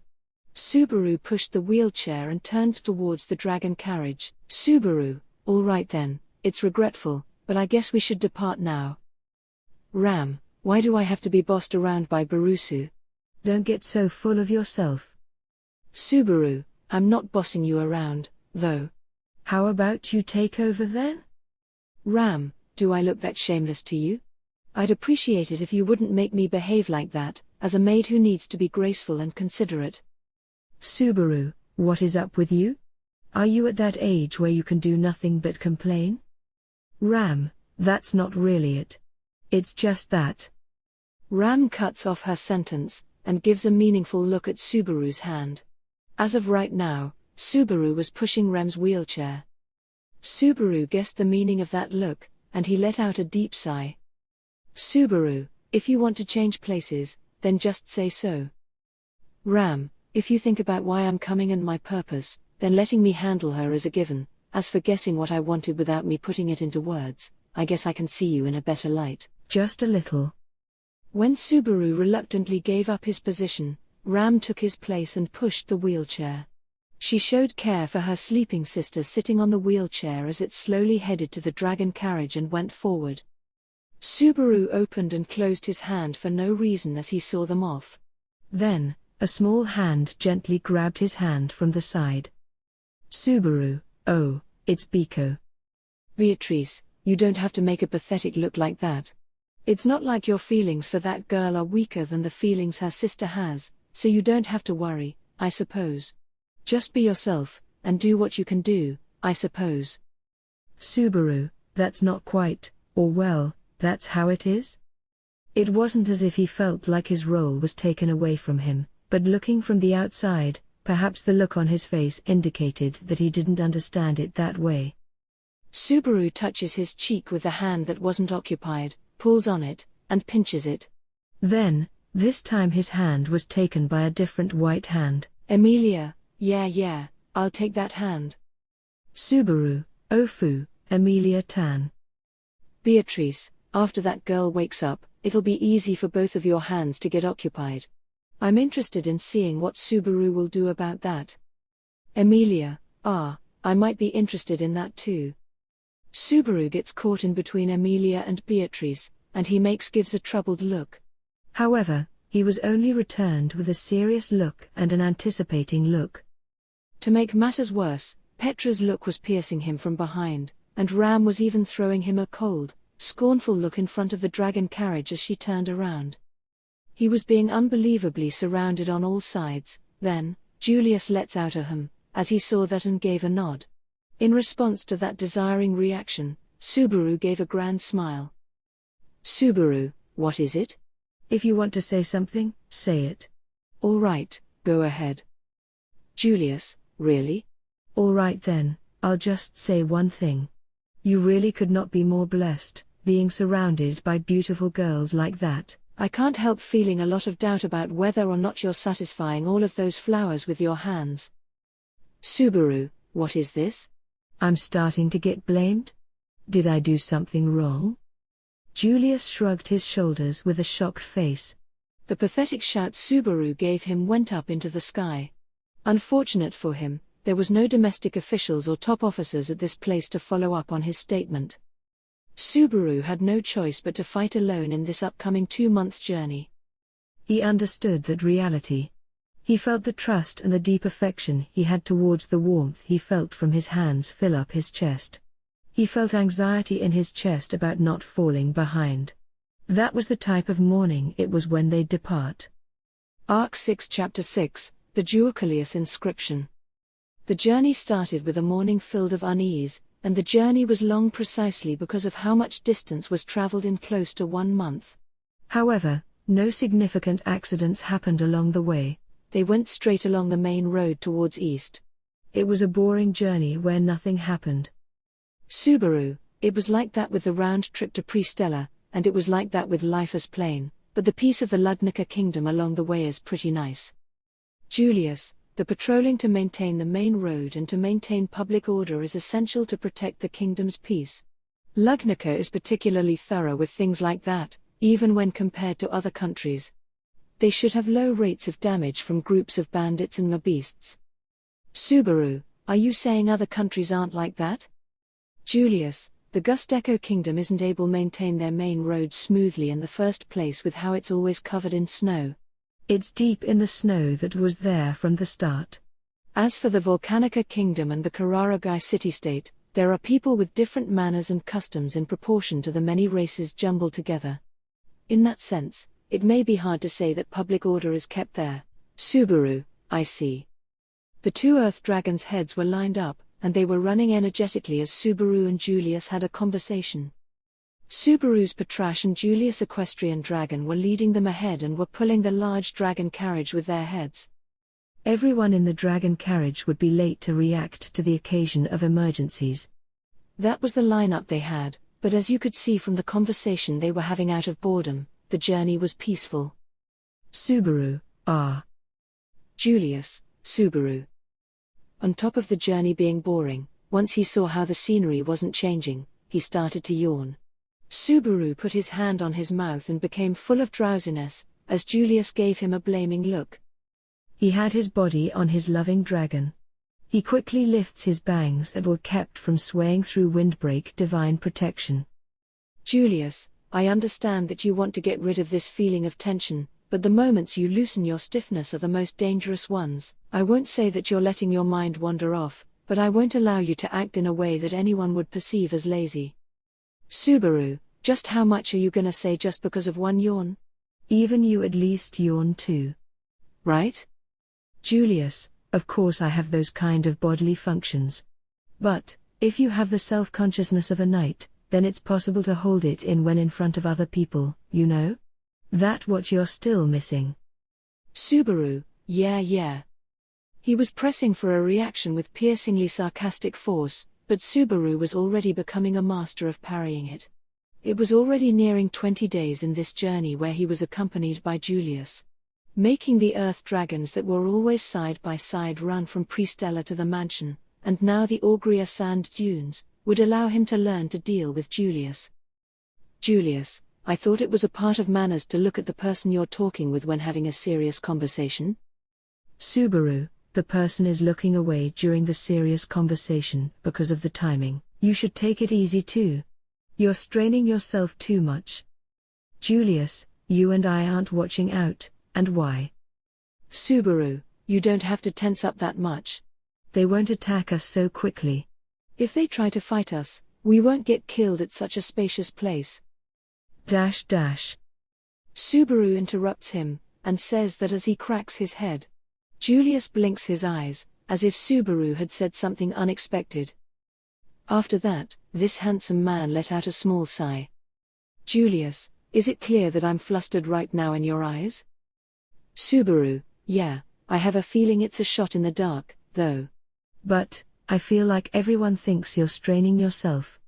More than Usu, actually. You might just be acting like your usual self. Julius, as of right now, you're the only one who knows that it's just me being my usual self, after all. Subaru, yeah. When Julius lowered his tone, Subaru also naturally dropped his. They couldn't hear the girls' conversations in the back in the dragon carriage, so the girls shouldn't be able to hear their conversations either. They were brothers, and they had various complications in their positions, but as of right now, they were working together. Perhaps this was the time when he should speak a little more frankly. Subaru, it's been talked about with Roswaal before, but how are your quasi-spirits? Julius, it's just like I said before. The buds are gathered around me, but they won't rest their feathers on the arm I hold out as a perch. It seems my words won't reach them either. Julius raises his arm in response to Subaru's question, and he reveals the quasi-spirits. The 6 quasi-spirits shining faintly still had been floating around Julius, who made the earth dragon run. However, they flickered on his held-out hand as if in confusion, in attempts to go away. He thinks, I see, it really does seem like Julius has lost his contract with his quasi-spirits. Subaru, can you not recontract them? You're attracting them somehow, so doesn't that mean your divine protection is working? Julius, it seems like divine protection of gathering spirits is still going strong. And on the contrary, that's involved in the mysteriousness of their recognition. It's like having certain large, incomprehensible, unmanageable emotions. Subaru, not sure if I should say it like this, but how about taking measures through other spirits? Julius, I would have considered that idea if I was a spirit user that could borrow the powers of lesser spirits that go everywhere like Amelia Summer, but I can't bring out the spirit's powers perfectly that way. I needed a few years to bind with the quasi-spirit buds too, after all. Subaru, well, it is true that Amelia Tan can't bring out Puck's average power from other spirits too. I guess becoming partners with a spirit is a special thing after all. Julius, Amelia and the Great Spirit. And like you and Beatrice Summer. It was rough. Subaru couldn't say something like go find the next spirits right away as someone who was a spirit user like him. It would be like asking him if he'd let go of Beatrice after bonds were cut off. Of course, he would raise his middle finger and refuse as a response. As for Julius, his relationship with the 6 quasi-spirits were the exact same thing. Julius, therefore, as of right now, I can only use sword techniques to fulfill my duties as a knight. Of course, I don't think the sword is inferior to using spirits, but it's true that my abilities make it insufficient. Subaru, this is also a journey to get that back, and you saying that with your sword skills is mere sarcasm. And if you're fighting me, it's even more sarcastic. Julius was talking about his damaged, insufficient ability with spirit techniques. Subaru surely did become exhausted from that strength a year ago at the capital's parade grounds. Subaru did become better compared to back then, but he didn't feel like the difference was covered. From Julius' point of view, fighting Subaru at that time was like taking candy from a baby. It was like he was fighting a 5-year-old Subaru. That was just about how different their levels of strength were. Subaru, Reinhard is also like that. You guys have a bad habit of underestimating yourselves, huh? Trying to be too humble will turn into arrogance. I think those type of words are used everywhere. Julius, I wanna return the same phrase to you, but forgetting about you and I, Reinhard isn't being humble or underestimating of himself. Most likely. Subaru, not being humble or underestimating. At the same time, he imagined him as the redhead hero, but he puzzled his head at the difference in recognition. He never thought that he'd run into differing opinions on Reinhard, because from anyone's perspective, he was the strongest, completely peerless Superman. In response to Subaru's doubt, Julius said nope and shook his head. Julius, in regards to Reinhard's true strength, you and I both have the same high evaluation for it. Most likely, everyone he knows shares the same sentiment. They all think that he's reached the end of humanity, or that perhaps he's transcended it. Subaru, it's amazing how that isn't an overstatement. Julius, he himself is fully aware of how it's not his true strength. I first met him when I was around 10 years old, but it's never changed. Subaru, ever since you met him when you were 10? Seriously? Subaru becomes astonished at Julius' recollections while he gripped onto Patrache's bridle. Just when did Reinhard become the person who he is now? He thought it was quite the philosophical question, but at the very least, it seemed that the version of himself from close to 10 years ago had been completed. Which meant that he carried a very heroic fate on his shoulders. Subaru, Reinhard has been a sword saint since then. Julius, he was still 5 years old when he succeeded the sword saint's divine protection. The previous sword saint was Theresia van Astria Summer. She died in the Great Conquest 15 years ago and the divine protection was transferred through Reinhard's grandmother, Subaru. That's how it was, huh? She died after fighting with the White Whale and still continued to be the sword saint, humiliated after death. She was Reinhard's grandmother, Wilhelm's wife, and this time her spirit went back to the heavens. But 15 years ago, the divine protection was inherited inside of Reinhard. Subaru, how does he feel?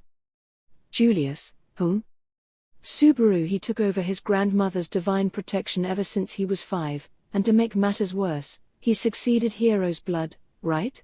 I can't imagine how he feels. Subaru somewhat understood the weight of having parents' expectations. Subaru knew the pain of being crushed by the weight of the expectations people had around him. Of course, the weight and the responsibilities Subaru and Reinhard carried were extremely different, so comparing himself to him may have been rude in itself. Subaru, I really am strong.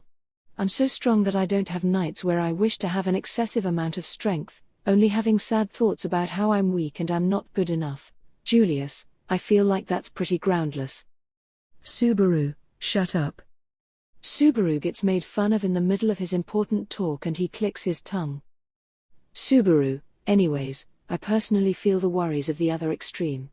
I don't think Reinhard is the same as he was when he was 5, but I do wonder how he felt. Julius, as you'd expect, I also don't know what he felt back in those days.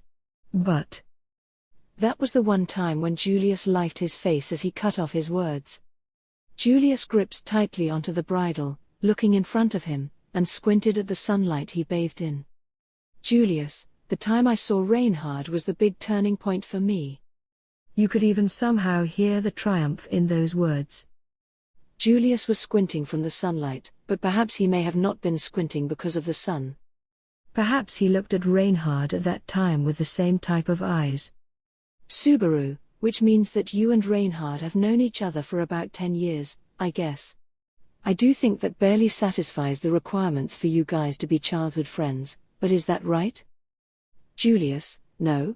Yes, that was when I became aware of Reinhard, but he found out about me long after. He's known me since I was appointed as an Imperial Knight. That happened when I was 16, so I've known him personally for 6 years.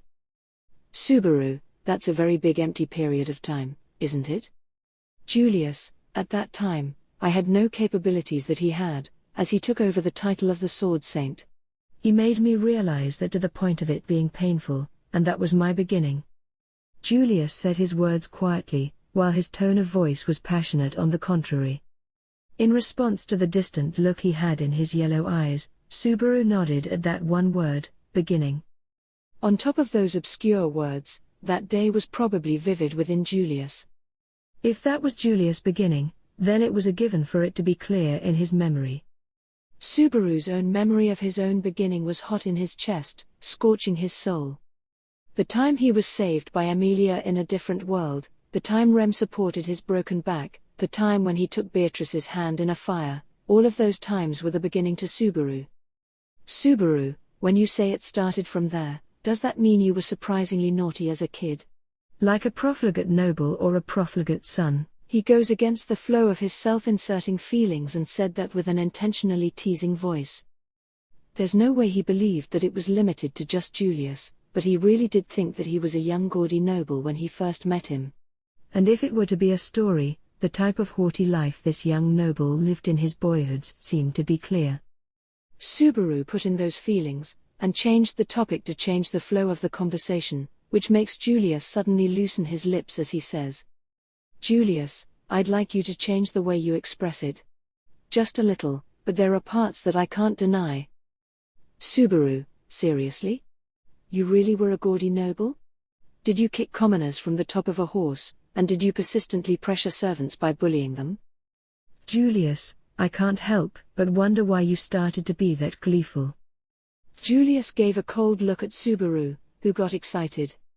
After that, Julius peeked at the back. He wasn't only interested in the dragon carriage, but the girls in it as well. Of course, he didn't have to go through lengths to confirm that he couldn't hear their conversations, but it was a matter of him feeling like doing it. Julius, how much do you know about my lineage? Subaru, nothing. Julius, you answered so immediately that it seems you felt good about it. He really did have zero background knowledge. Subaru dexterously threw out his chest on top of the dragon, and Julius smiles wryly at him. After that, he felt his knight sword on his waist. Perhaps it was handed down through Julius' family. From his face, you could see that he had hesitation about whether he had the qualifications to wield it himself at this time. Julius, I am not the original eldest son of the Duoculius family. Julius, to put it more accurately, I should say that I am not the official eldest son. Alviero Duoculius is the real head of the Duoculius family. Klein Julius was his younger brother, which makes him my father, although he's already passed away, and the son-in-law is the head of the family. Subaru did not respond to the words, that were more surprising than he expected. It was difficult to say how much the structure of this world's noble society meshed with Subaru's knowledge of the society he knew, but Julius' position definitely was complicated. Also, in that case, then how's the position of his younger brother, Joshua Julius? He missed his older brother Julius, and as of now, that boy was lost from the memories of the world. Julius, I don't know what relationship the actual me has with Joshua, who is left at Prestella. Just from him not being left in me, perhaps he is a younger brother that has succeeded the blood of my real father, Klein Duoculius. Or maybe he really is a legitimate child that succeeded the blood of my foster father, Albert Duoculius. Subaru : What if it's different? Julius, siblings is only a figure of speech, so perhaps our relationship would essentially be cousins. In that case, Joshua Duoculius would most likely become the head of the Duoculius family. Julius said that calmly, and just from that, it thrusts at him as the truth. At this point, Julius himself didn't understand the complexity of this way of speaking, even though he really was the one with the position. If Julius and Joshua were real siblings, then Julius would be the one to succeed the Duoculius family. However, if Julius was not Joshua's real brother, then it would be correct to say that Joshua would be the successor of the Duoculius family. And then Julius did not know how to confirm that Joshua's existence was taken away from the world, and Julius had lost his memories of his brother and he did not know where he was. Julius, it was something unavoidable, but when I think about that, it makes my position very complicated. Not knowing about your own tomorrow isn't very appealing, although as of now, I should worry more about myself staggering than I should about the future of the Duoculius family. Julius said that in a seemingly joking way, perhaps because Subaru received a surprising shock. Subaru's mouth was dry. He grinds his teeth while feeling irritation in his stomach. He was ridiculously worried about Julius with how he was right now. Julius, since I had that type of history, I was unsteady back in those days. My foster father led me up to the royal castle, and that's when I showed the poor etiquette I was taught and I sought to go home. That's when I saw Reinhard, who was still 8 years old. That's all there is to it.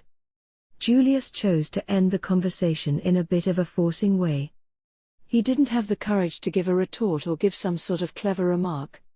He saw Julius look ahead in a lonesome way, and he stopped biting his molars. And then, what came out right away was a question. Subaru, why'd you suddenly feel like telling that to me? Julius, I did feel like you were the one that was listening to me.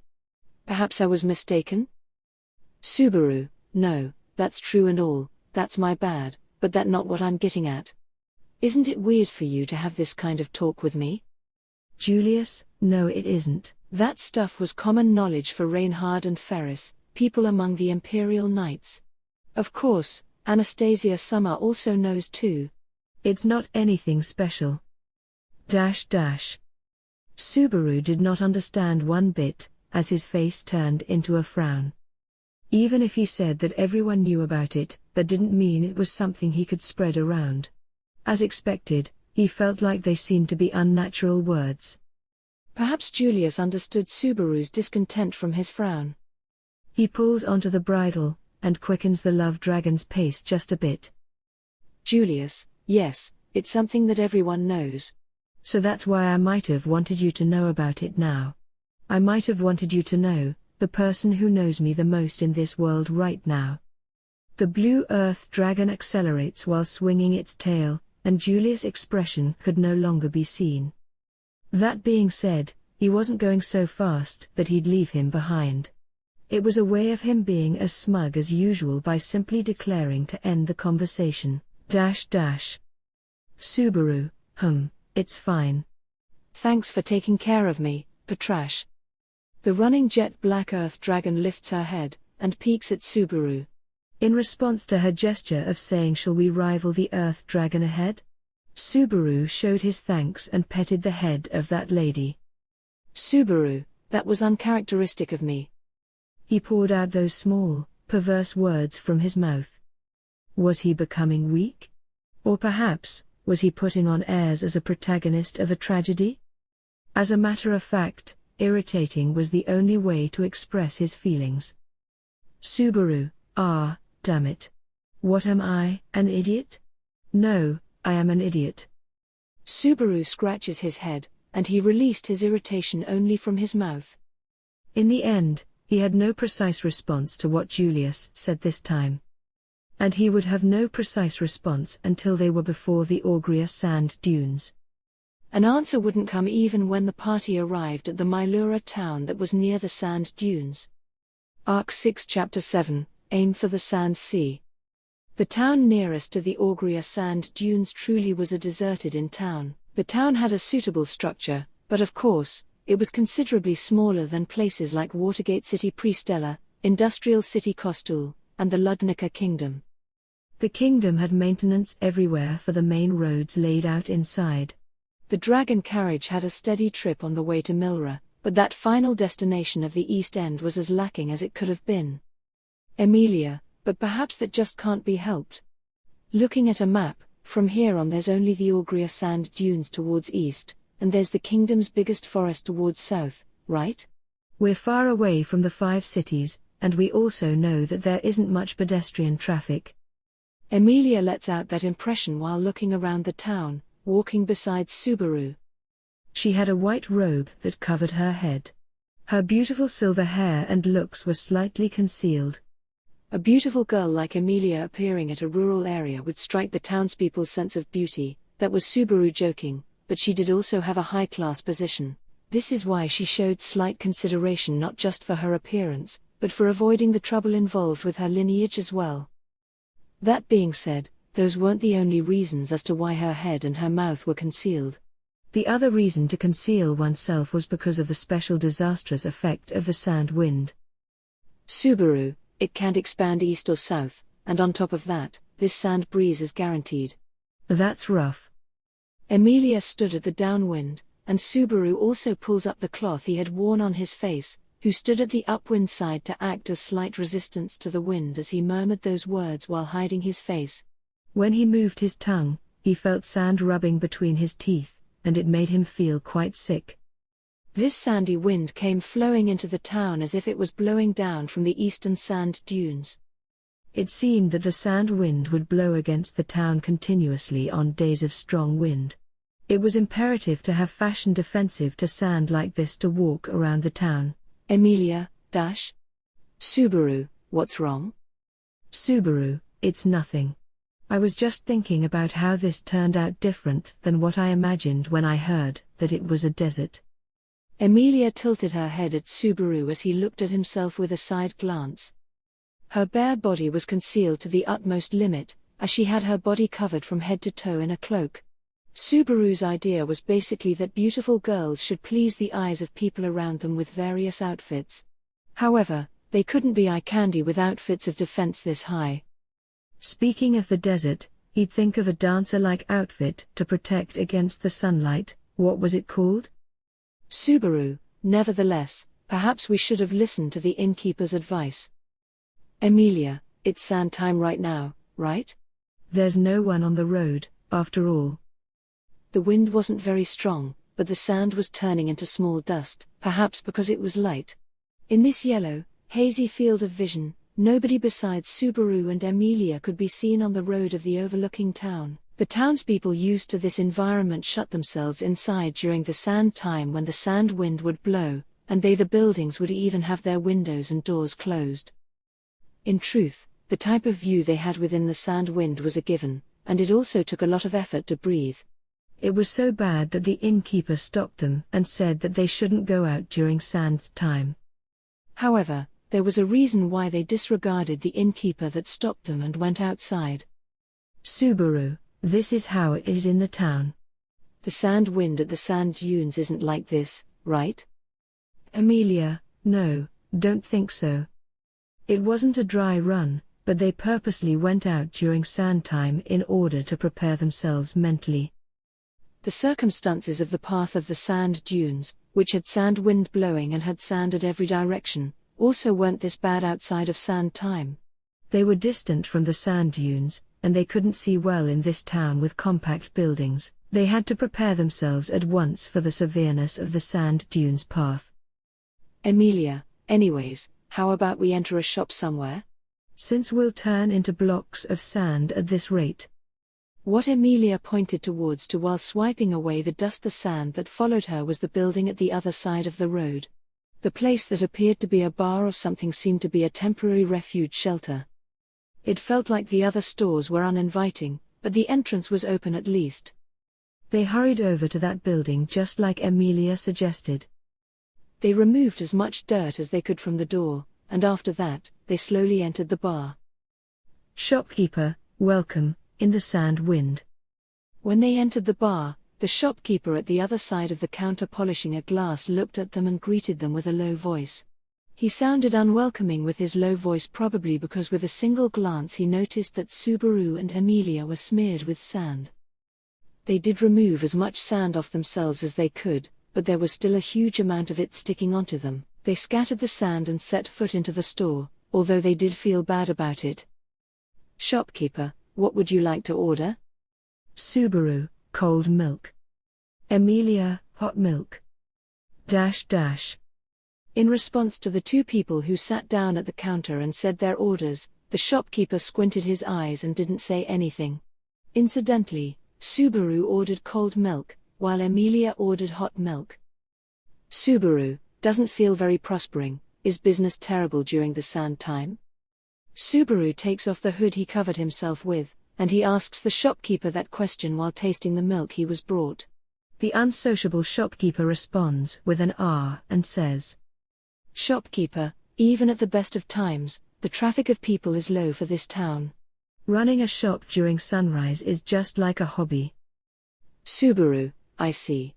Then as outsiders and customers we must be regulars, eh? Shopkeeper, not sure about that, even if you drink milk at the bar and appear to be regulars. Here, this is yours, miss. Emilia, wow, thanks. The shopkeeper holds out the hot milk to her. Emilia grabs onto the ceramic and takes a breath. The girl blowing on the milk sees Subaru bending forward onto the counter. Subaru, there's no other customers, so you have a little free time now, right? Mind hearing me out for a bit?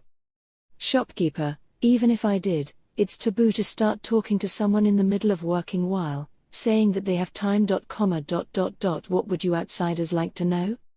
Subaru, frankly speaking, I'd like to know about the Augria sand dunes. Subaru raises his finger and confronts him with the details of his question. Once he did, the shopkeeper that heard it had his expression break down for the first time. The calm shopkeeper with short grey hair squinted his eyes dubiously under his dark eyebrows. After that, he compared Subaru and Emilia and let out a slight sigh. Shopkeeper, I don't know what kind of joke this is, but don't bother going if you're gonna treat it like a picnic. You'll just end up dying. Subaru, hey, what are you saying? Do we really look like we're fooling around to you? Shopkeeper, What else did my warning just now seem to you? That place is a sand sea of death where everyone who goes never comes back and dies. It's not a place to have a date with a woman. Subaru, I certainly do think that the suspension bridge effect is a valid approach, but I'm not that cornered. Emilia Tan, you tell him too. Emilia, blow blow, hot, eh? What was that? Sorry, I wasn't listening. Subaru, behold, the ways of EMT. Shopkeeper, I'm gonna give you some useful advice. Go home before you die. The shopkeeper looks at Subaru and Emilia's interactions, and the faith he had in them got worse and worse. That being said, it wasn't like the shopkeeper was saying this out of spite. He actually did know about the danger of the Augra sand dunes from its reputation. However, Subaru, we don't have the option to leave. We only have the path to move forward. On top of that, the only thing we can do is pick the safest path possible. You understand, right? Shopkeeper, you're the ones who don't understand. Listen up. Those sand dunes are hopeless. The witch's miasma drifts about in the Mabeast den, and you can't get close to the far-sighted tower. The shopkeeper started to talk about the threats of the sand dunes while being irritated by Subaru's persistent behavior. He points at the window that was closed to prevent sand from coming in and curled his lips as he pointed towards the east side of the town. Shopkeeper, every year there are people like you guys who recklessly try to go to the sand dunes. They aim for the Sage's Tower at the Sand Sea, but no one has reached it. Nothing would be better than them coming back alive, but the majority either completely dry up at the Sand Sea, or they become Mabeast food. Subaru, has no one really reached it before? Shopkeeper, I believe the tower at the Sand Sea was built hundreds of years ago. The number of idiots that have tried to go there hasn't decreased. If a person did reach it, there's no way he or she wouldn't have introduced themselves. Don't you know? That one guy would end up achieving failure even as a sword saint. Conquering the Pleiades watchtower was a failed challenge even for Reinhard. He's been told about it from Reinhard himself, and he's also talked about the abnormally high difficulty of conquering the watchtower. But even then, the people who had to overcome it was Subaru's current group. Subaru, of course, we won't do something stupid like tackling it without any plans. That's why we're gathering information.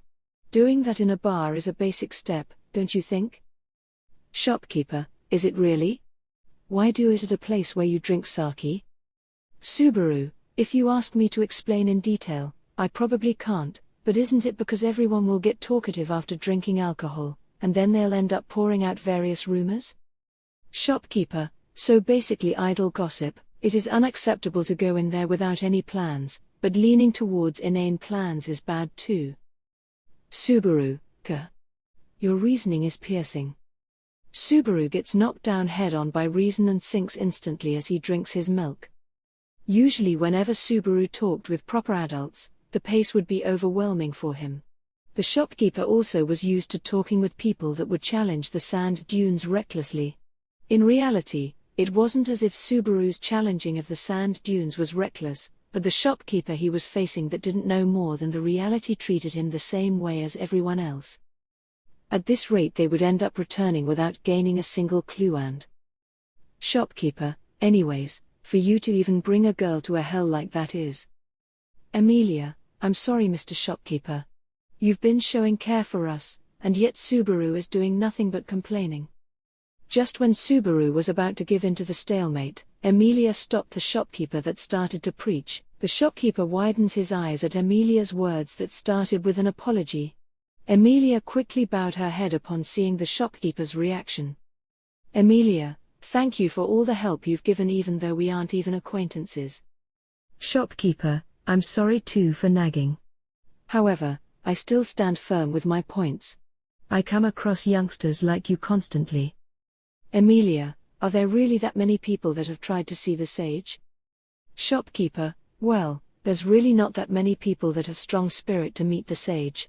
The majority of people trying to conquer the Augria sand dunes want to be honored. Sure, there are people who say they'll obtain wisdom from the sage given that things go well, but saying that they'll get a reward by reaching the tower is also deceit. The shopkeeper dropped his shoulders and sighed with what you could call a fed-up look. Just like he said, he's probably seen off many people that were challenging the pre-stellar watchtower. Perhaps he looked kind-hearted even with how his face looked.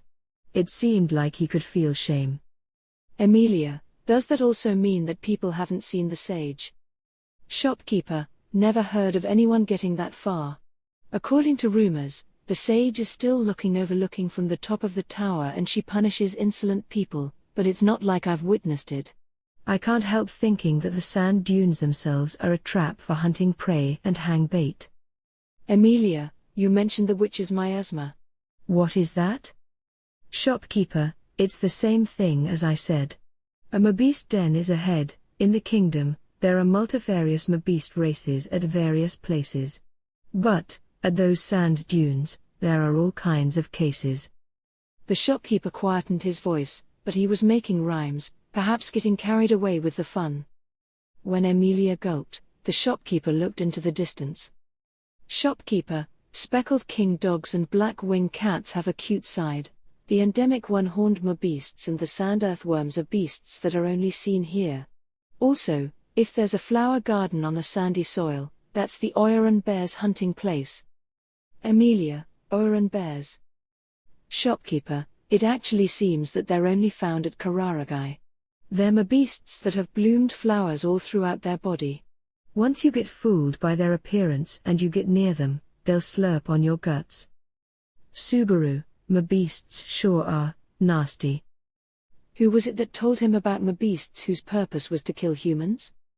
The shopkeeper snorted his nose at him as if saying told you so, as Subaru frowned while listening attentively. Shopkeeper, but the danger you have to watch out for the most, even more than the mabeasts, is the miasma. Yes, there are dangers like the sand wind and environmental changes, but your biggest concern should be the miasma. Subaru, that miasma isn't something you recognize intuitively, eh? Subaru puzzled at the shopkeeper who lost his voice again. Subaru heard the word miasma many times before, and he could even imagine what it was like based off the impression the word gave off. Basically it had bad effects on the body and your mind, and it evidently seemed to be bad air for the body. He felt like it was different from a noxious gas, but perhaps it was something close to it. Emilia, Subaru. If described, a miasma would be called mana that is polluted by bad things. You can't see it with your eyes, but it's something that's everywhere, don't you know? Subaru, so mana is miasma? Emilia's point surprised Subaru. The explanation was easy to understand, but the implications were a bit different from what Subaru had imagined. Mana truly did have an extremely big amount of influential power for magic users and spirits. However, if they just lived their lives and simply used equestrian dragons to move, then mana wasn't really a big deal. But, Emilia slowly shook her head as if she had predicted Subaru's disappointed spirit. Emilia, you can't take miasma lightly. Normal mana is something that's pure, has no color and no directivity. But miasma, just from taking in the mana polluted by bad things via gate, it corrupts creatures inside. Considering how gate is an organ that naturally takes in mana, that's something that can't be avoided. Subaru, can't have your breathing permanently stop, after all. Shopkeeper, the lady's interpretation is correct, but the miasma drifting about at the sand dunes is even worse. The miasma over there even ruins food and drinks for creatures. Subaru, you mean food becomes unedible? Shopkeeper, I mean that once you eat it, the miasma's pollution advances. You'll go crazy just from taking even a little bit of it through your gate. Try taking it in directly through the stomach. The pollution will swallow you whole. Subaru, what happens then? It won't stop just because of me going insane. Shopkeeper, people commonly say that you'll die in madness. To tell you the truth, well, I can't deny it. The succinctly speaking shopkeeper shaking his head had a pale look. He probably had seen it before, although he didn't speak of it directly. He had seen people's last moments of getting violated by the miasma as they went crazy, arriving at their death. Shopkeeper, it would be far better for you guys to not go over there. Do that. Emilia, thank you for the milk. Thanks for the talk too. Emilia drinks up her hot milk and expresses her gratitude towards the shopkeeper that started to conclude the conversation. The shopkeeper was probably aware of how they started to gently get information out of the conversation in the middle of it as well. He also continued to speak until now and tried to change Subaru and Emilia's plans. He simply felt sad for them. But even then, Subaru and the others would still go towards the same place. Emilia, I paid. Subaru, let's go. Subaru, all right, let's go then. Emilia places the silver coin she took out onto the counter and pulled onto Subaru's sleeve. She gave him way too much for 2 cups of milk, but it did also include a tip for the information and his care. They got up, said their thanks to the shopkeeper, and started to exit the shop. Shopkeeper, it's been like this here for about a year, but people now notice that there are birds that fly towards the sand dunes. They covered themselves with their robes again, preparing themselves for the sand wind, and a voice called out to them from behind. When they turned back, the shopkeeper turned his back on them, and continued speaking as if having a monologue while he wiped a glass. Shopkeeper, the people that saw them say that they fly towards the tower, and it spread as a joke. I don't have any evidence for this, but... That was the point when the shopkeeper stopped his sentence and put down the glass. And then he said, Shopkeeper, if you ever become uncertain, try looking for a bird. If you're lucky, it might lead you towards the tower. Shopkeeper, though you'd obviously already have the worst luck once you become uncertain at the sand dunes. Subaru and Emilia left the shop without having anything to say. When they went outside, they noticed that the sand wind was considerably weak. Emilia confirms that she could see better now to some extent in comparison to when they entered the bar, and she looked back at Subaru. Emilia, for now, let's return to the inn and meet up with everyone else, since Anastasia and the others might also be back now. Subaru, yeah, sounds good. I'm also interested in what results they got too. He stands in front of Emilia, who covered her face again, and started to walk while acting as protection from the wind.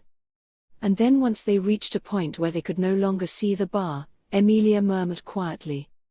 Emilia, the store person from before was missing a leg. Subaru, I didn't notice. Emilia, I don't know where he was injured, but I wonder if it was because of that. Subaru also knew what Emilia wanted to say from her thoughtful words. The shopkeeper nicely and warmly expressed his strong feelings on the dangers of the sand dunes to the 2 strange travelers. If that was a warning based off his experiences, then the people that shook off that care and headed towards the sand dunes were cruel. That's how it felt like. Anastasia, looks like Natsuki-kun and Emilia-san have returned safely. They came back to the inn. The person that greeted Subaru and Emilia was someone who should have been outside just like they were. It was Anastasia. Anastasia changed from her outside clothes, and she had a gorgeous and elegant smile as she sat down on the bed. The inn the group was staying at was a first-class Milra inn. It was still unfair to compare it to Priestella's Hagoromo Inn of the Water, but there was no way to understand it other than reasoning it was because of the qualitative difference cities had. Subaru, where's Julius? Anastasia, after he sent me to the inn, he said that he'd look around the town for a bit. I think he's probably not used to having sand in his eyes, just like you guys. How was it? Subaru, I really do wish we had goggles to protect against dust. They're like transparent glass, and they cover the face around here like protection. Can we not make them? Subaru gets reminded of underwater goggles and asks about them while pointing around his eyes. Anastasia tilts her head at those words and said I see as she nodded. Anastasia, we have to worry about things like glasswork and its durability, but it is something worth considering, perhaps. Sand wind time isn't a matter unrelated to Kararagai, so it might be a useful idea. Subaru, I'm not trying to talk about patents far into the future. If we don't have those things, well, as long as we don't use them during sand time, I don't think there'd be any deficiencies. Emilia, it seems like the bigger concerns are the beasts and the miasma as opposed to the sand. Beatrice and I can try dealing with the miasma with lesser spirits, but we'll have to depend on Meili for them beasts. Emilia said those words and looked towards the room next door on the other side of the wall. As of right now, Beatrice should be monitoring Meili in that room.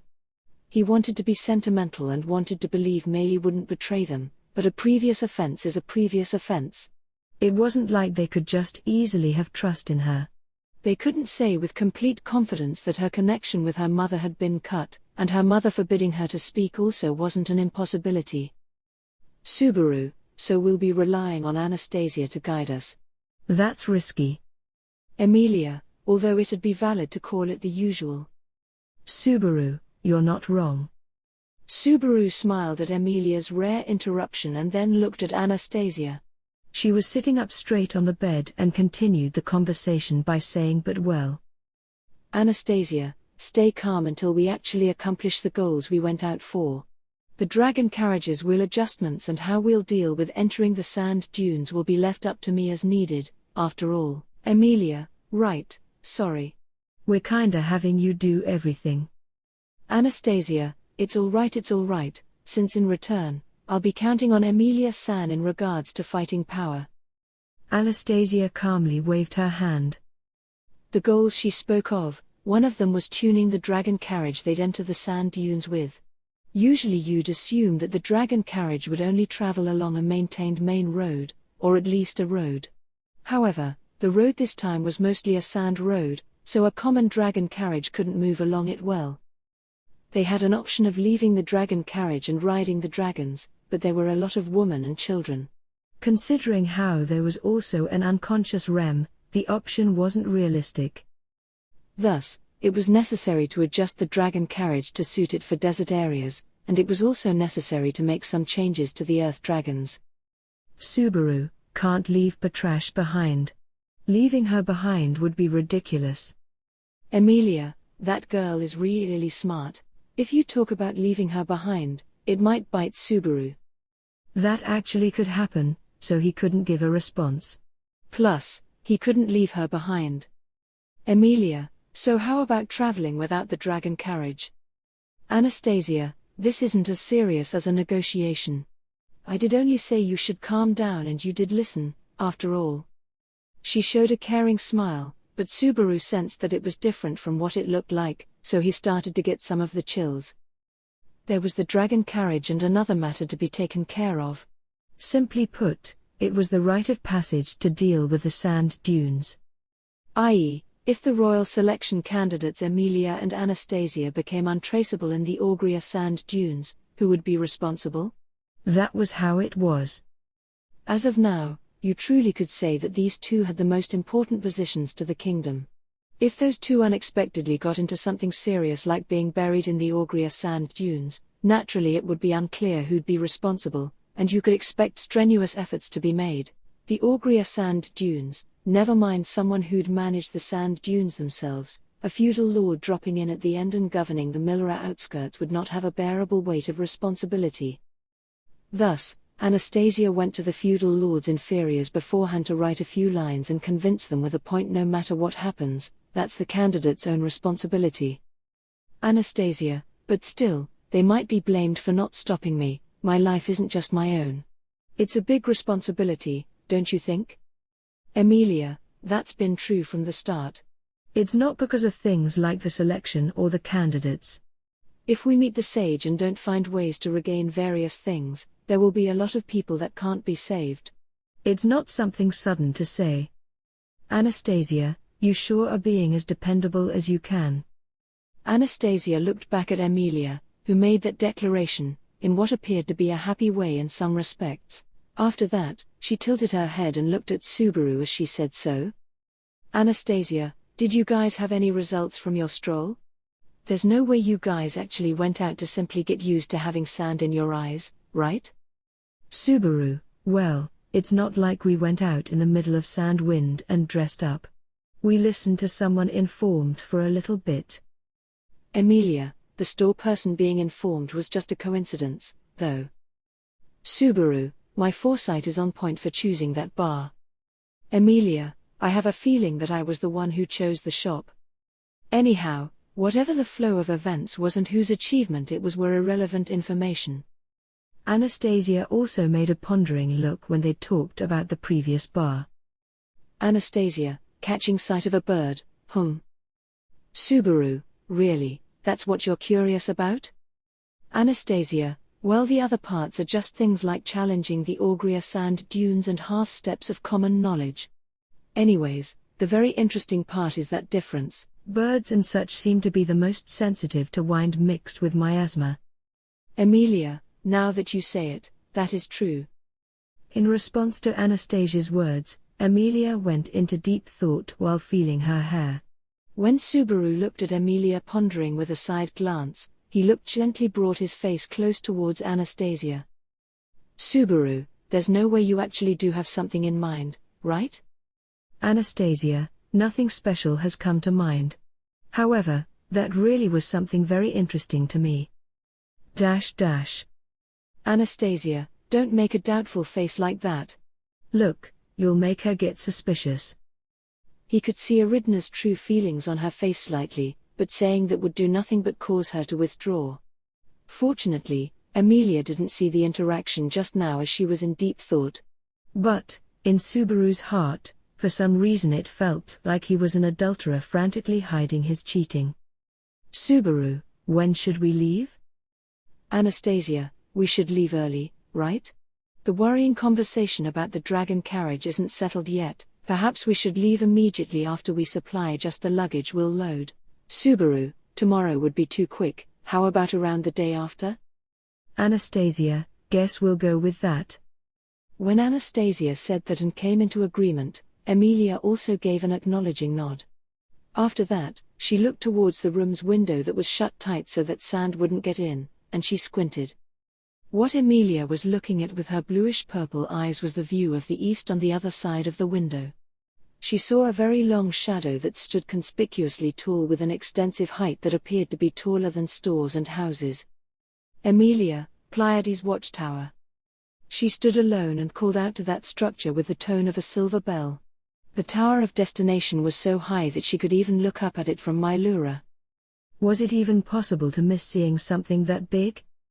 Subaru had that question ever since he began to see the Pleiades Watchtower along the way before they arrived at Milra. What would someone do and what mistakes would they make to not be able to find a landmark like that? But, on the other hand, the bartender's warning also pierced him when he thought like that. Subaru, having no plans is out of the question, and an inane plan is a poor plan, eh? Whatever the case may be, they didn't have an option to back out from the challenge. That is exactly why they chose means that only would let them have a chance, means that would only increase their chances. They should be different than the adventurers the shopkeeper spoke of that were unprepared by having inane plans. That's what he believed. That's why Subaru didn't realize it. He wouldn't realize it. No matter what happens, backing out from the challenge wasn't an option. He didn't realize that at this point, he was already shutting himself off from the first path. Arc 6 Chapter 8, The Sand Dunes Initiation. The morning to depart had arrived.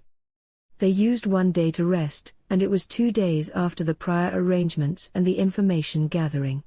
Subaru and the others finished the preparations to cross the sand dunes at the Milra town's entrance, and they were all gathered together with their respective equipment on. Subaru was the one to let out an admiring sigh at this time.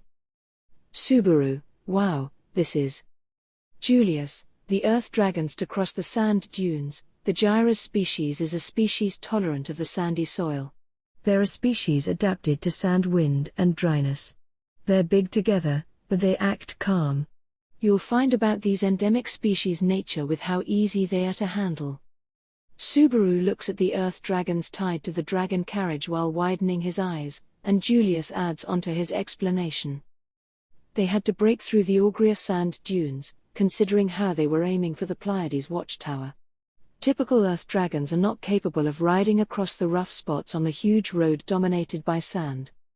Therefore, they exchanged the earth dragon's hat brought them across the road until this point, and they were now using the gyrus endemic earth dragons to open the path ahead. Subaru, endemic, ha. There are pre-stellar water dragons too, but wow, the world is big. Subaru looks at the yellow-skinned earth dragon connected to the dragon carriage and folded his arms. Subaru has already spent no less than a year in this world. He had very weak surprise towards the earth dragons. He didn't feel unprecedented sort of moving emotions, but he was narrow-minded. They were yellow earth dragons that had thorn-like scales on their flat heads, all over their bodies. They had a physique similar to Otto's loving dragon Furifu.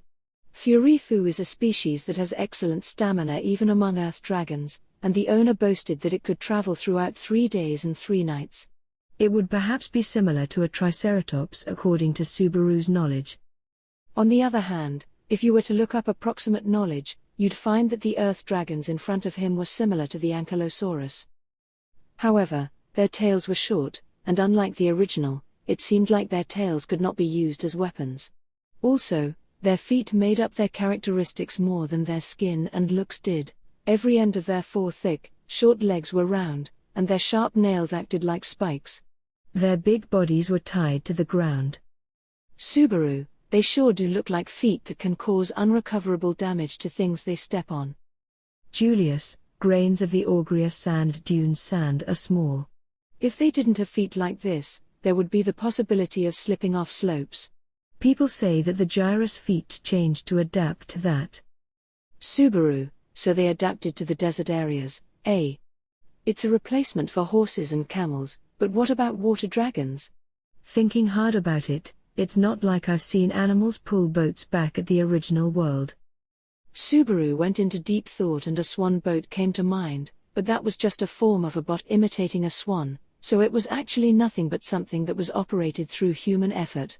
However, it wasn't as if he ever heard of a custom in which crocodiles or hippopotamuses pulled on boats, so he couldn't think of any replacement for water dragons. What's more is that Subaru, these dragons adapted to sandy soil are going there, but can we really bring my Patrasche to a place like that? Although, most of the ladies in my camp don't allow unreasonable things. Julius, your loving dragon is a Diana, which is considered the ancestor of all earth dragons. It has the genes of the initial dragon ancestors that were dominant on land, sea, and air. It has excelling adaptability, no matter what the environment is. Unfortunately, my Sheikh Na will be left at the town. Julius answers Subaru's question and lonesomely looked upwards towards the inn. Sheikh Na was Julius' loving, beautiful blue-skinned earth dragon. It was a loving dragon, but it had forgotten about Julius, who had his name eaten by gluttony. However, this well-trained dragon would always be polite to anyone that rode it. It had been accepting of Julius from the beginning, but ever since the one-sided meeting at Pristella, during this trip that they've been on for half a month, they shared the intimate bond from before. Just because of that, he had what you could call feelings of shame for leaving the loving dragon at the town. Julius, nevertheless, for your love dragon to be the lady you use the most out of all the people around you, I don't know if I should praise you for knowing how to use your earth dragon, or if I should warn you for your evaluation of the woman around you. Subaru, well actually you also shouldn't make light of how high Patrasche's woman power is. Julius had an emotional look for a second, so he immediately said some banter to cover up his feelings. Subaru also sensed those thoughts of his and he went with it somehow. Once Julius saw that, he went to greet the earth dragon of the dragon carriage that would be held by the bridle. As a response, Subaru looked towards the dragon carriage, stepped towards it, and knocked on the door. Subaru, so the inside of the dragon carriage will be left as is besides the exchanging of the wheels and. Subaru inspected the remodeled dragon carriage before there was an answer to his knock. Having said that, the change that stood out was the carriage's substructure, the wheels and the window frames installed with sand protection for the sand wind. If you had to describe this dragon carriage that had various efforts made on it for traveling long distances, it would be something like an RV with multi-purpose features. Inside the carriage at the front there was space with lined-up chairs, and there was space from the middle to the back to simply chill. The inside was something excellent like this. On top of it ensuring comfort, it could hold up to 10 people at max. Subaru was honestly surprised by how the dragon carriage easily surpassed his expectations when he first saw it like this. Subaru, even without electricity and electrical appliances, we can substitute the work of Maston processing for them. Humans are creatures that really seek convenience anywhere. Ram, I don't know what you're talking about so seriously, but are the preparations finished, Parusu? When he puzzled at the exterior, the dragon carriage's door opened, and a cold voice poured down at the same time. After he turned around, Ram stood up from the seat closest to the door and looked down on Subaru. Subaru, well, the previous preparations were finished yesterday, so it's ready. Next we have to prepare our hearts and bodies, but I'm also done with that. How about you? Ram, let's see. When I think about the many days I spent in the carriage, I can't say I'm relaxed, no matter how much care I'm shown. I won't cry for help as a delicate person in the middle of the sand dunes, even if we're attacked. Subaru, it'll be fine, don't worry. He gave a meaningful smile at Ram, and then Emilia made her appearance upon hearing them talk. Emilia seemed to have tidied up the back of the dragon carriage, and she stepped up to Ram's side, tapping on her shoulder. Emilia, even if something did attack, I would protect everyone in here. There's Subaru and Julius outside too, so it's perfect.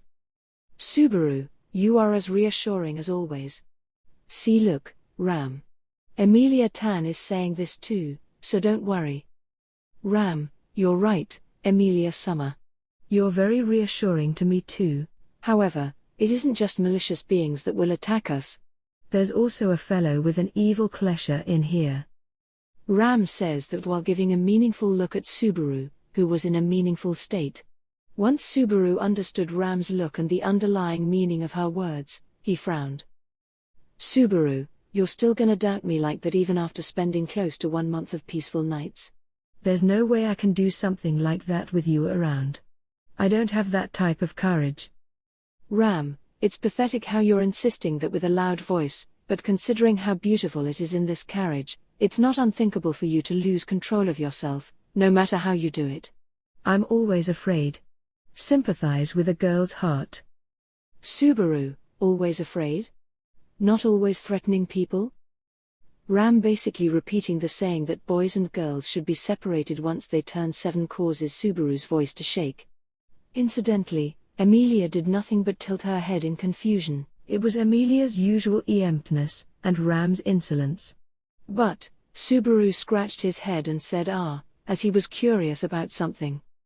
Subaru, nay Summer, how's your body? Ram, weird of you to ask that. Why do you wonder? Subaru, your worry is unnecessary, but is mine unnecessary? I just want to know the answer to that. Ram, Barusu, you sure are cheeky with how attentive you are. She didn't have a pale face, and she didn't appear to have trouble breathing, which meant Ram appeared to be acting like her usual self, but she didn't deny Subaru's words. She didn't act tough, and she didn't try to hide it. In that sense, Ram was being surprisingly sincere. Subaru, looks like you don't have the sharpness of a wicked tongue. If your body's condition really is bad, then Ram, then step forward at this point where we're before the goal after coming this far in 20 days, right? This is just the usual, but you're being particularly ridiculous today. Emilia, Ram, don't speak like that. Ram interrupts Subaru, and she gives him an even fiercer look with her eyes. Emilia raises her eyebrow at that girl's behavior and puts her hands on her waists in an angry way. She points her hand towards Subaru while being next to Ram and says, Emilia, Subaru is worrying about Ram. I'm also worried about you. Every day I'm giving the healing Roswaal told me about, but Subaru, still unsure if you can call it healing, but it's not like it's your specialty. Even if Emilia Tan and Biko do it, they can't do it as well as Roswaal. Ram, I'm not trying to use that as a reason. I don't want to be a bother. Subaru, we are worried, you know? Ram, if you were the usual Barusu, then I could fool you. Subaru, you aren't the usual Ram, so you can't fool me. They weren't inflammatory tit-for-tat words, nor were they comebacks. Anyhow, there was a quiet exchange of words, and Ram bit her lips in a seemingly displeased way at the way Subaru spoke. However, there was a lack of ambition in the eyes she stared at him with. She probably was aware of it herself. Ram let out a sigh and looked inside of the carriage. There was a wheelchair right next to her seat and a single girl on top of it. The dragon carriage's seat was removed, and there was remodeled space to allow the wheelchair to be placed there. Their interactions did not disturb the sleeping girl, and she continued to remain there sleeping. Ram, I won't be left behind. Also, it's not like my pain will improve if I do get left behind. Actually, being separated from Emilia Summer with how I am now would put my life at risk. You trying to kill me? Subaru, calm down. I've never even said a single word about leaving you behind since the beginning. Also, if you were to be left behind, Emilia Tan would be too. Emilia, humph. Subaru, there's no way I'd let that happen. Subaru, like I said, it's fine. I just want to check on Ram. Emilia, you mean check? Subaru, didn't I say that? ? Subaru jumped to conclusions again as he forgot about what he said while giving a wry smile. Emilia and Ram look at each other. Subaru sees the doubt on their faces and said those words. Subaru, Ram. We can tell that you aren't your usual self, so if something happens, say something. Don't try to hide stuff and fool us.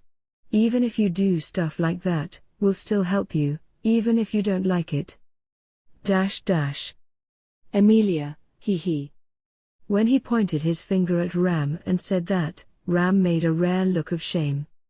Emilia put her hand on her mouth at her side, and she let out a smile unintentionally due to not being able to handle the situation.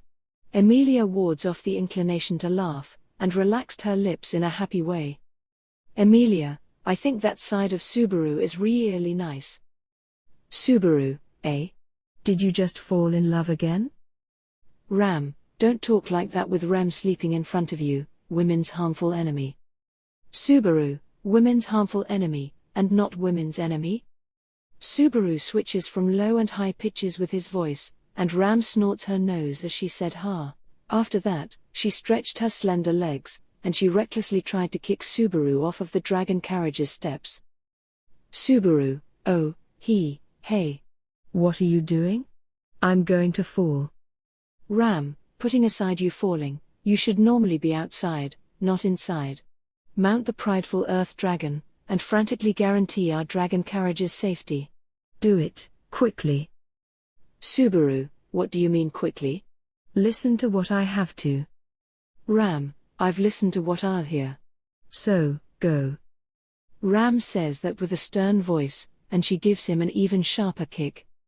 Subaru gets off dejectedly, getting his butt kicked, and just before he went away from the dragon carriage, he exchanged looks with Emilia. Emilia responds to that look by giving an acknowledging gesture with her chin as if she said I know. Subaru, guess I'll go then. But, anyways you should, Moga. Ram, go. A kick that felt like a surprise attack hits his stomach, and Subaru falls off out of the dragon carriage as he leaned backward. Then, Ram quickly shut the carriage's door, and she suddenly looked at Emilia as she let out a sigh. Then she says, Ram, Emilia Summer, why are you making that look? Emilia, no, it's nothing. But, I just thought about how you're kinda cute. Ram, that's a surprising opinion. That was bold of Emilia Summer. Emilia, Ram has a slip of the tongue due to being teased, and she shows a rare sight of stiffening her cheeks. Emilia sees that change in Ram's facial expression, and she smiled, appearing to become more and more happy. Emilia, finally feel like showing that face to me too, the one you always show to Subaru? Ram : not anymore. Please forgive my impoliteness. Emilia, I'm not really angry. I'm actually a little happy. It kinda feels like you're giving me trust when you do that. I was a little jealous of Subaru. Ram kept silent for a bit in response to Emilia's innocent reply. Immediately after that, Ram says this with a dumbfounded look while smoothing down her hair. Ram, Emilia Summer, you've changed too. When we first met, you looked like someone only with readiness that was hard, but fragile, like glass. Emilia, do I look a little stronger now? Ram, and now I think, you're like sweet glass turned into candy. Emilia, Wow, Ram, you're harsh. Emilia gets hit by Ram's abusive words, and her voice finally burst open from not being able to handle it. The girls continued to talk with each other like that for a bit inside the dragon carriage. After a few hours, the conquering of the Augria sand dunes began. They had more than a dozen kilometers towards east, and the sandy soil began as they were nearly 1 hour away with the dragon carriage. The wind filled with dry sand and the miasma got stronger, and when the prairie at their feet changed to desert, they were finally at the state to rush into the Augria sand dunes. Their setup was made up of 1 dragon carriage, and gyrus earth dragons to pull it. There was Subaru riding Patrasche as she ran with it, and she was traveling over the sandy soil. The flat-faced earth dragon wasn't fast, but it had stability with its heavy pacing. Its weird companion Patrasche also was careful of it at the start, but after a few hours of traveling together, it was as if it found its partner's promise, and so it didn't seem to have dissatisfaction on its highly prideful face. Subaru, if I had to describe it, then I'd probably say that dissatisfaction of this earth dragon reminded me of Betty. Beatrice was completely settled in Subaru's arms. Subaru pulls the bridle, and while holding onto the curled-up girl, he said no as he shook his head. Subaru, that's not right. Patrasche isn't such an intolerant dragon. Beatrice, Subaru, it would be wise of you to be more careful of how you perceive those around you, I suppose. Beatrice let out those words while squatting on the jet-black earth dragon as she held onto the edge of her skirt. Subaru's dragon riding skills were a lot better than they were before. He was simply spoiled by Patrasche's care up to this point, but now he was at a dragon rider apprentice level in one respect. He sat on the saddle and held onto the bridle. Beatrice sat in front of him, and he made sure to hold onto her from behind. They almost looked like experts at riding together. Of course, the only earth dragon Subaru would ride was Patrasche, and this wasn't the first time he rode her with Beatrice. Thus, Beatrice was being too paranoid, no matter how he looked at it. That's what he wanted to say. Beatrice, this very prideful earth dragon doesn't want to let anyone other than her owner ride them. This earth dragon of yours is extraordinary. If I was alone, she definitely wouldn't let me ride her. Subaru, isn't that just because you're bad at riding earth dragons? Beatrice, if that was the reason, then you getting close with this earth dragon wouldn't make sense, I suppose. It was just like she said. If Patrasche liked a person based on their dragon riding skills, then Subaru should have failed the first test.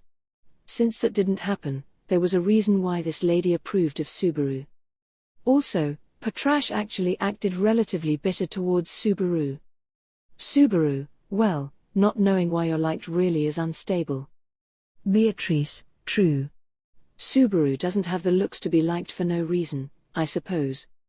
Subaru : in other words, you have firm reasons and you love me.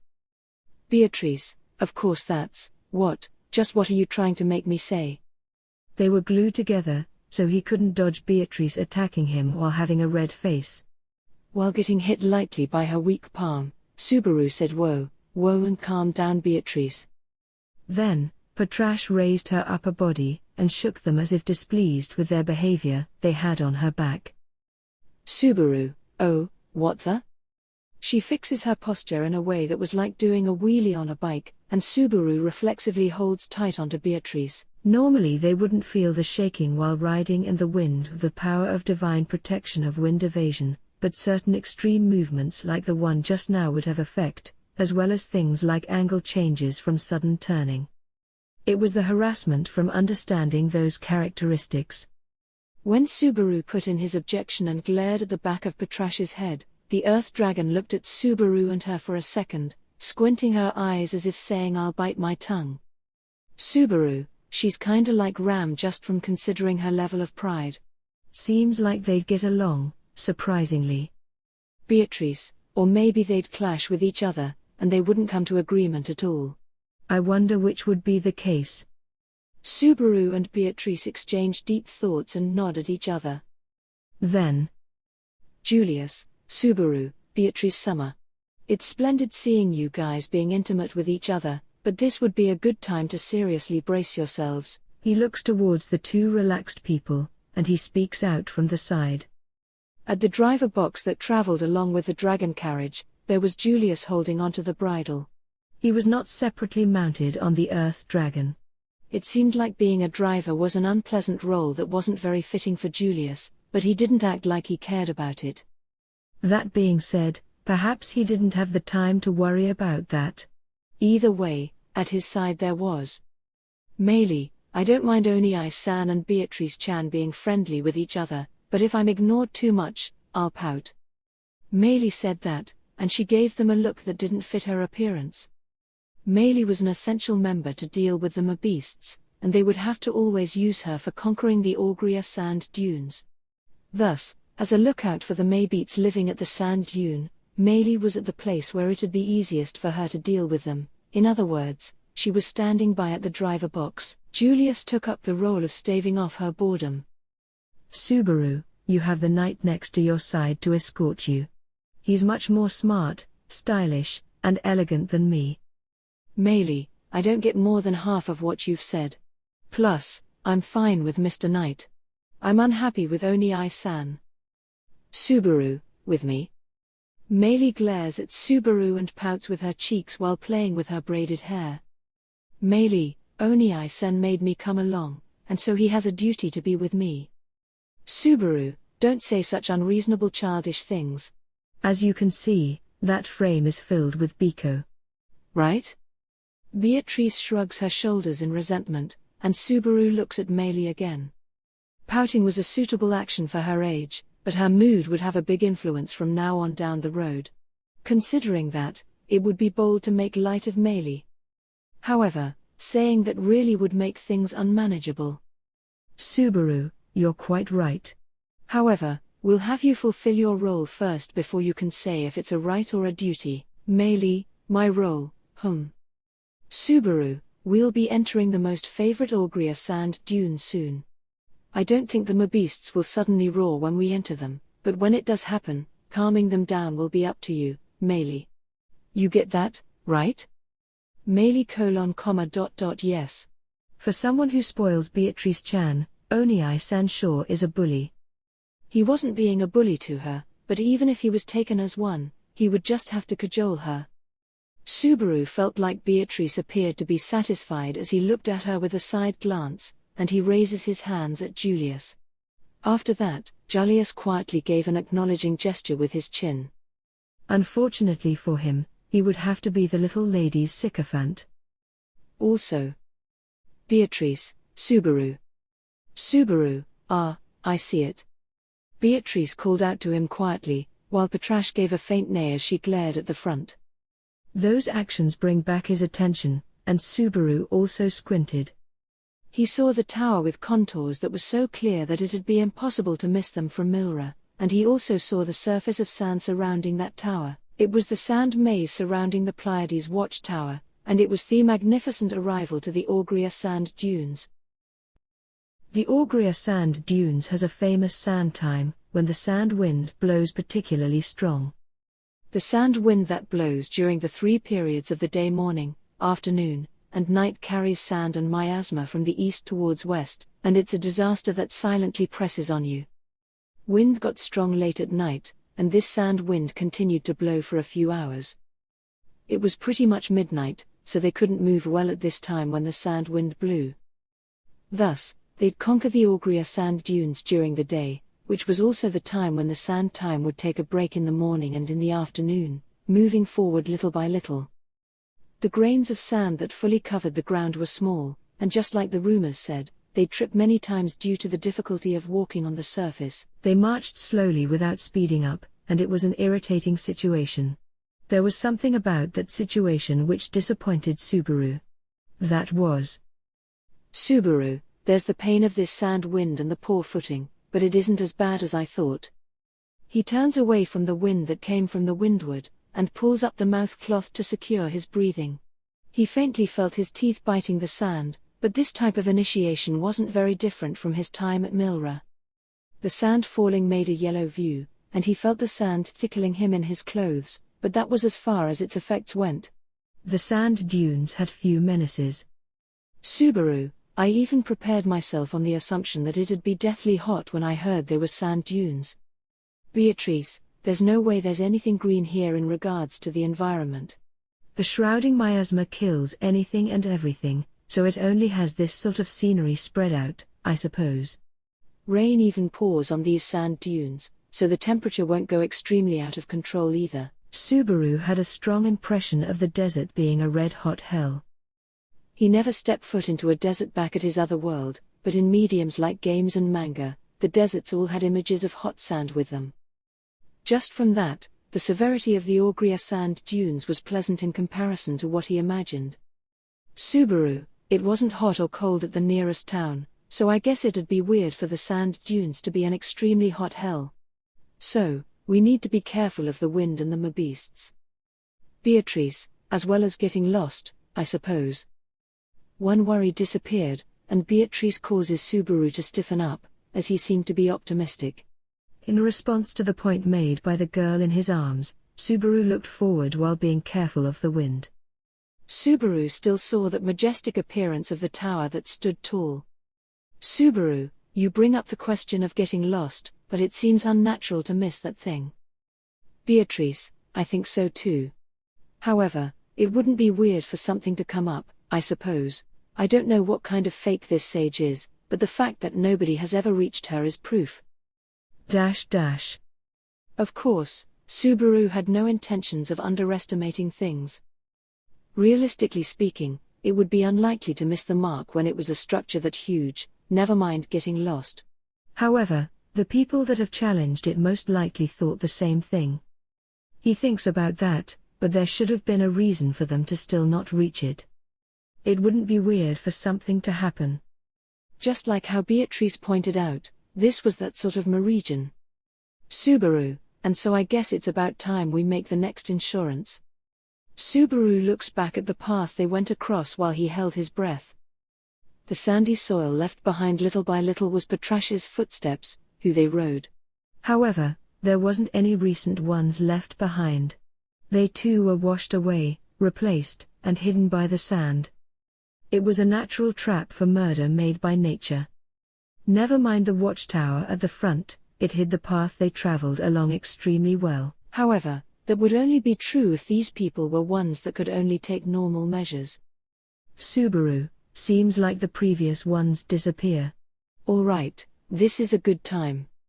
Subaru pulls on the bridle, ordering Patrasche as he leaned onto the dragon carriage that traveled with them. The dragon carriage also left traces with its wheels along with the earth dragon's footprints that looked like spikes, but those also had the same conditions as Patrasche's. Thus, they had to figure out something for the marks that followed them. Subaru, Emilia Tan, please. Emilia, okay, got it. When he knocked on the dragon carriage from the outside, Emilia answered and showed up on the other side of the door. Emilia's whole body was covered with a white robe for the sand, and at the back, at a far distance, Subaru pointed at a certain something that faintly reflected in his eyes while staring from afar and said, "Subaru, I'm sorry for having you work so much, but please, sensei." Emilia, well, I am having you watch from outside. It's not a big problem, what do you mean by sensei? Subaru, it's the template when a request is made. All right, please. Emilia, okay, I've been requested. Take this. Emilia looked at where Subaru pointed towards once they made petty jokes. Emilia raised her listless shouting voice with a look in her eyes that was too cute to call it a glare, and she surged her magical power. Immediately after, Emilia winded a swirl with the enormous mana in her palm, and the magical power ran swiftly through the sky in a sense of acceleration as the sound of it bursting into the air resounded throughout vicinity. And then after a few seconds, there was a huge ice tower that stood on the sandy plains route. Emilia, yeah, that was good.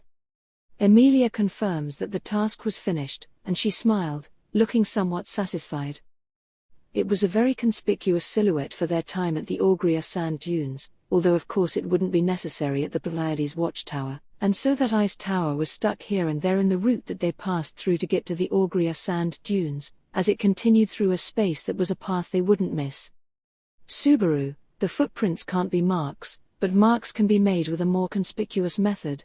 This is the application of magic, Emilia, even so, Subaru's craft really does impress me. Nice thinking. Subaru, this method won't be any good if the sand dunes get hot.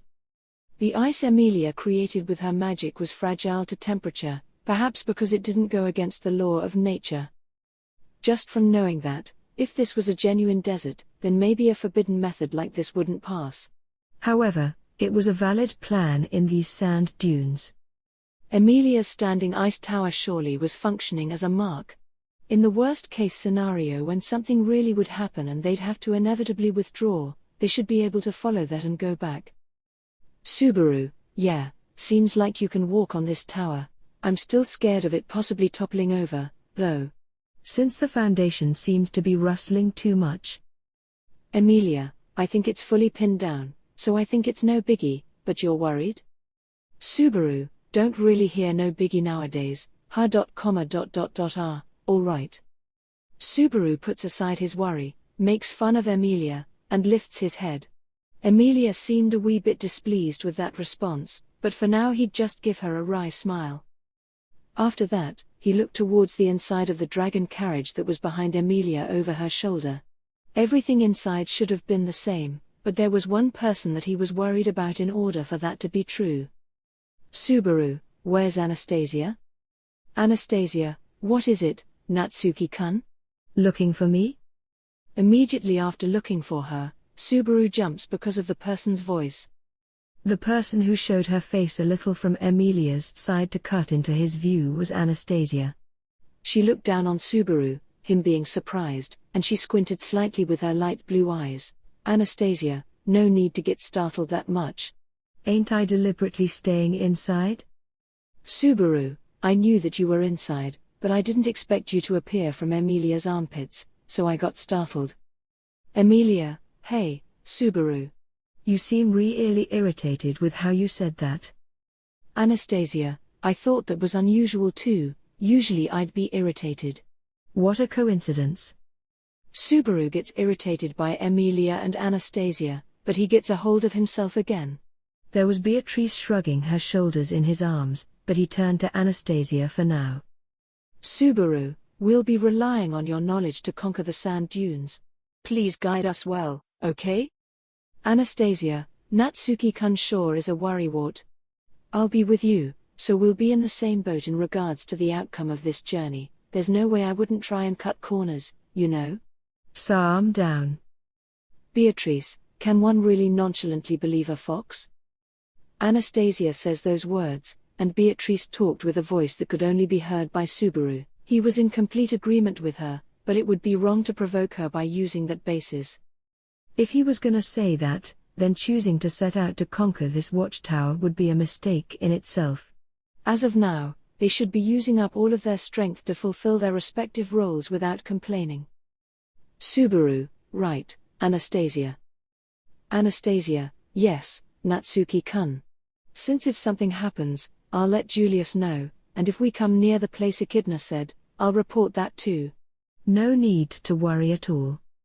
Subaru called out to her cynically, and the Anastasia who was Echidna showed no sign of disturbance. It seems like there would be no problem moving forward like this, for now. Emilia, it seems like the wind has gotten stronger. Subaru, if there's nothing else, then I'm gonna close it, but... Subaru : go ahead. Emilia Tan, I'll leave the people inside up to you. Emilia, yeah, leave it up to me. You be nice to Beatrice, too. Beatrice, no need to worry about that, I suppose. I'm satisfied. Emilia put her hand on the door, and she exchanged words when she left as she went back inside. Beatrice responded to Emilia's last joke with a light remark. Her smile gets interrupted by the door, and she went back inside. Subaru now went around to the front of the dragon carriage, and he appeared at the driver's box. Julius, seems like Emilia Summers' mark is working well. You are as clever as always. Subaru, you can call it guile, you know. Julius, I won't. I'm jealous of how you're adaptive in that you can come up with ideas myself and others can't come up with easily. I really cannot come up with these sort of evil ways. Subaru, guile sounds cuter than evil ways. Julius sat on the driver's box, and he had a faint smile on his face that couldn't be seen well. He had a white cloth wrapped around his handsome face, so his expression could not be seen. But even then, they talked with each other in this past month, and he could understand how much he was joking based off the tone of his voice. Subaru, Meili, how about you? Doing your job? Meili, you're gonna ask me that? Onii-san hasn't run into bad animals even once, and neither has the dragon carriage. That's not proof of me walking. When he peeked into the driver's box, he saw Meili pouting with her face, just as he expected. She was also wearing a cloak from her head for the sand wind, and she answered Subaru's question with a displeased-sounding voice. In response to Meili's answer, Subaru wipes off the sand off his head while gazing at the pathway. Subaru, even if you say that, it's hard to see the results of your hard work. I don't know if the beasts haven't showed up because of you, or if they just aren't around here. Meili, so that's what you're gonna say. Subaru said a careless thing, being disappointed by the high anticipations he had as there were no other obstacles that came up besides the sand and the wind. Meili says that with a low-toned voice, and she puts her cheeks in between her hands as if she was thinking of something, sinking into silence. Subaru honestly had a bad feeling about that. Julius, Subaru, apologized to her. It's clear that you just said something improper. Subaru, why, you don't have to tell me, I know. That was kinda my fault. Well, not kinda, but completely. Don't be sad. I wasn't trying to be mean. Meili, okay, it's fine. It's not like I'm mad or anything. But, I think there's a reason for what you said too. Subaru, oh. That's good. Thankfully, you are much more mature than you Lu. Meili, look, I'll make it clear why I'm here. Meili interrupts Subaru's explanation and apology, and she threw out those extremely disturbing words. The inappropriateness of that sound causes Subaru and Julius to look at each other, and they quickly tried to form some words. It was immediately after that. Patrasche and the dragon carriage's earth dragons both stepped hard on the ground, and they stopped moving.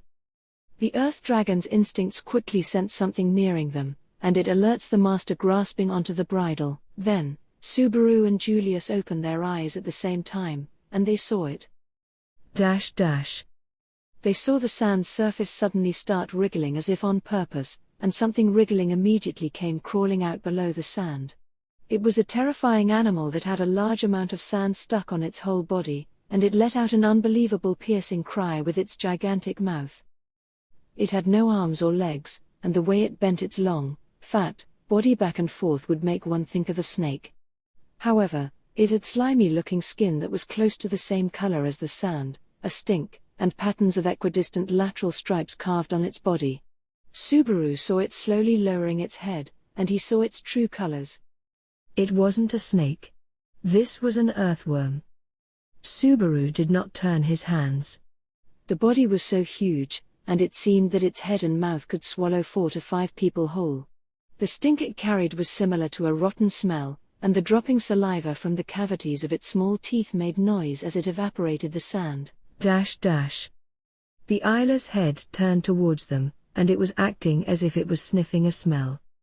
Subaru completely forgot about breathing at this moment. He also felt Patrasche's thoughts blanking, being across the bridle, and Beatrice grabbed hard onto Subaru's clothes while being in his arms. As soon as he thought of sense of smell, Subaru remembered his own witch stink that he had. When the beasts would react to that, as well as when they'd react to it here, this group would. Meili, RGs, you stink. Hurry up and leave. Get loosed. Meili let out an adequate voice, not showing fear in front of Subaru and the others. Those words caused the gigantic earthworm to turn towards Meili, but it immediately listened to that little girl's orders, and it crawled into the hole that it dug through. A few seconds later, the hole that the earthworm came from gets completely covered with sand, and only silence reigned within the area. Julius, that was an earthworm, most likely.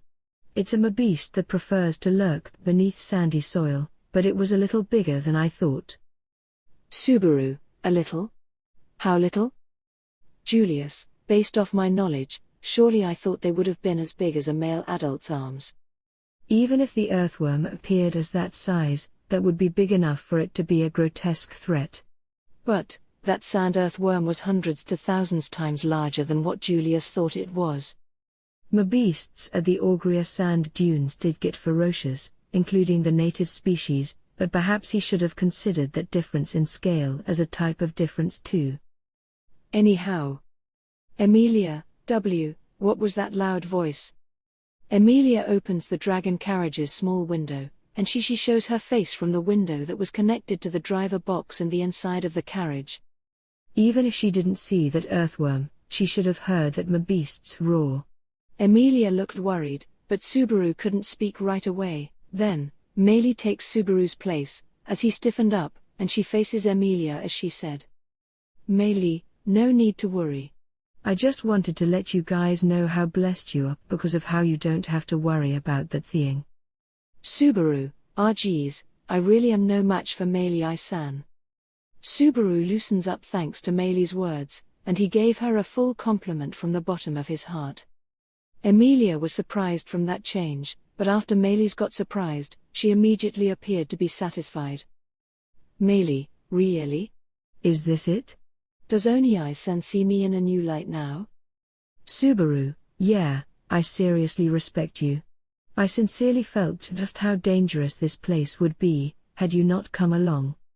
The Augria sand dunes are scary. Scary. He now understood one way how the many reckless adventurers didn't come back from them daring to conquer this place. He understood that they certainly were extremely daring. It was the absurdity of fooling themselves by believing that the initiation of the sand dunes would be easy. Hooray for peace.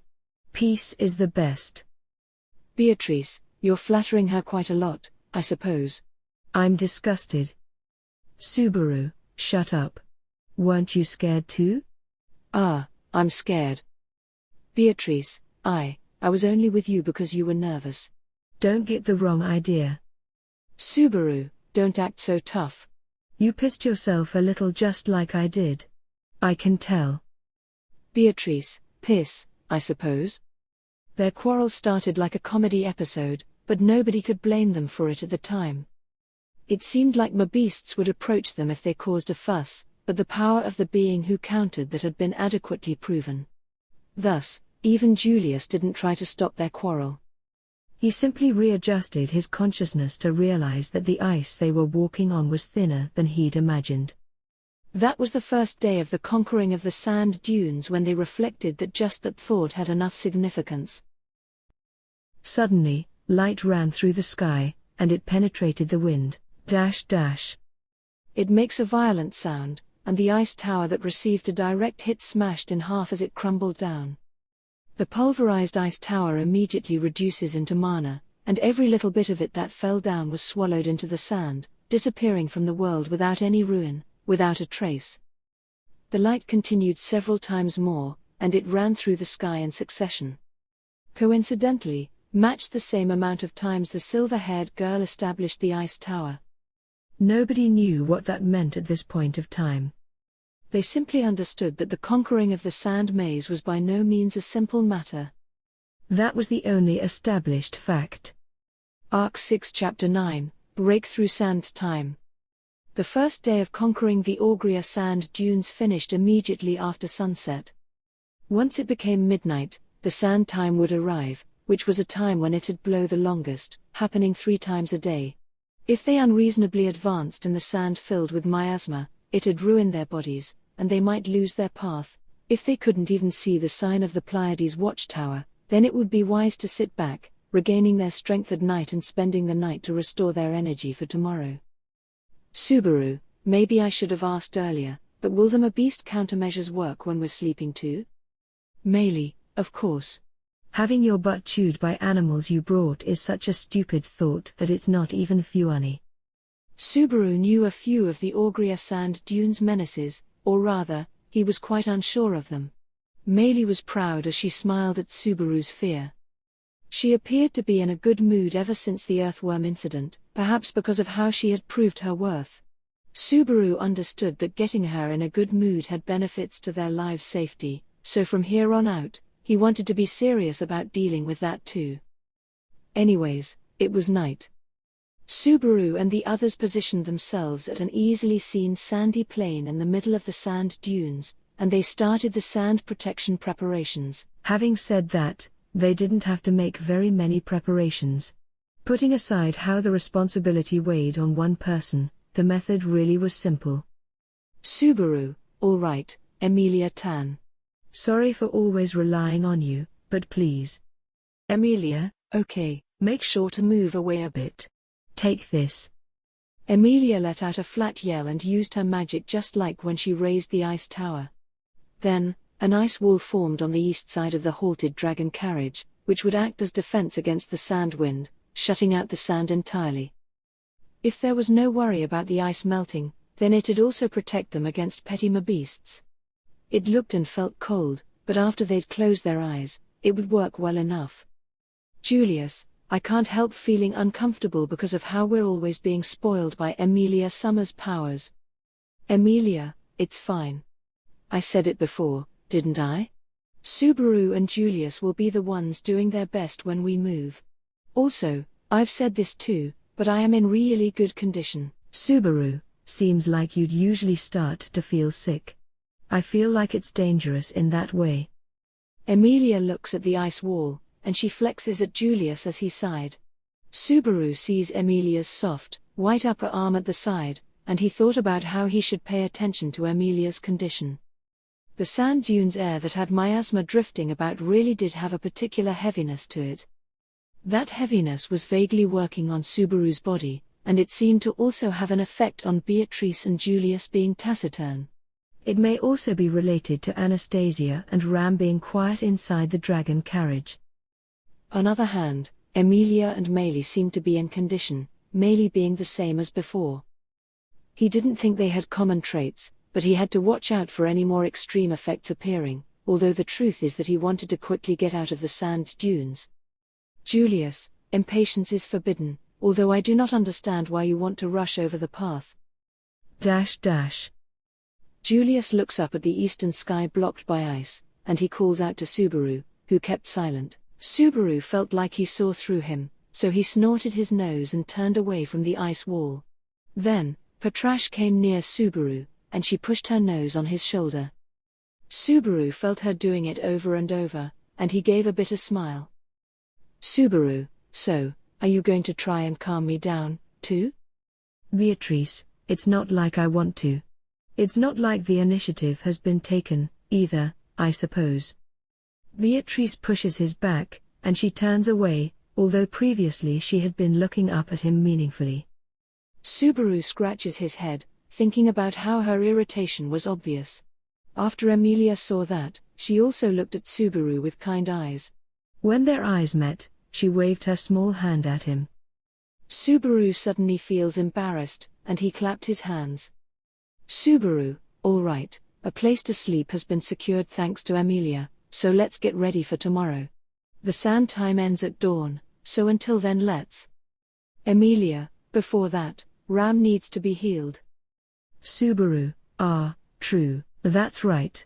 Okay, then I'll be depending on Emilia-tan and Biko for that. Subaru tries to quickly pour out topics, and he gets stopped by Emilia, as she tried to follow the daily routine. Emilia and Beatrice nod at Subaru's anticipations, and the healing began with the men being put outside. Also, as for why Subaru and Julius were put outside while the healing began. Ram, One could tell that the healing had started because of the voice that could be heard faintly, although it came from over the door. It was Ram's enthusiastically shaking voice that sounded like she was enduring pain. A faint light rises inside the dragon carriage, and the healing takes place through the mana that combined 4 attributes. Mana pours into the wound from having lost her horn. On one hand, Ram's situation was pitiful, as she received her healing, and it really did feel like something erotic somehow. That's why they refused to have the men with them during healing, ever since it was witnessed the first day. Subaru, I don't get why Roswaal thought of making you do that repeatedly. Julius, in a way, it's definitely an honorable role. Ram is charming and pretty.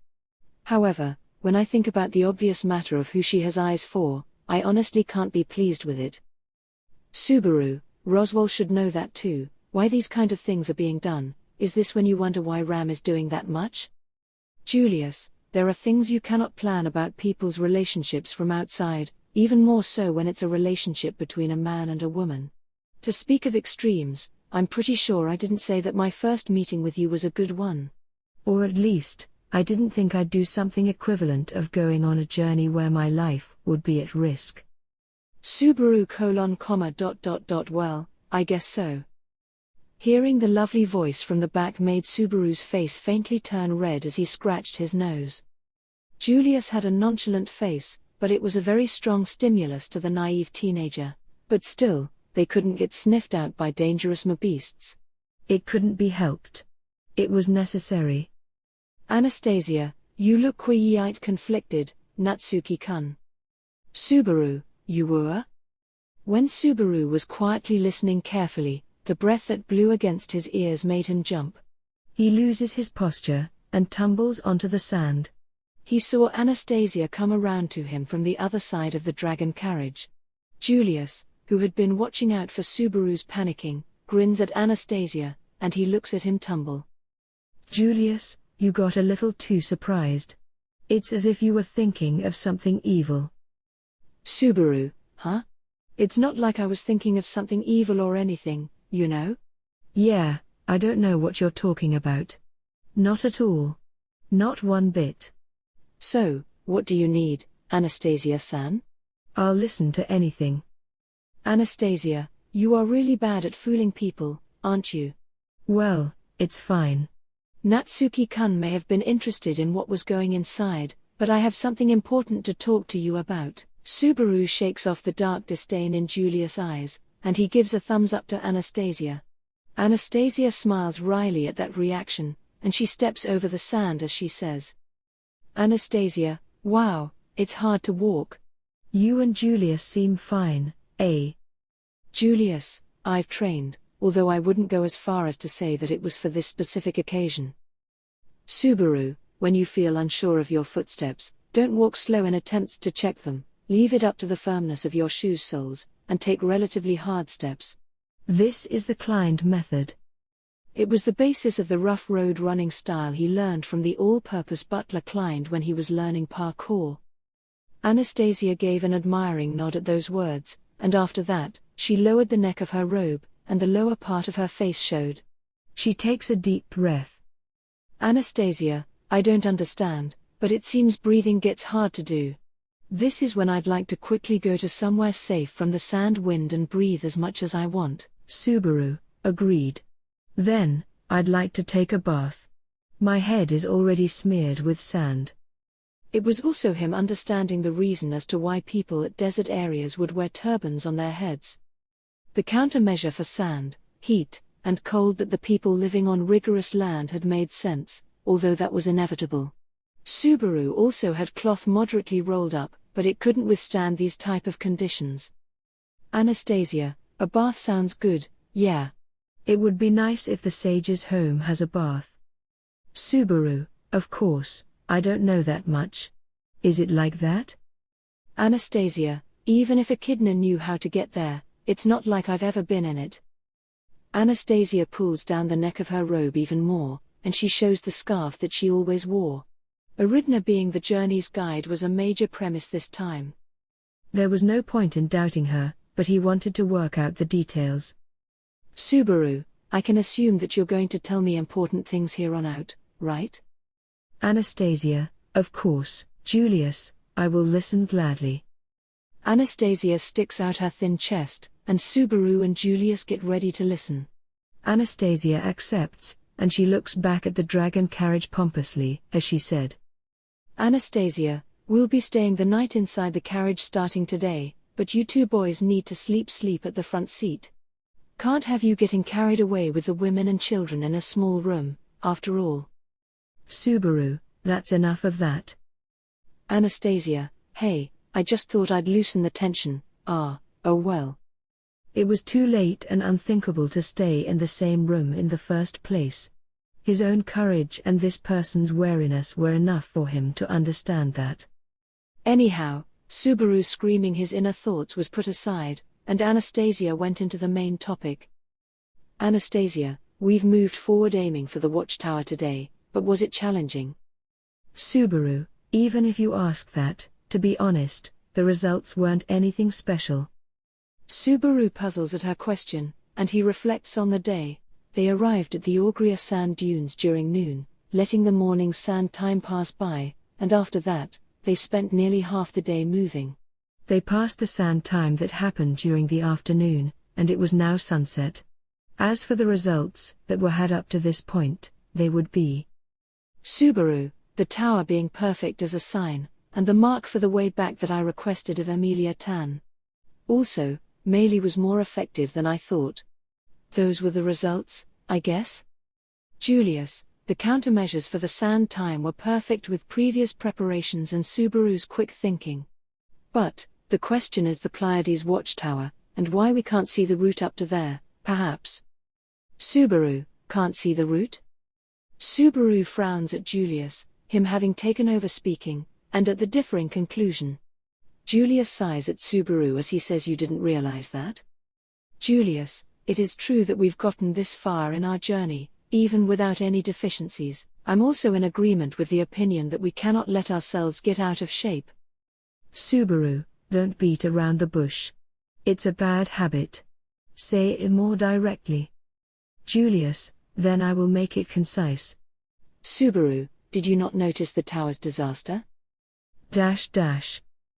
Julius asks him a question quietly, and Subaru gulped. After that, the watchtower, he saw through the other side of the ice wall, and he stared at the mighty majesty that asserted itself lightly, even in the night. Even after Julius pointed out a disaster, Subaru could not understand the watchtower's abnormality. Nothing should have been different about the tower that he had been staring at the whole day, compared to how it was when they had arrived to the sand dunes. Nothing should have been different. Subaru, comma. Julius, seems like you figured it out. That tower clearly isn't getting closer, nor is it getting any farther. We've been aiming at that tower, walking towards it this whole time, but the distance isn't closing. Just like Julius pointed out, Subaru finally understood that abnormality. The faraway-looking Pleiades watchtower continued to be there, with a size that made it feel like it'd be impossible to miss it, without change. There was no sort of change in how you'd see it. Subaru, no way. Julius, Subaru, I understand your frustration. However, we have to keep our heads up and… Subaru, so, going through all that trouble today, being smeared with sand, and the distance we walked were all a waste? Conquering this place is such a pain in the ass. Julius, sure? Subaru kicks the sand at his feet, raising his voice, and Julius was at a loss for words. Subaru squats on the ground in front of Julius, him being disturbed, and he scoops out sand with his palm as he pouted. Subaru, hey, you serious? I've suddenly become tired after finding that out. Saying that those efforts were a waste seriously just sucks ass. Wow, this is the worst. Anastasia, you have weaker mental fortitude than I thought. Subaru, what are you looking at? Don't you see me suffering this much? I'm extremely depressed, and I feel extremely awful. You should have said something earlier when you noticed it. Julius, I thought to not say anything until I was sure. I didn't want to discourage you. Subaru, this is how you people. He throws away the sand he scooped up, and he stood up while clapping his hands. Subaru glares at Julius from below, who seemed to be looking down, and he acted indignant. Subaru, can you stop thinking like that? It's not like I'll get mad when you talk about something that came to your mind. Rather, we might find a clue from it. Do you guys have a "I'll just keep this inside of me" sort of mentality? Has that really made the situation better at all? Not once have I thought that I should have kept quiet. Julius, sorry.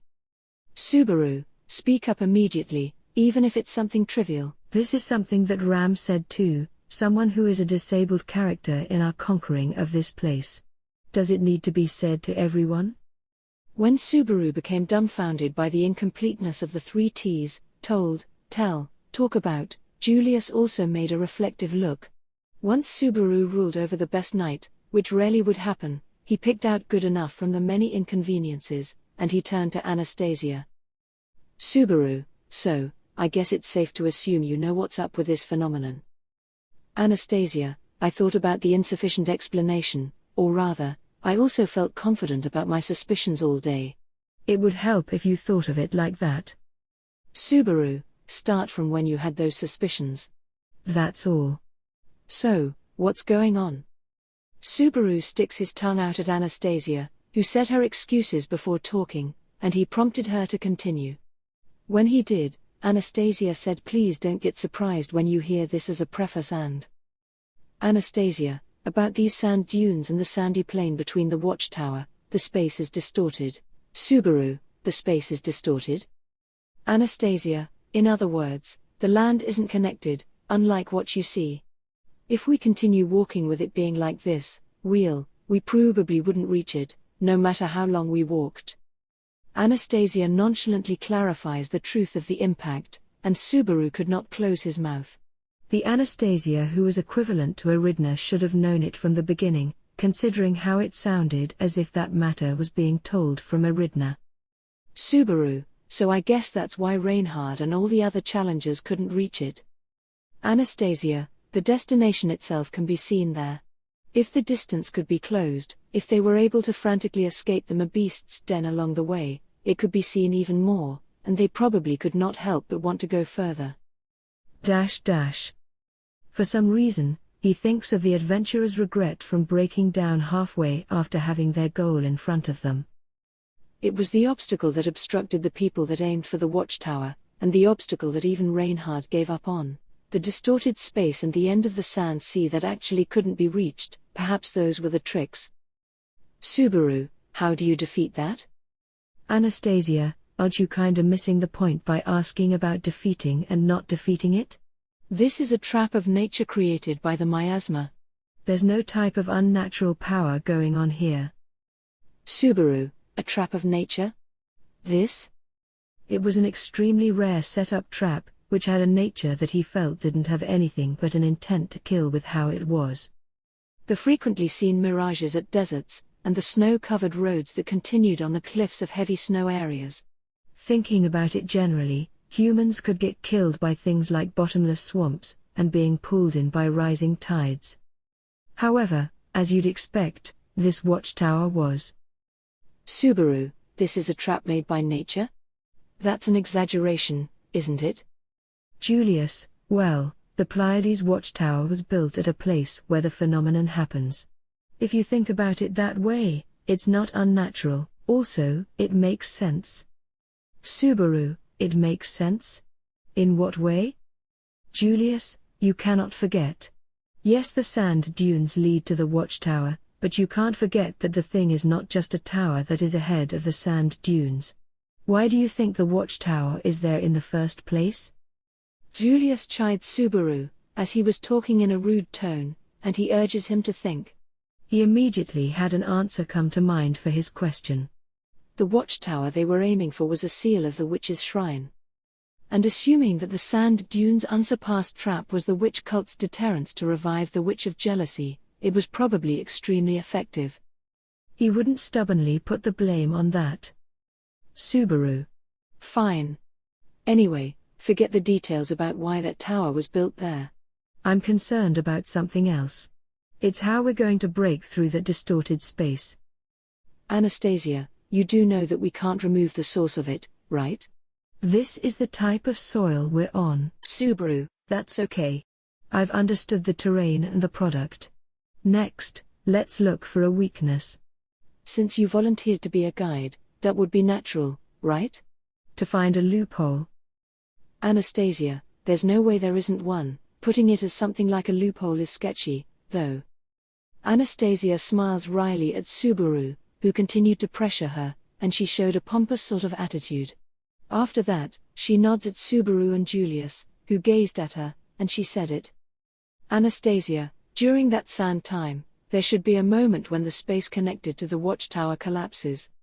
We'll go through there, and we'll enter the real sand sea. That's the condition of breaking through, you see. They had consecutive, very difficult situations with their attack on the sand dunes that started the next day. The conditions for Anastasia's discovered path to the watchtower all had to be intact. In other words, most of their traveling would become white space until sand time, and meanwhile, they had expectations of it being unmanageable. However, the anxiety was, Anastasia, even when it's sand time, reaching the opening will depend on luck.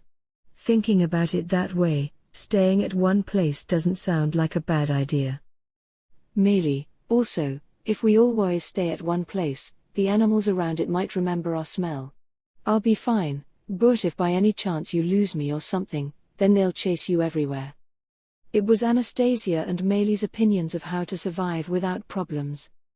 The former opinion was a bit unreliable, but the latter opinion was about how their life was on the line. It wasn't something he wanted to think about too much, but turning away from danger would be mere cowardice. Daring to truly be brave, facing fears, and still fighting was something invaluable. Subaru, right, Emilia-tan? Emilia, dash? Yeah, right. Subaru, Emilia Summer, you shouldn't take it so seriously. This is the time to make a face for a stupid occasion. He talked with the face inside the dragon carriage periodically, but his motivation didn't go down, even after hearing that yesterday's traveling was a waste. They had quite a lot of flexibility with things like the food and water made at Milra. He wanted to believe that there was nothing to worry about, since the miasma's effect was mitigated by Emilia and Beatrice's spirit techniques. Subaru, actually, I'm getting stressed out from not knowing how many days we'll have to work. Beatrice, Subaru, spit out the gravel in your mouth without swallowing. Even if it's not a lot, it's sand that has miasma, I suppose. If you deal with it improperly, you'll have a painful experience later. Beatrice became completely used to the feeling of tasting sand in her mouth, and she warned Subaru, who wasn't being very cautious. When Beatrice brought out the water container from her pocket, who was in Subaru's arms just like always when they'd ride dragons, she said, Beatrice, look, I'll rinse your mouth, I suppose. I'll at least clean the inside of your mouth, the part that can't be bathed in water. Subaru, yeah, come to think of it, you're clean even without taking a bath. Beatrice, that's because most of my body is made up of mana, I suppose. Of course, I always seem clean. Me being pretty anywhere at any time is a given, I suppose. Subaru, yeah, cute. Beatrice pouted at Subaru's apathetic response, but he patted her head, and he played with her drills pushed into her robe. She had it braided today. Subaru, oh, we've discovered a group of mabeasts again. They only seem like mere animals when they surround us like that. Meili, if they go away from me and come close, people like Oniai-san will get bitten at once. It's strange, but the animals around here stare at Oniai-san. He brings Patrasche near the dragon carriage, and he looks at the group of mabeasts that gathered at a place deviating from their path horizontally. Just like Meili said, she had looked at Subaru with a curious expression, and she murmured weird. It seemed like the girl did not know about Subaru's witch scent that he had. Subaru thought about it having the same nature as the miasma, but it seemed like he wouldn't be able to understand the true essence of it. Anyhow, even if that scent faded from Subaru, it seemed like the nature of it luring the mabeasts did not disappear. Subaru, oh, could that be a nostalgic mabeast? Ram, take a look. Ram, it's really discomforting how you talk about that like it's a part of my memories. They're nothing but painful memories to me, as well as to you, Barusu. The group of maddogs that were looking at them from afar were the same disastrous mabeasts that attacked the former Roswaal residents. Ram acted harsh towards Subaru, who got enthusiastic unintentionally. Subaru, don't say that. If I were to depict what they are to me, you, and Rem, I'd say that they built the bridges between us. If they weren't there, maybe I wouldn't even be here right now. When you think about that, we don't have a bad relationship with the. Wait, it is bad. It's shit. Ram, Stop killing your own enthusiasm by yourself. Watching you makes me feel pity, listening to you makes me feel miserable, and just thinking about it makes me feel miserable. The stress caused by the beasts a year ago revived. Ram sighs at Subaru, him heating up, and when she quickly shut the dragon carriage's window, the conversation ended. Unfortunately, it couldn't be helped. That incident from a year ago inside of Ram when Rem lost herself, and when Subaru helped fix it was being repainted. It was obscure to her on how the beasts were conquered without Rem, but it seemed she didn't feel uncomfortable with their amnesia. If the memory of Rem was revived inside of Ram, then the missing parts would be filled, and topics would mesh well too. He'd think about it when the time would come, although he felt like he'd only get insulted. Subaru, wow. Sand time is dangerous. Sand time is ridiculous. Sand wind is dangerous. Emilia, I made some ice as soon as I could, but if it's no good, then tell me, okay? Subaru, it's already pretty bad. The almighty ice theory is collapsing. The crucial sand time arrived. They jumped towards the sand wind, looked for the space's distortion connected to the tower, and rushed in, but they were getting hit overwhelmingly by the sand's fury more than they thought. It was a particular miscalculation, but the ice wall had performed powerfully to support their venture, and it was a complete defeat of it. Subaru, it's an ice wall, and yet the absurd sand is sticking onto it, so I can't see what's in front of me at all. Or rather, receiving wind with a wide area of ice when the wind is so strong is beyond suicidal. Emilia, eh? What? Subaru, did you say something? I can't hear you at all. Subaru, the wind is so strong, and this is beyond suicidal. Emilia, eh? You want to die? No, you can't. Don't lose courage. Subaru, I didn't say, Gar. Sand violently got in my eye. Emilia, eh? Say something. Say it again. Subaru? Subaru. Subaru, say it again, such a Spartan act is, Gar. Emilia, Subaru. The sand wind that became a gale was already close to being a sandstorm. They were serious, challenging people, but their interaction sounded like a comedy act. Even holding the ice board they kept in mind to protect themselves against the thin sand was nothing but suicidal, as they were getting blown against head-on by the wind. However, that strategy's situation becoming a bottleneck to them was. Subaru, keep going. Hang in there, Jen. We can only rely on your horsepower. The Earth Dragon received the sand wind head-on, and it was being assaulted in it. It had already gotten through a few days in the days of conquering the sand dunes. The developed bond became its name, and it appeared. To put it briefly, the gyrus Earth Dragon pulling the dragon carriage was named Jen. Jen's tenacity held the key to break through the sand wind. Anyway, the dragon carriage that the girls were on did not have any way to diminish the wind. As a result, they could only rely on Jen's power, having it pull the dragon carriage with strength that wasn't weaker than the wind. Julius, doing nothing but forcing Earth Dragons isn't my thing, but we need you now. Meili, hey, hang in Tay. I don't want to go back to the unending sandy plain again. Julius cheered on Gyrus, him holding onto the bridle, as well as Meili, who sat next to him. They could believe in that underlying strength, throwing words at Gyrus, precisely because they were the ones closest to viewing its tenacity.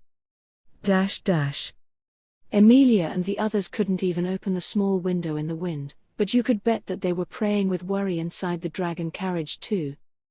As one countermeasure for the sand, Emilia had to tamper with the dragon carriage somewhat with ice. Even though a board of ice was stuck onto the front and it protected against sand, it could not handle the fierce attacks of wind. Thus, Subaru's last resort that he brought out was a molding between things like the formation of a swing that warded off the wind, and a sharp form. He imagined a spear that would pierce fiercely into the sand wind. Subaru, it's a remodel of a mini four-wheel drive.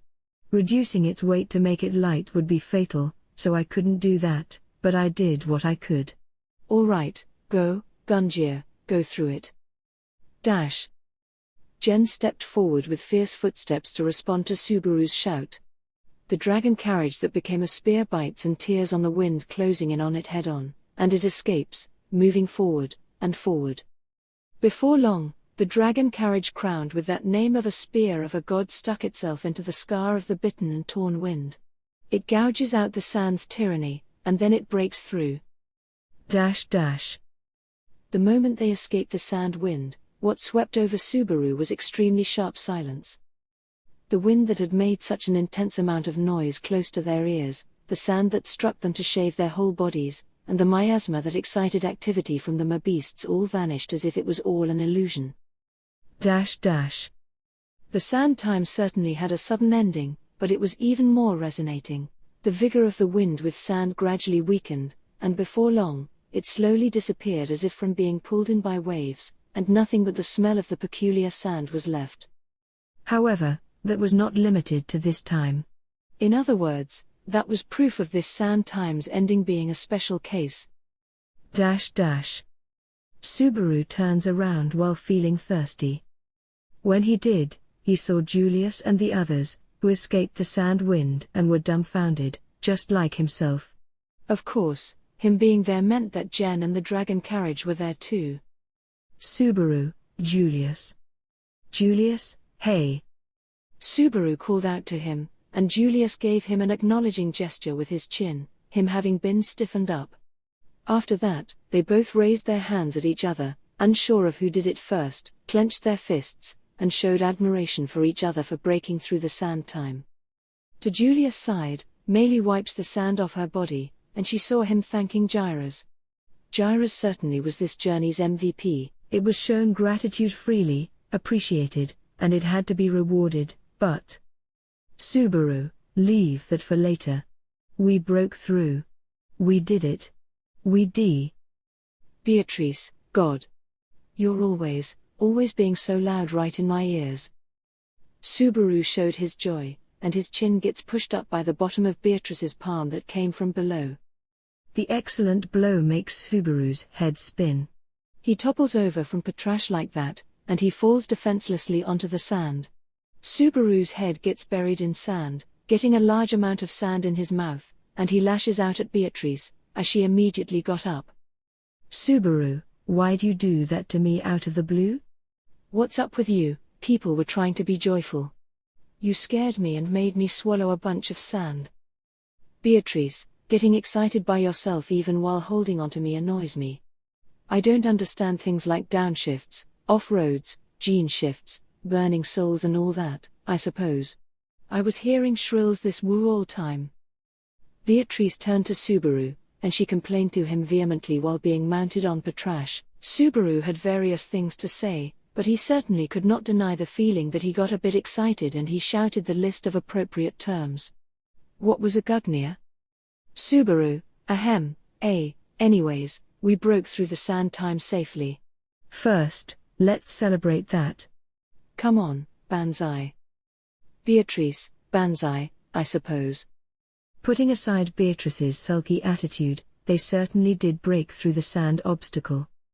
He pats Patrasche's neck, as she did her best, and he showed his thanks for the braveness of the loving dragon that didn't show tiredness on her gallant face. After that, Subaru rushed up to the dragon carriage, and as a way to share his delight. Meili, Oni-san. Subaru, what's wrong? You can be a little more glad too. Meili, be quiet. Meili stopped Subaru, him trotting, and her sharp words jump at him as she turned around and looked his way. What was included in them was a clear warning about danger. Subaru wasn't enough of a fool to mistake what that meant.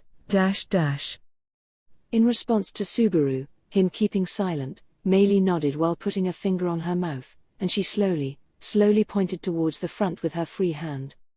Subaru, Julius, and Beatrice get lured by that movement, and they look forward.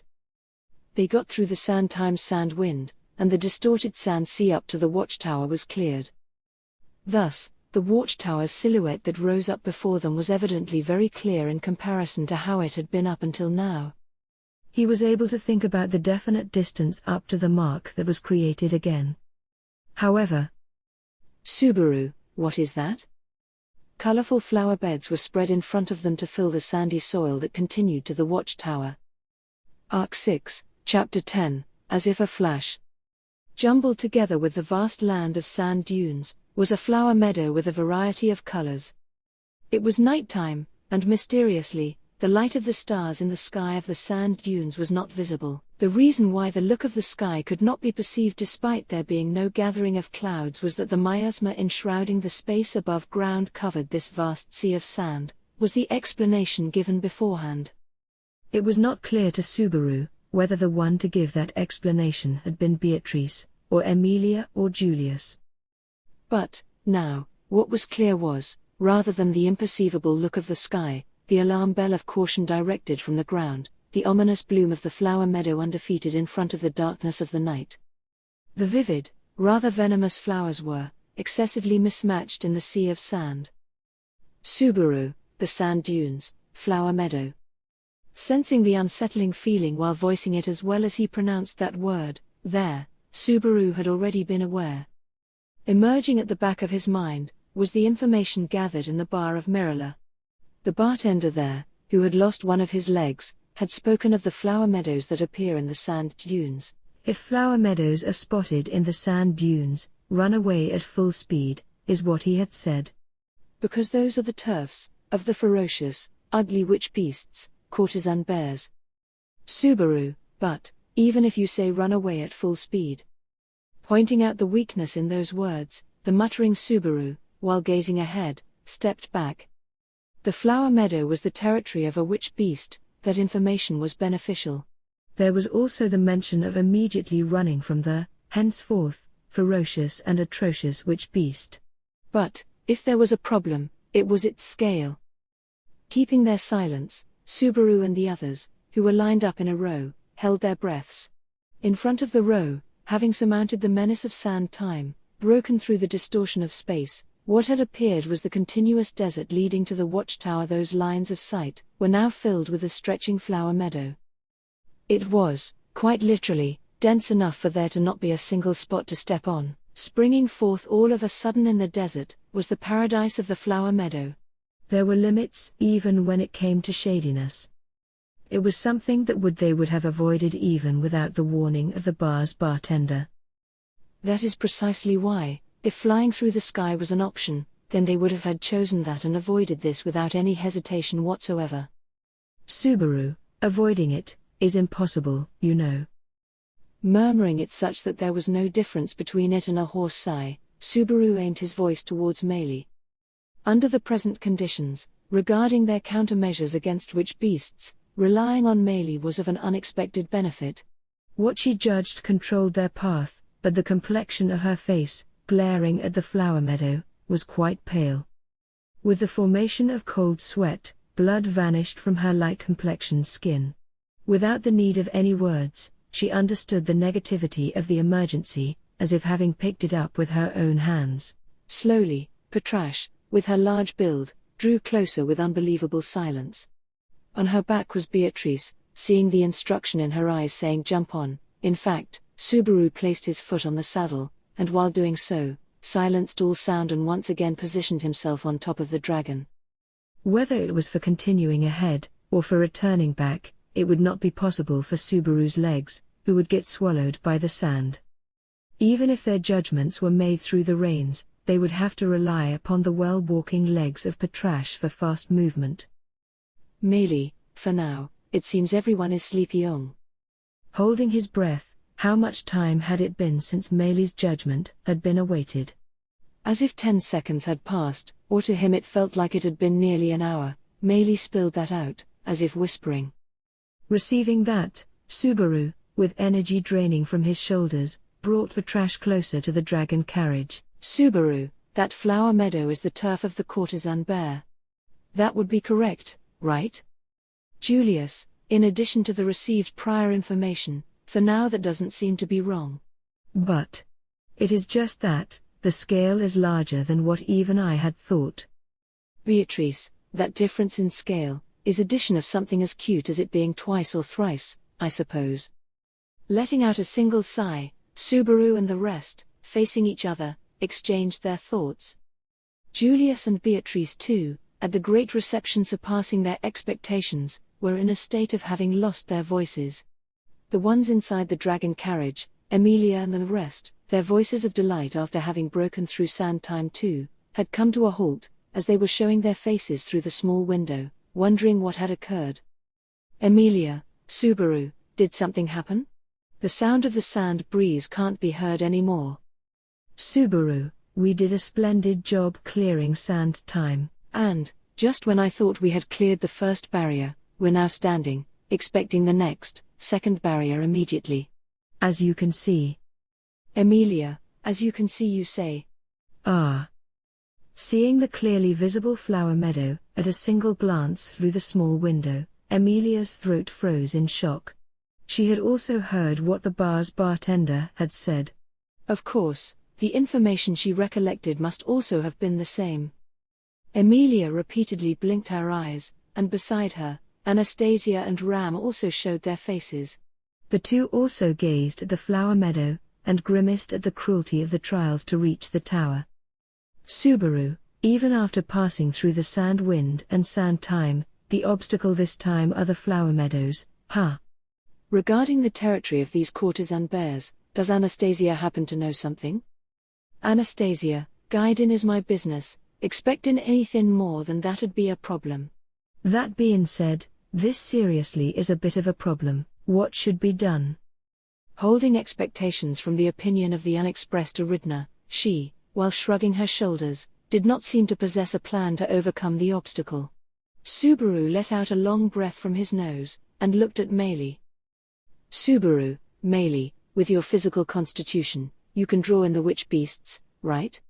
Courtesan bears too, can't you pull them out from the flower meadow? Meili, that's difficult LT. If it's 10, 20, or even if it's 100, ICAN, but a number more than that and there'll be some children to whom my instructions won't ch. Subaru, there's a limit to the number, Meili, there's also a limit on the quality tilde. Even I can't tell OND the white whale or the great rabbit. The courtesan bear is at that point, its compatibility with me is bar D. Very different from the shadow lion. Subaru, shadow lion. Ah, that large one who showed up at the mansion, right. Putting a limit to their conversation about old memories, Subaru considered Meili's opinion and glared at the flower meadow. Countless, a vast paradise of flowers just as expected, even the estimate of the number of which beasts could not be determined. But, it was clear that it was easily more than 100, which was Meili's limit. Julius, in the present situation, it could be said that the choices we have are to either continue or return. Facing Subaru, who had drowned in silence, the driver Julius said that lifting two of his fingers, and tilting his neck. Seeing Julius' fingers, Subaru inhaled. Subaru, the choice to return wasn't there from the beginning, you know. It'll be a waste after clearing sand time, but, with that, nothing of the problem will get solved.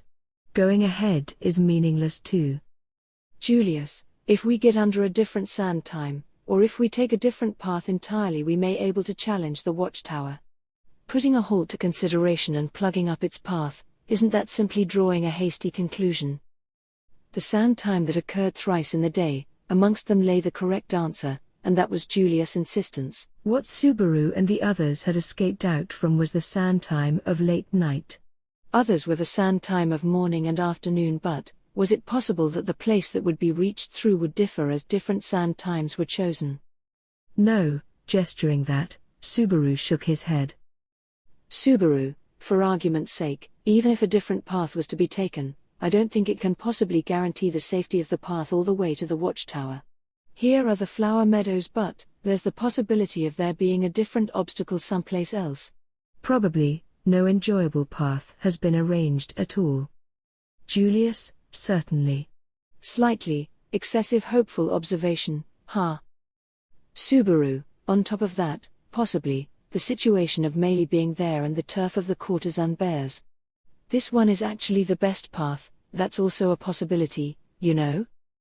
Julius, this time, excessive pessimism, As always, it is your forte to denounce and uplift, isn't it? Subaru, I don't remember ever aiming for that. All right then, Meili. What about you? Harshly telling Julius, who rounded his eyes at how unfavorable the situation was, Subaru turned towards Meili. Silent, gazing intently at the flower meadow, Meili, at Subaru's words, said with her gaze cast downwards. Meili, the number is painful, but if you tell me to do it then I'll try doing it. It's not like I have to listen to everything which all of the animal sands have to say. Why? Subaru, you don't need to for everything, you say? Meili, for passing through the flower meadow, it would be fine if just the minimum number of courtesan bears are quietly gotten rid of. If a path is opened up, for the rest I'll have them obediently sleep. If they're not attacked then it can be somehow managed with Tappei. As if gaining certainty in her thoughts while answering the doubt, strength returned to Meili's voice. At the very least, she had a stance of respecting Subaru's chance of continuing. That was something to be genuinely grateful for. Subaru nodded to Meili, and then looked at everyone's faces. Subaru, I think we should continue. Regardless of what's chosen, there can be no return without jumping into the risk. It's about there being some solution to the problem rather than just running away from it. Ram, even though you rely on others to attain your own objectives, isn't that quite something to declare with that mouth? Ram fired bitter words at Subaru, who'd suggested to proceed. Receiving her typical words, Subaru let out an "oh" and raised his thumb. Subaru, ultimately, it's no mistake that we have to rely on Meili. By any chance, if it ends up being that we have to attack the witch beasts, then we'll have to rely on Emilia Tan or Julius, or Biko. How wicked.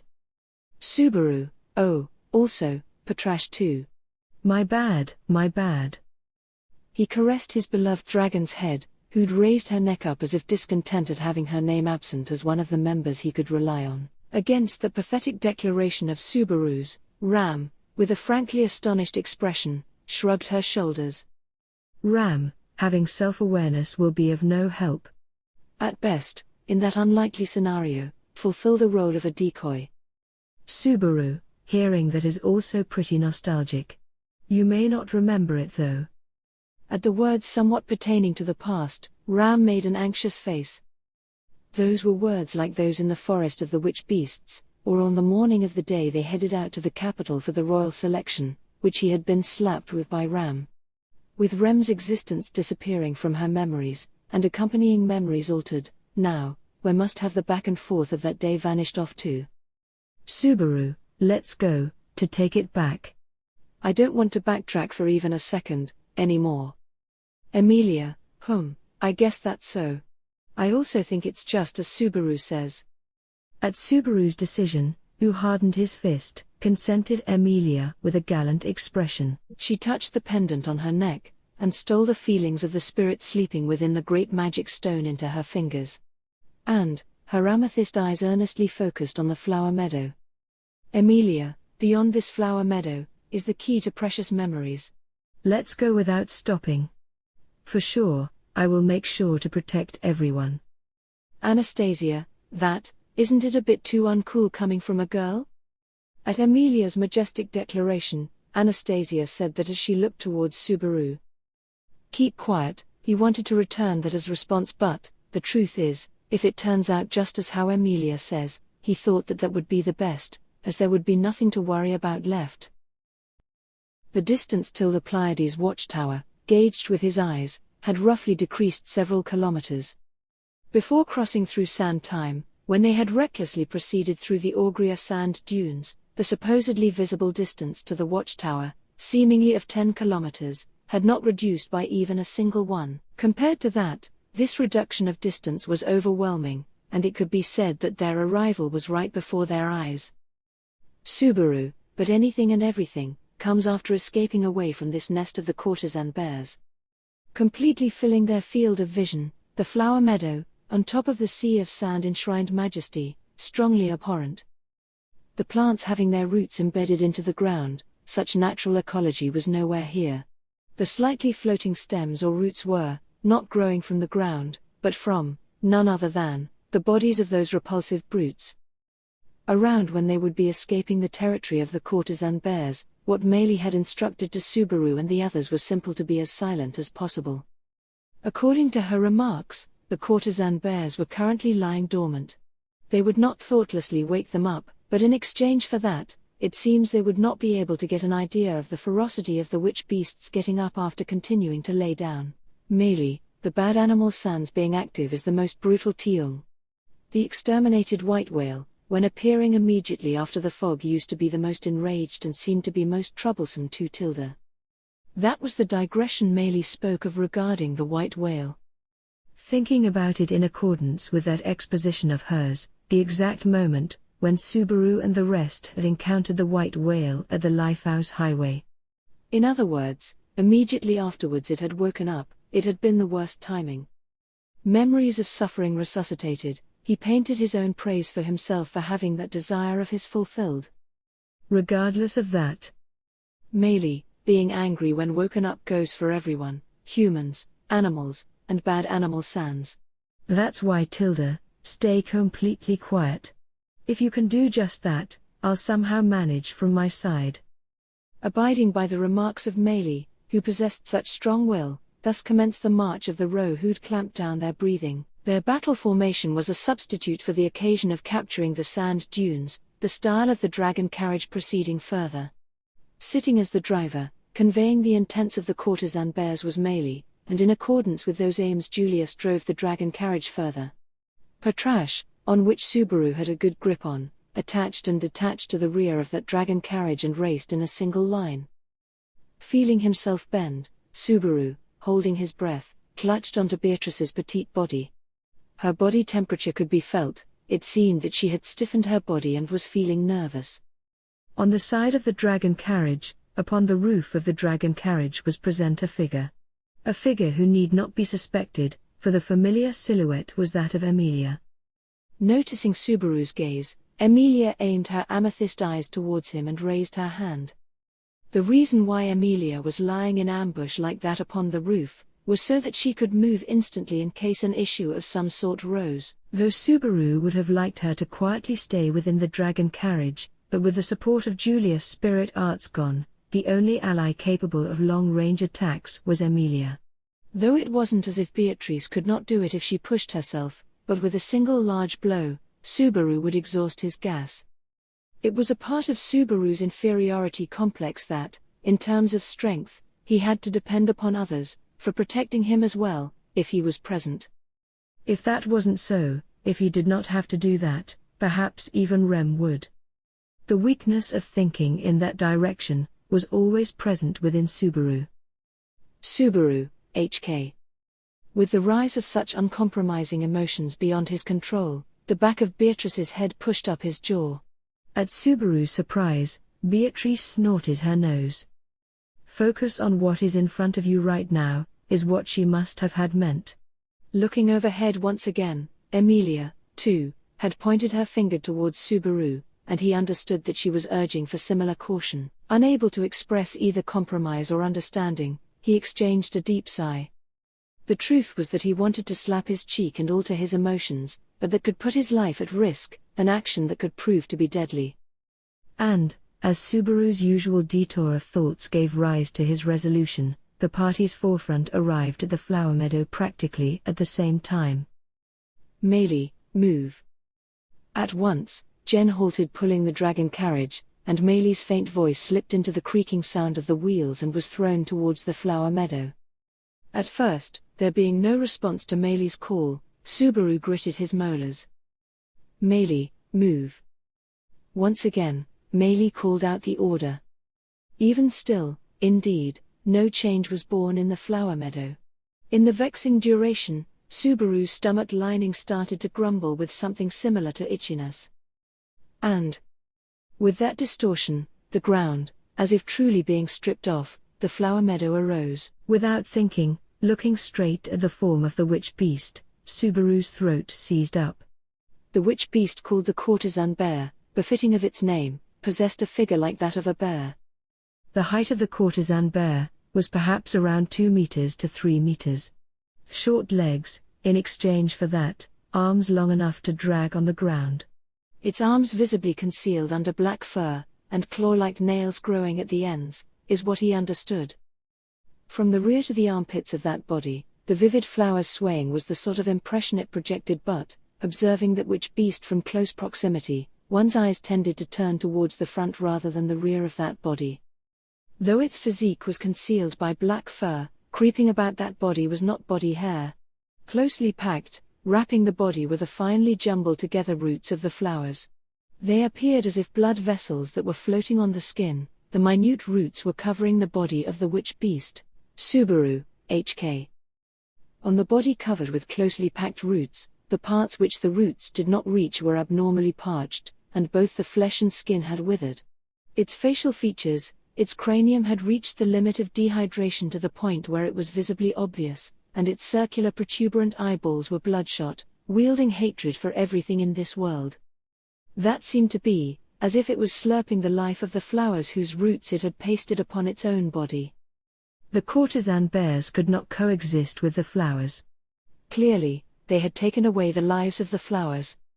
The witch beast, which gave off an unbearable feeling of revulsion by merely looking at it, followed Meili's words with sluggish movement. Slowly pulling out its body from the ground, as the roots got uprooted from the desert from which nothing could be absorbed, 1,000 sounds of snapping limitlessly chained. For opening up space just so that the dragon carriage could pass, the moving courtesan bears reached 100 in count, and as if knowing no end, their numbers continued to increase. Julius, Q. Faintly, Julius' sigh was audible, as the dragon carriage resumed proceeding. Julius, in that state, with his body hair standing up due to the spectacle in front of his sight, must have failed to put up with it. Attached to the rear of the dragon carriage, Subaru and the others as well entered the path bloomed open by the courtesan bears. Subaru, uck. At exactly that instant, when Subaru's sense of smell crossed the threshold of the courtesan bear's turf, a violent aroma of flowers could be felt. It seemed to be different from the stench of the time of confronting the sand earthworm, with respective difference in quality from that. The sweet scent jumbled together in the situation did not mean that the sense of violence had changed. Their nostrils were invaded, their intracerebral gears simply acquired the hallucination of the sweet scent. Developing serious dizziness, the repulsive stench awakened a headache, something so exasperating, that he would not mind the sand gusts at all compared to this. This toxic aroma coiling up within his whole body must be driven away, is what he thought with utter seriousness. Such wishes of Subaru were fruitless, and in the absence of any flow of wind, the party proceeded towards the interior of the flower meadow. Subaru, HK. As if having noticed something, Beatrice pulled Subaru's sleeve. Looking at her wondering what had come up, she was incessantly concerned regarding something behind them. Turning around at that gesture whilst keeping that repulsive premonition in mind, the meaning of Beatrice's reaction could be understood. The space in the flowers that opened up in accordance with Meili's instructions, looking at the passage of the dragon carriage and Patrasche, from the close proximity to that till the very end, the scenery was steadily returning to how it originally was. Meili's orders came true, and the dragon carriage being able to pass at this particular point in time according to the instructions had been achieved, returning to their original positions, and entering into the state of lying dormant. Could that be their plans? Even if they did not intend to return, they were still unable to stop midway. Of course, taking a break in the midst of this nest of these witch beasts, such jokes needed to be refrained from as well. Subaru? The moment immediately after he'd thought that, the dragon carriage's advance came to a pause. Looking at the front wondering what had happened, the reason behind the dragon carriage's halt was explicit. A lone courtesan bear, in front of the dragon carriage, got up and stood still, and turned those hollow eyes towards the two drivers. With that one alone making suspicious movements, the movements of the courtesan bears in the vicinity too, started to change. The feet of the courtesan bears, who had, till now, stolidly and obediently made way, stopped, and as if tracing the actions of the one staring at the dragon carriage, their gazes accumulated on the dragon carriage. This is bad, was the intuitive realization Subaru had. Looking back, they had already covered several hundreds of meters since entering the flower meadow. With the pathway behind plugged up, it was clear that they had been surrounded by the courtesan bears from all directions. Their numbers were in the hundreds, or possibly even in the thousands. A violent difference in numbers. Thinking that far, his gaze entwined with that of Emilia's, who was on top of the roof. Emilia was looking down onto the courtesan bear in front, and was puzzled over what kind of judgment she should deal it. If the outbreak of a fight, just as till now, could be avoided, then clearing the frontward of the dragon carriage with Emilia's magic, and running through was the optimal way. However, she did not want to mistake the timing and rush things too fast. Meili, shh. And in front of Subaru and the rest who were puzzled regarding their judgment, the one with utmost composure was Meili. Putting a finger on her lips, she calmed the indecisive Subaru and the others beforehand. Following afterwards, she pointed the finger she had on her lips towards the front, and scowled at the courtesan bear looking at her. Meili, tch tch tch. A finger pointing outwards, and a sound, as if flicking her tongue, leaked out of Meili's lips. That was a sigh, like what humans made to soothe kittens. If the subject truly was a kitten, then it would give a pleasant impression as well, but with the fiendish witch beast as the subject, there was no mitigation whatsoever. However, all of Meili's fingers jolted at her tongue's sound, and gradually, the courtesan bear's line of sight shifted, from the two drivers, to Meili alone, and then moved to Meili's fingers. Meili, tch tch tch. Tch tilde. At the same pace, obtaining certainty that the courtesan bear's focus was on the finger, Meili slowly swung her hand, which had her fingers pointed towards the right of the dragon carriage. Lured to the movement of that arm, the courtesan bear, which had brought the dragon carriage to a standstill, turned its face towards that and moved, taking a single step in that direction. Subaru, ah. At the courtesan bear's conduct, of distancing itself away from the dragon carriage, a reflexive sigh of relief leaked out of Subaru's throat. Emilia or Beatrice too, who had stiffened their bodies up, too, loosened their shoulders in relief. When the one who had caused a standstill moved, the other courtesan bears too, tried to return to their own movements of distancing themselves. At the same pace, the march through the flower meadow resumed was how it was supposed to be. HK.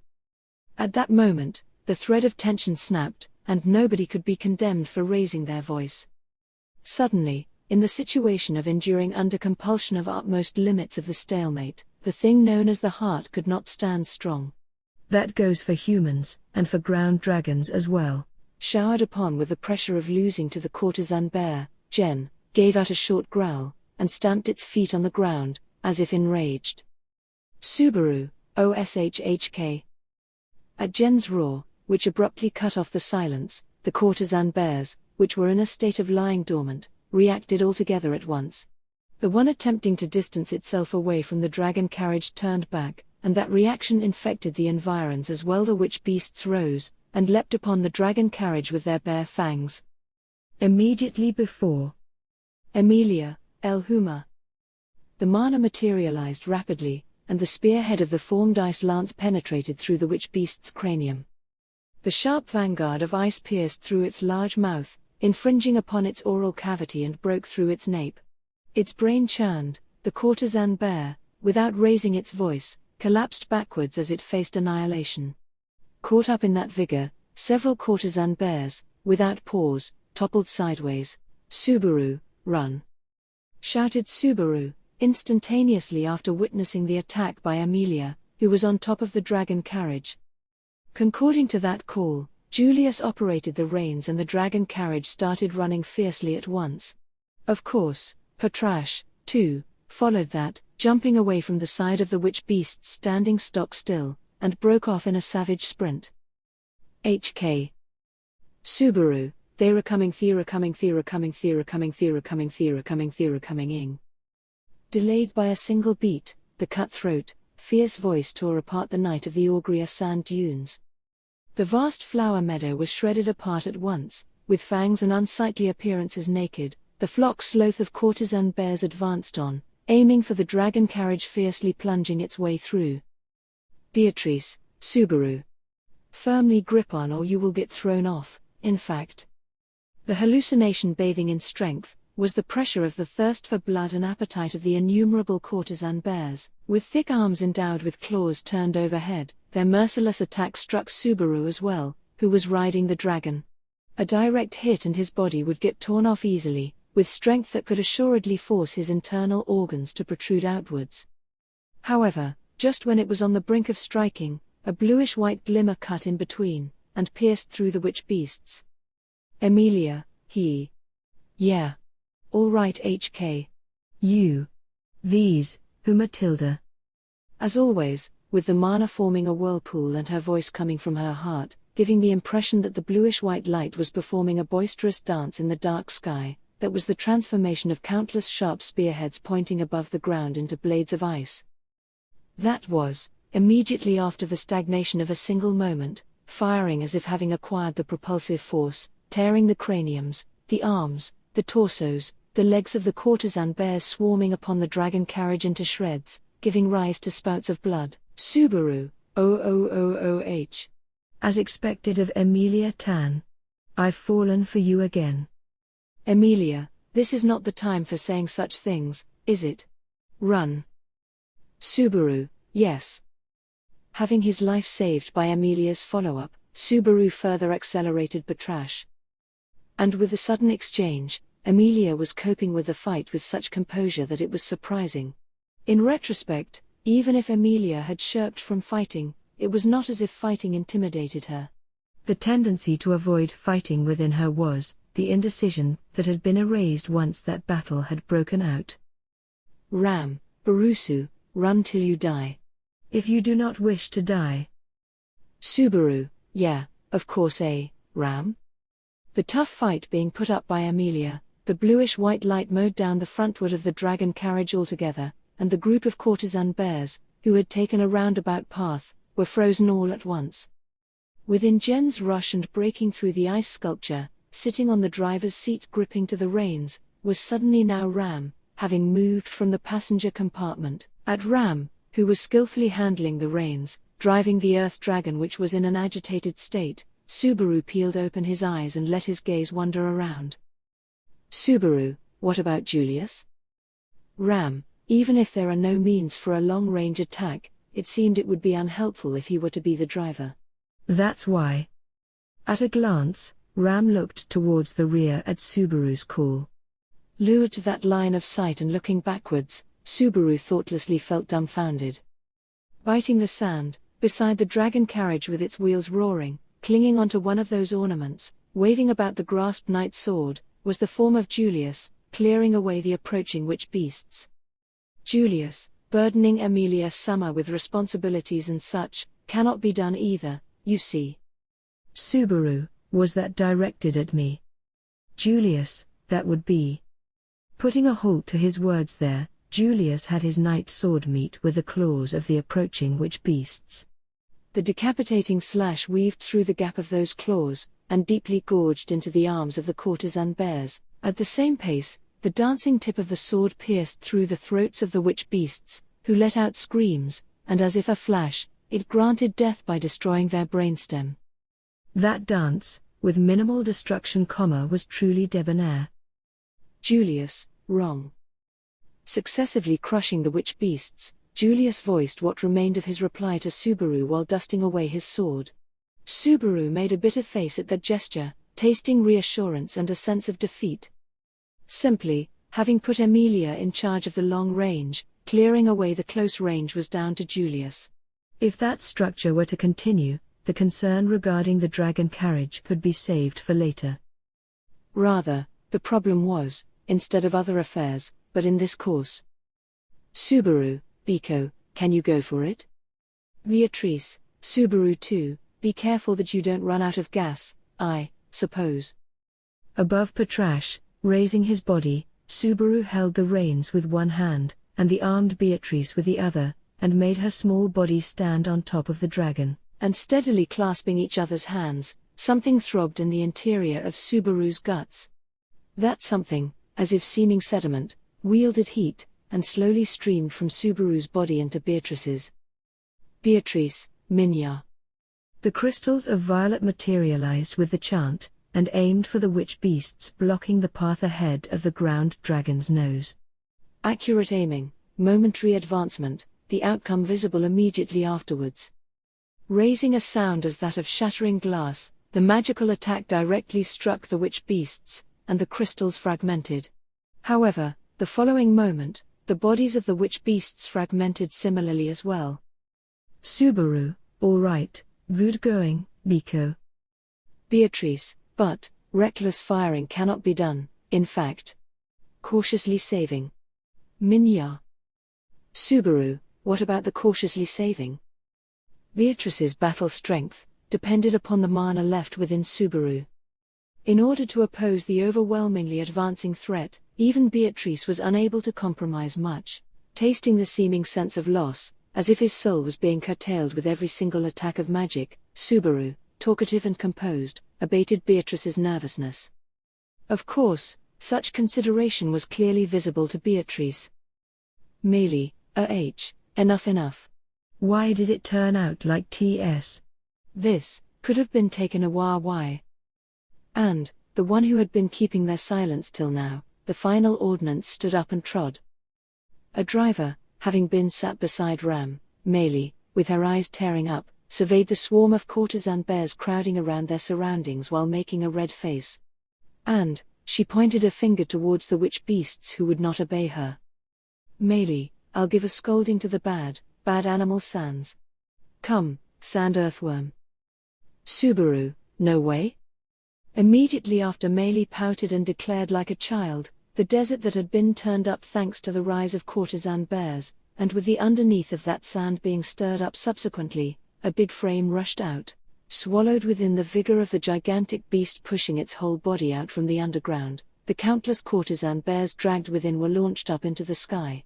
Falling on the sand from a high altitude, the witch beasts had their bones broken, and the unfortunate courtesan bears directly above that humongous mouth got chewed up. Thrusting out while tearing apart the desert, the one laying devastation upon the repulsive flower meadow was that sand earthworm. Wafting the stench, raising a strange voice slashing through twilight, the sand earthworm determined the courtesan bears clinging onto the dragon carriage as its prey, and leaping with that big frame, minced and destroyed them at once. Meili, go tilde, sand earthworm. Crush everyone, every Oni. Subaru, are you serious? Hey. Aria serious, hey. The weight, capable of creating rumbles in the ground, writhed through the sand sea, and the wails of the courtesan bears being crushed by the pressure of the humongous frame echoed. Courtesan bears too, did not possess a petite build whatsoever, but they could not possibly compete with the figures of sand earthworms, whose overall length could be even above 10 meters. The overwhelming masses turned into the outcome of collisions, and the courtesan bears got successively turned into corpses.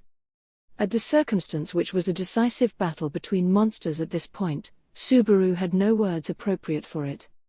Emilia and Beatrice's magic, Julia's swordsmanship, Meili's unusual talent narrowly cleared the way, and the dragon carriage and Patrasche rapidly proceeded through the flower meadow.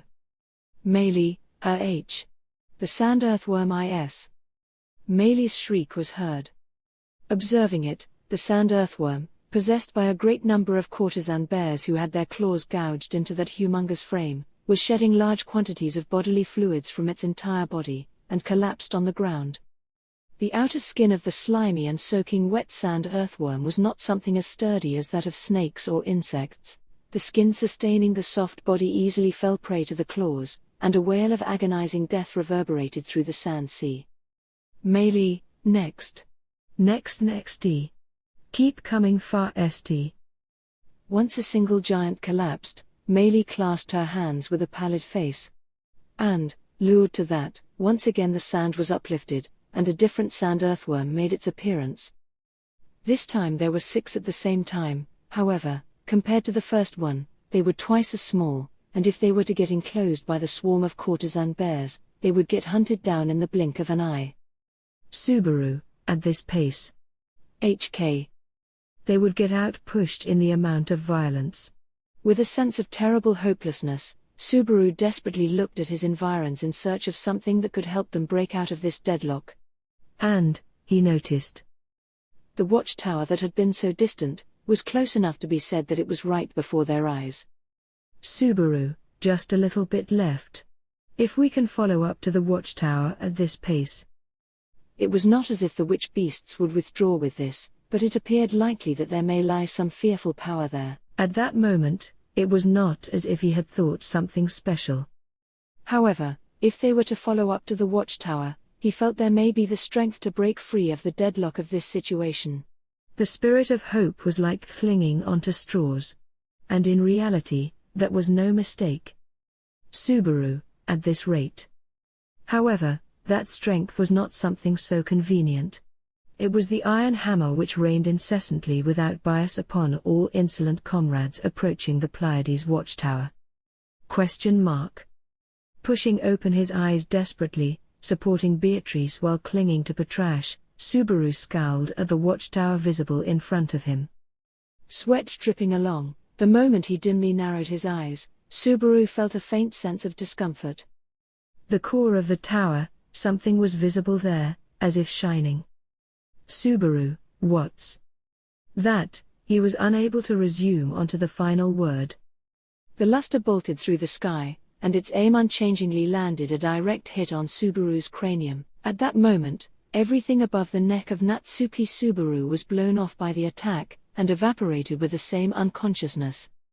There present was nobody who could observe and raise their voice at the tragic scene of a single moment. For some reason, those who would have had observed it, and those who would have had screamed at it, had been thoroughly pulled up by the root and branch. The earth-ground dragon which had lost its head, giving rise to a report, collapsed. Caught up within the vigor of the dragon carriage toppling sideways, the human bodies who had indeed lost their craniums were pulverized, shattered under the pressure, turned into chunks of meat. Only the pond of blood lay upon the sand, and the parched sand gulped down the blood spilt from the bodies. Before long, gradually, slowly, the fine particles of sand dragged anything and everything rotting on the sand sea down to their belly, and concealed them. The flowers of blood, as if the only visage of their journey, bequeathed the vivid colors. However, even those flowers of deep red, disappeared within the ever more swallowing sand. Here, the party greeted annihilation.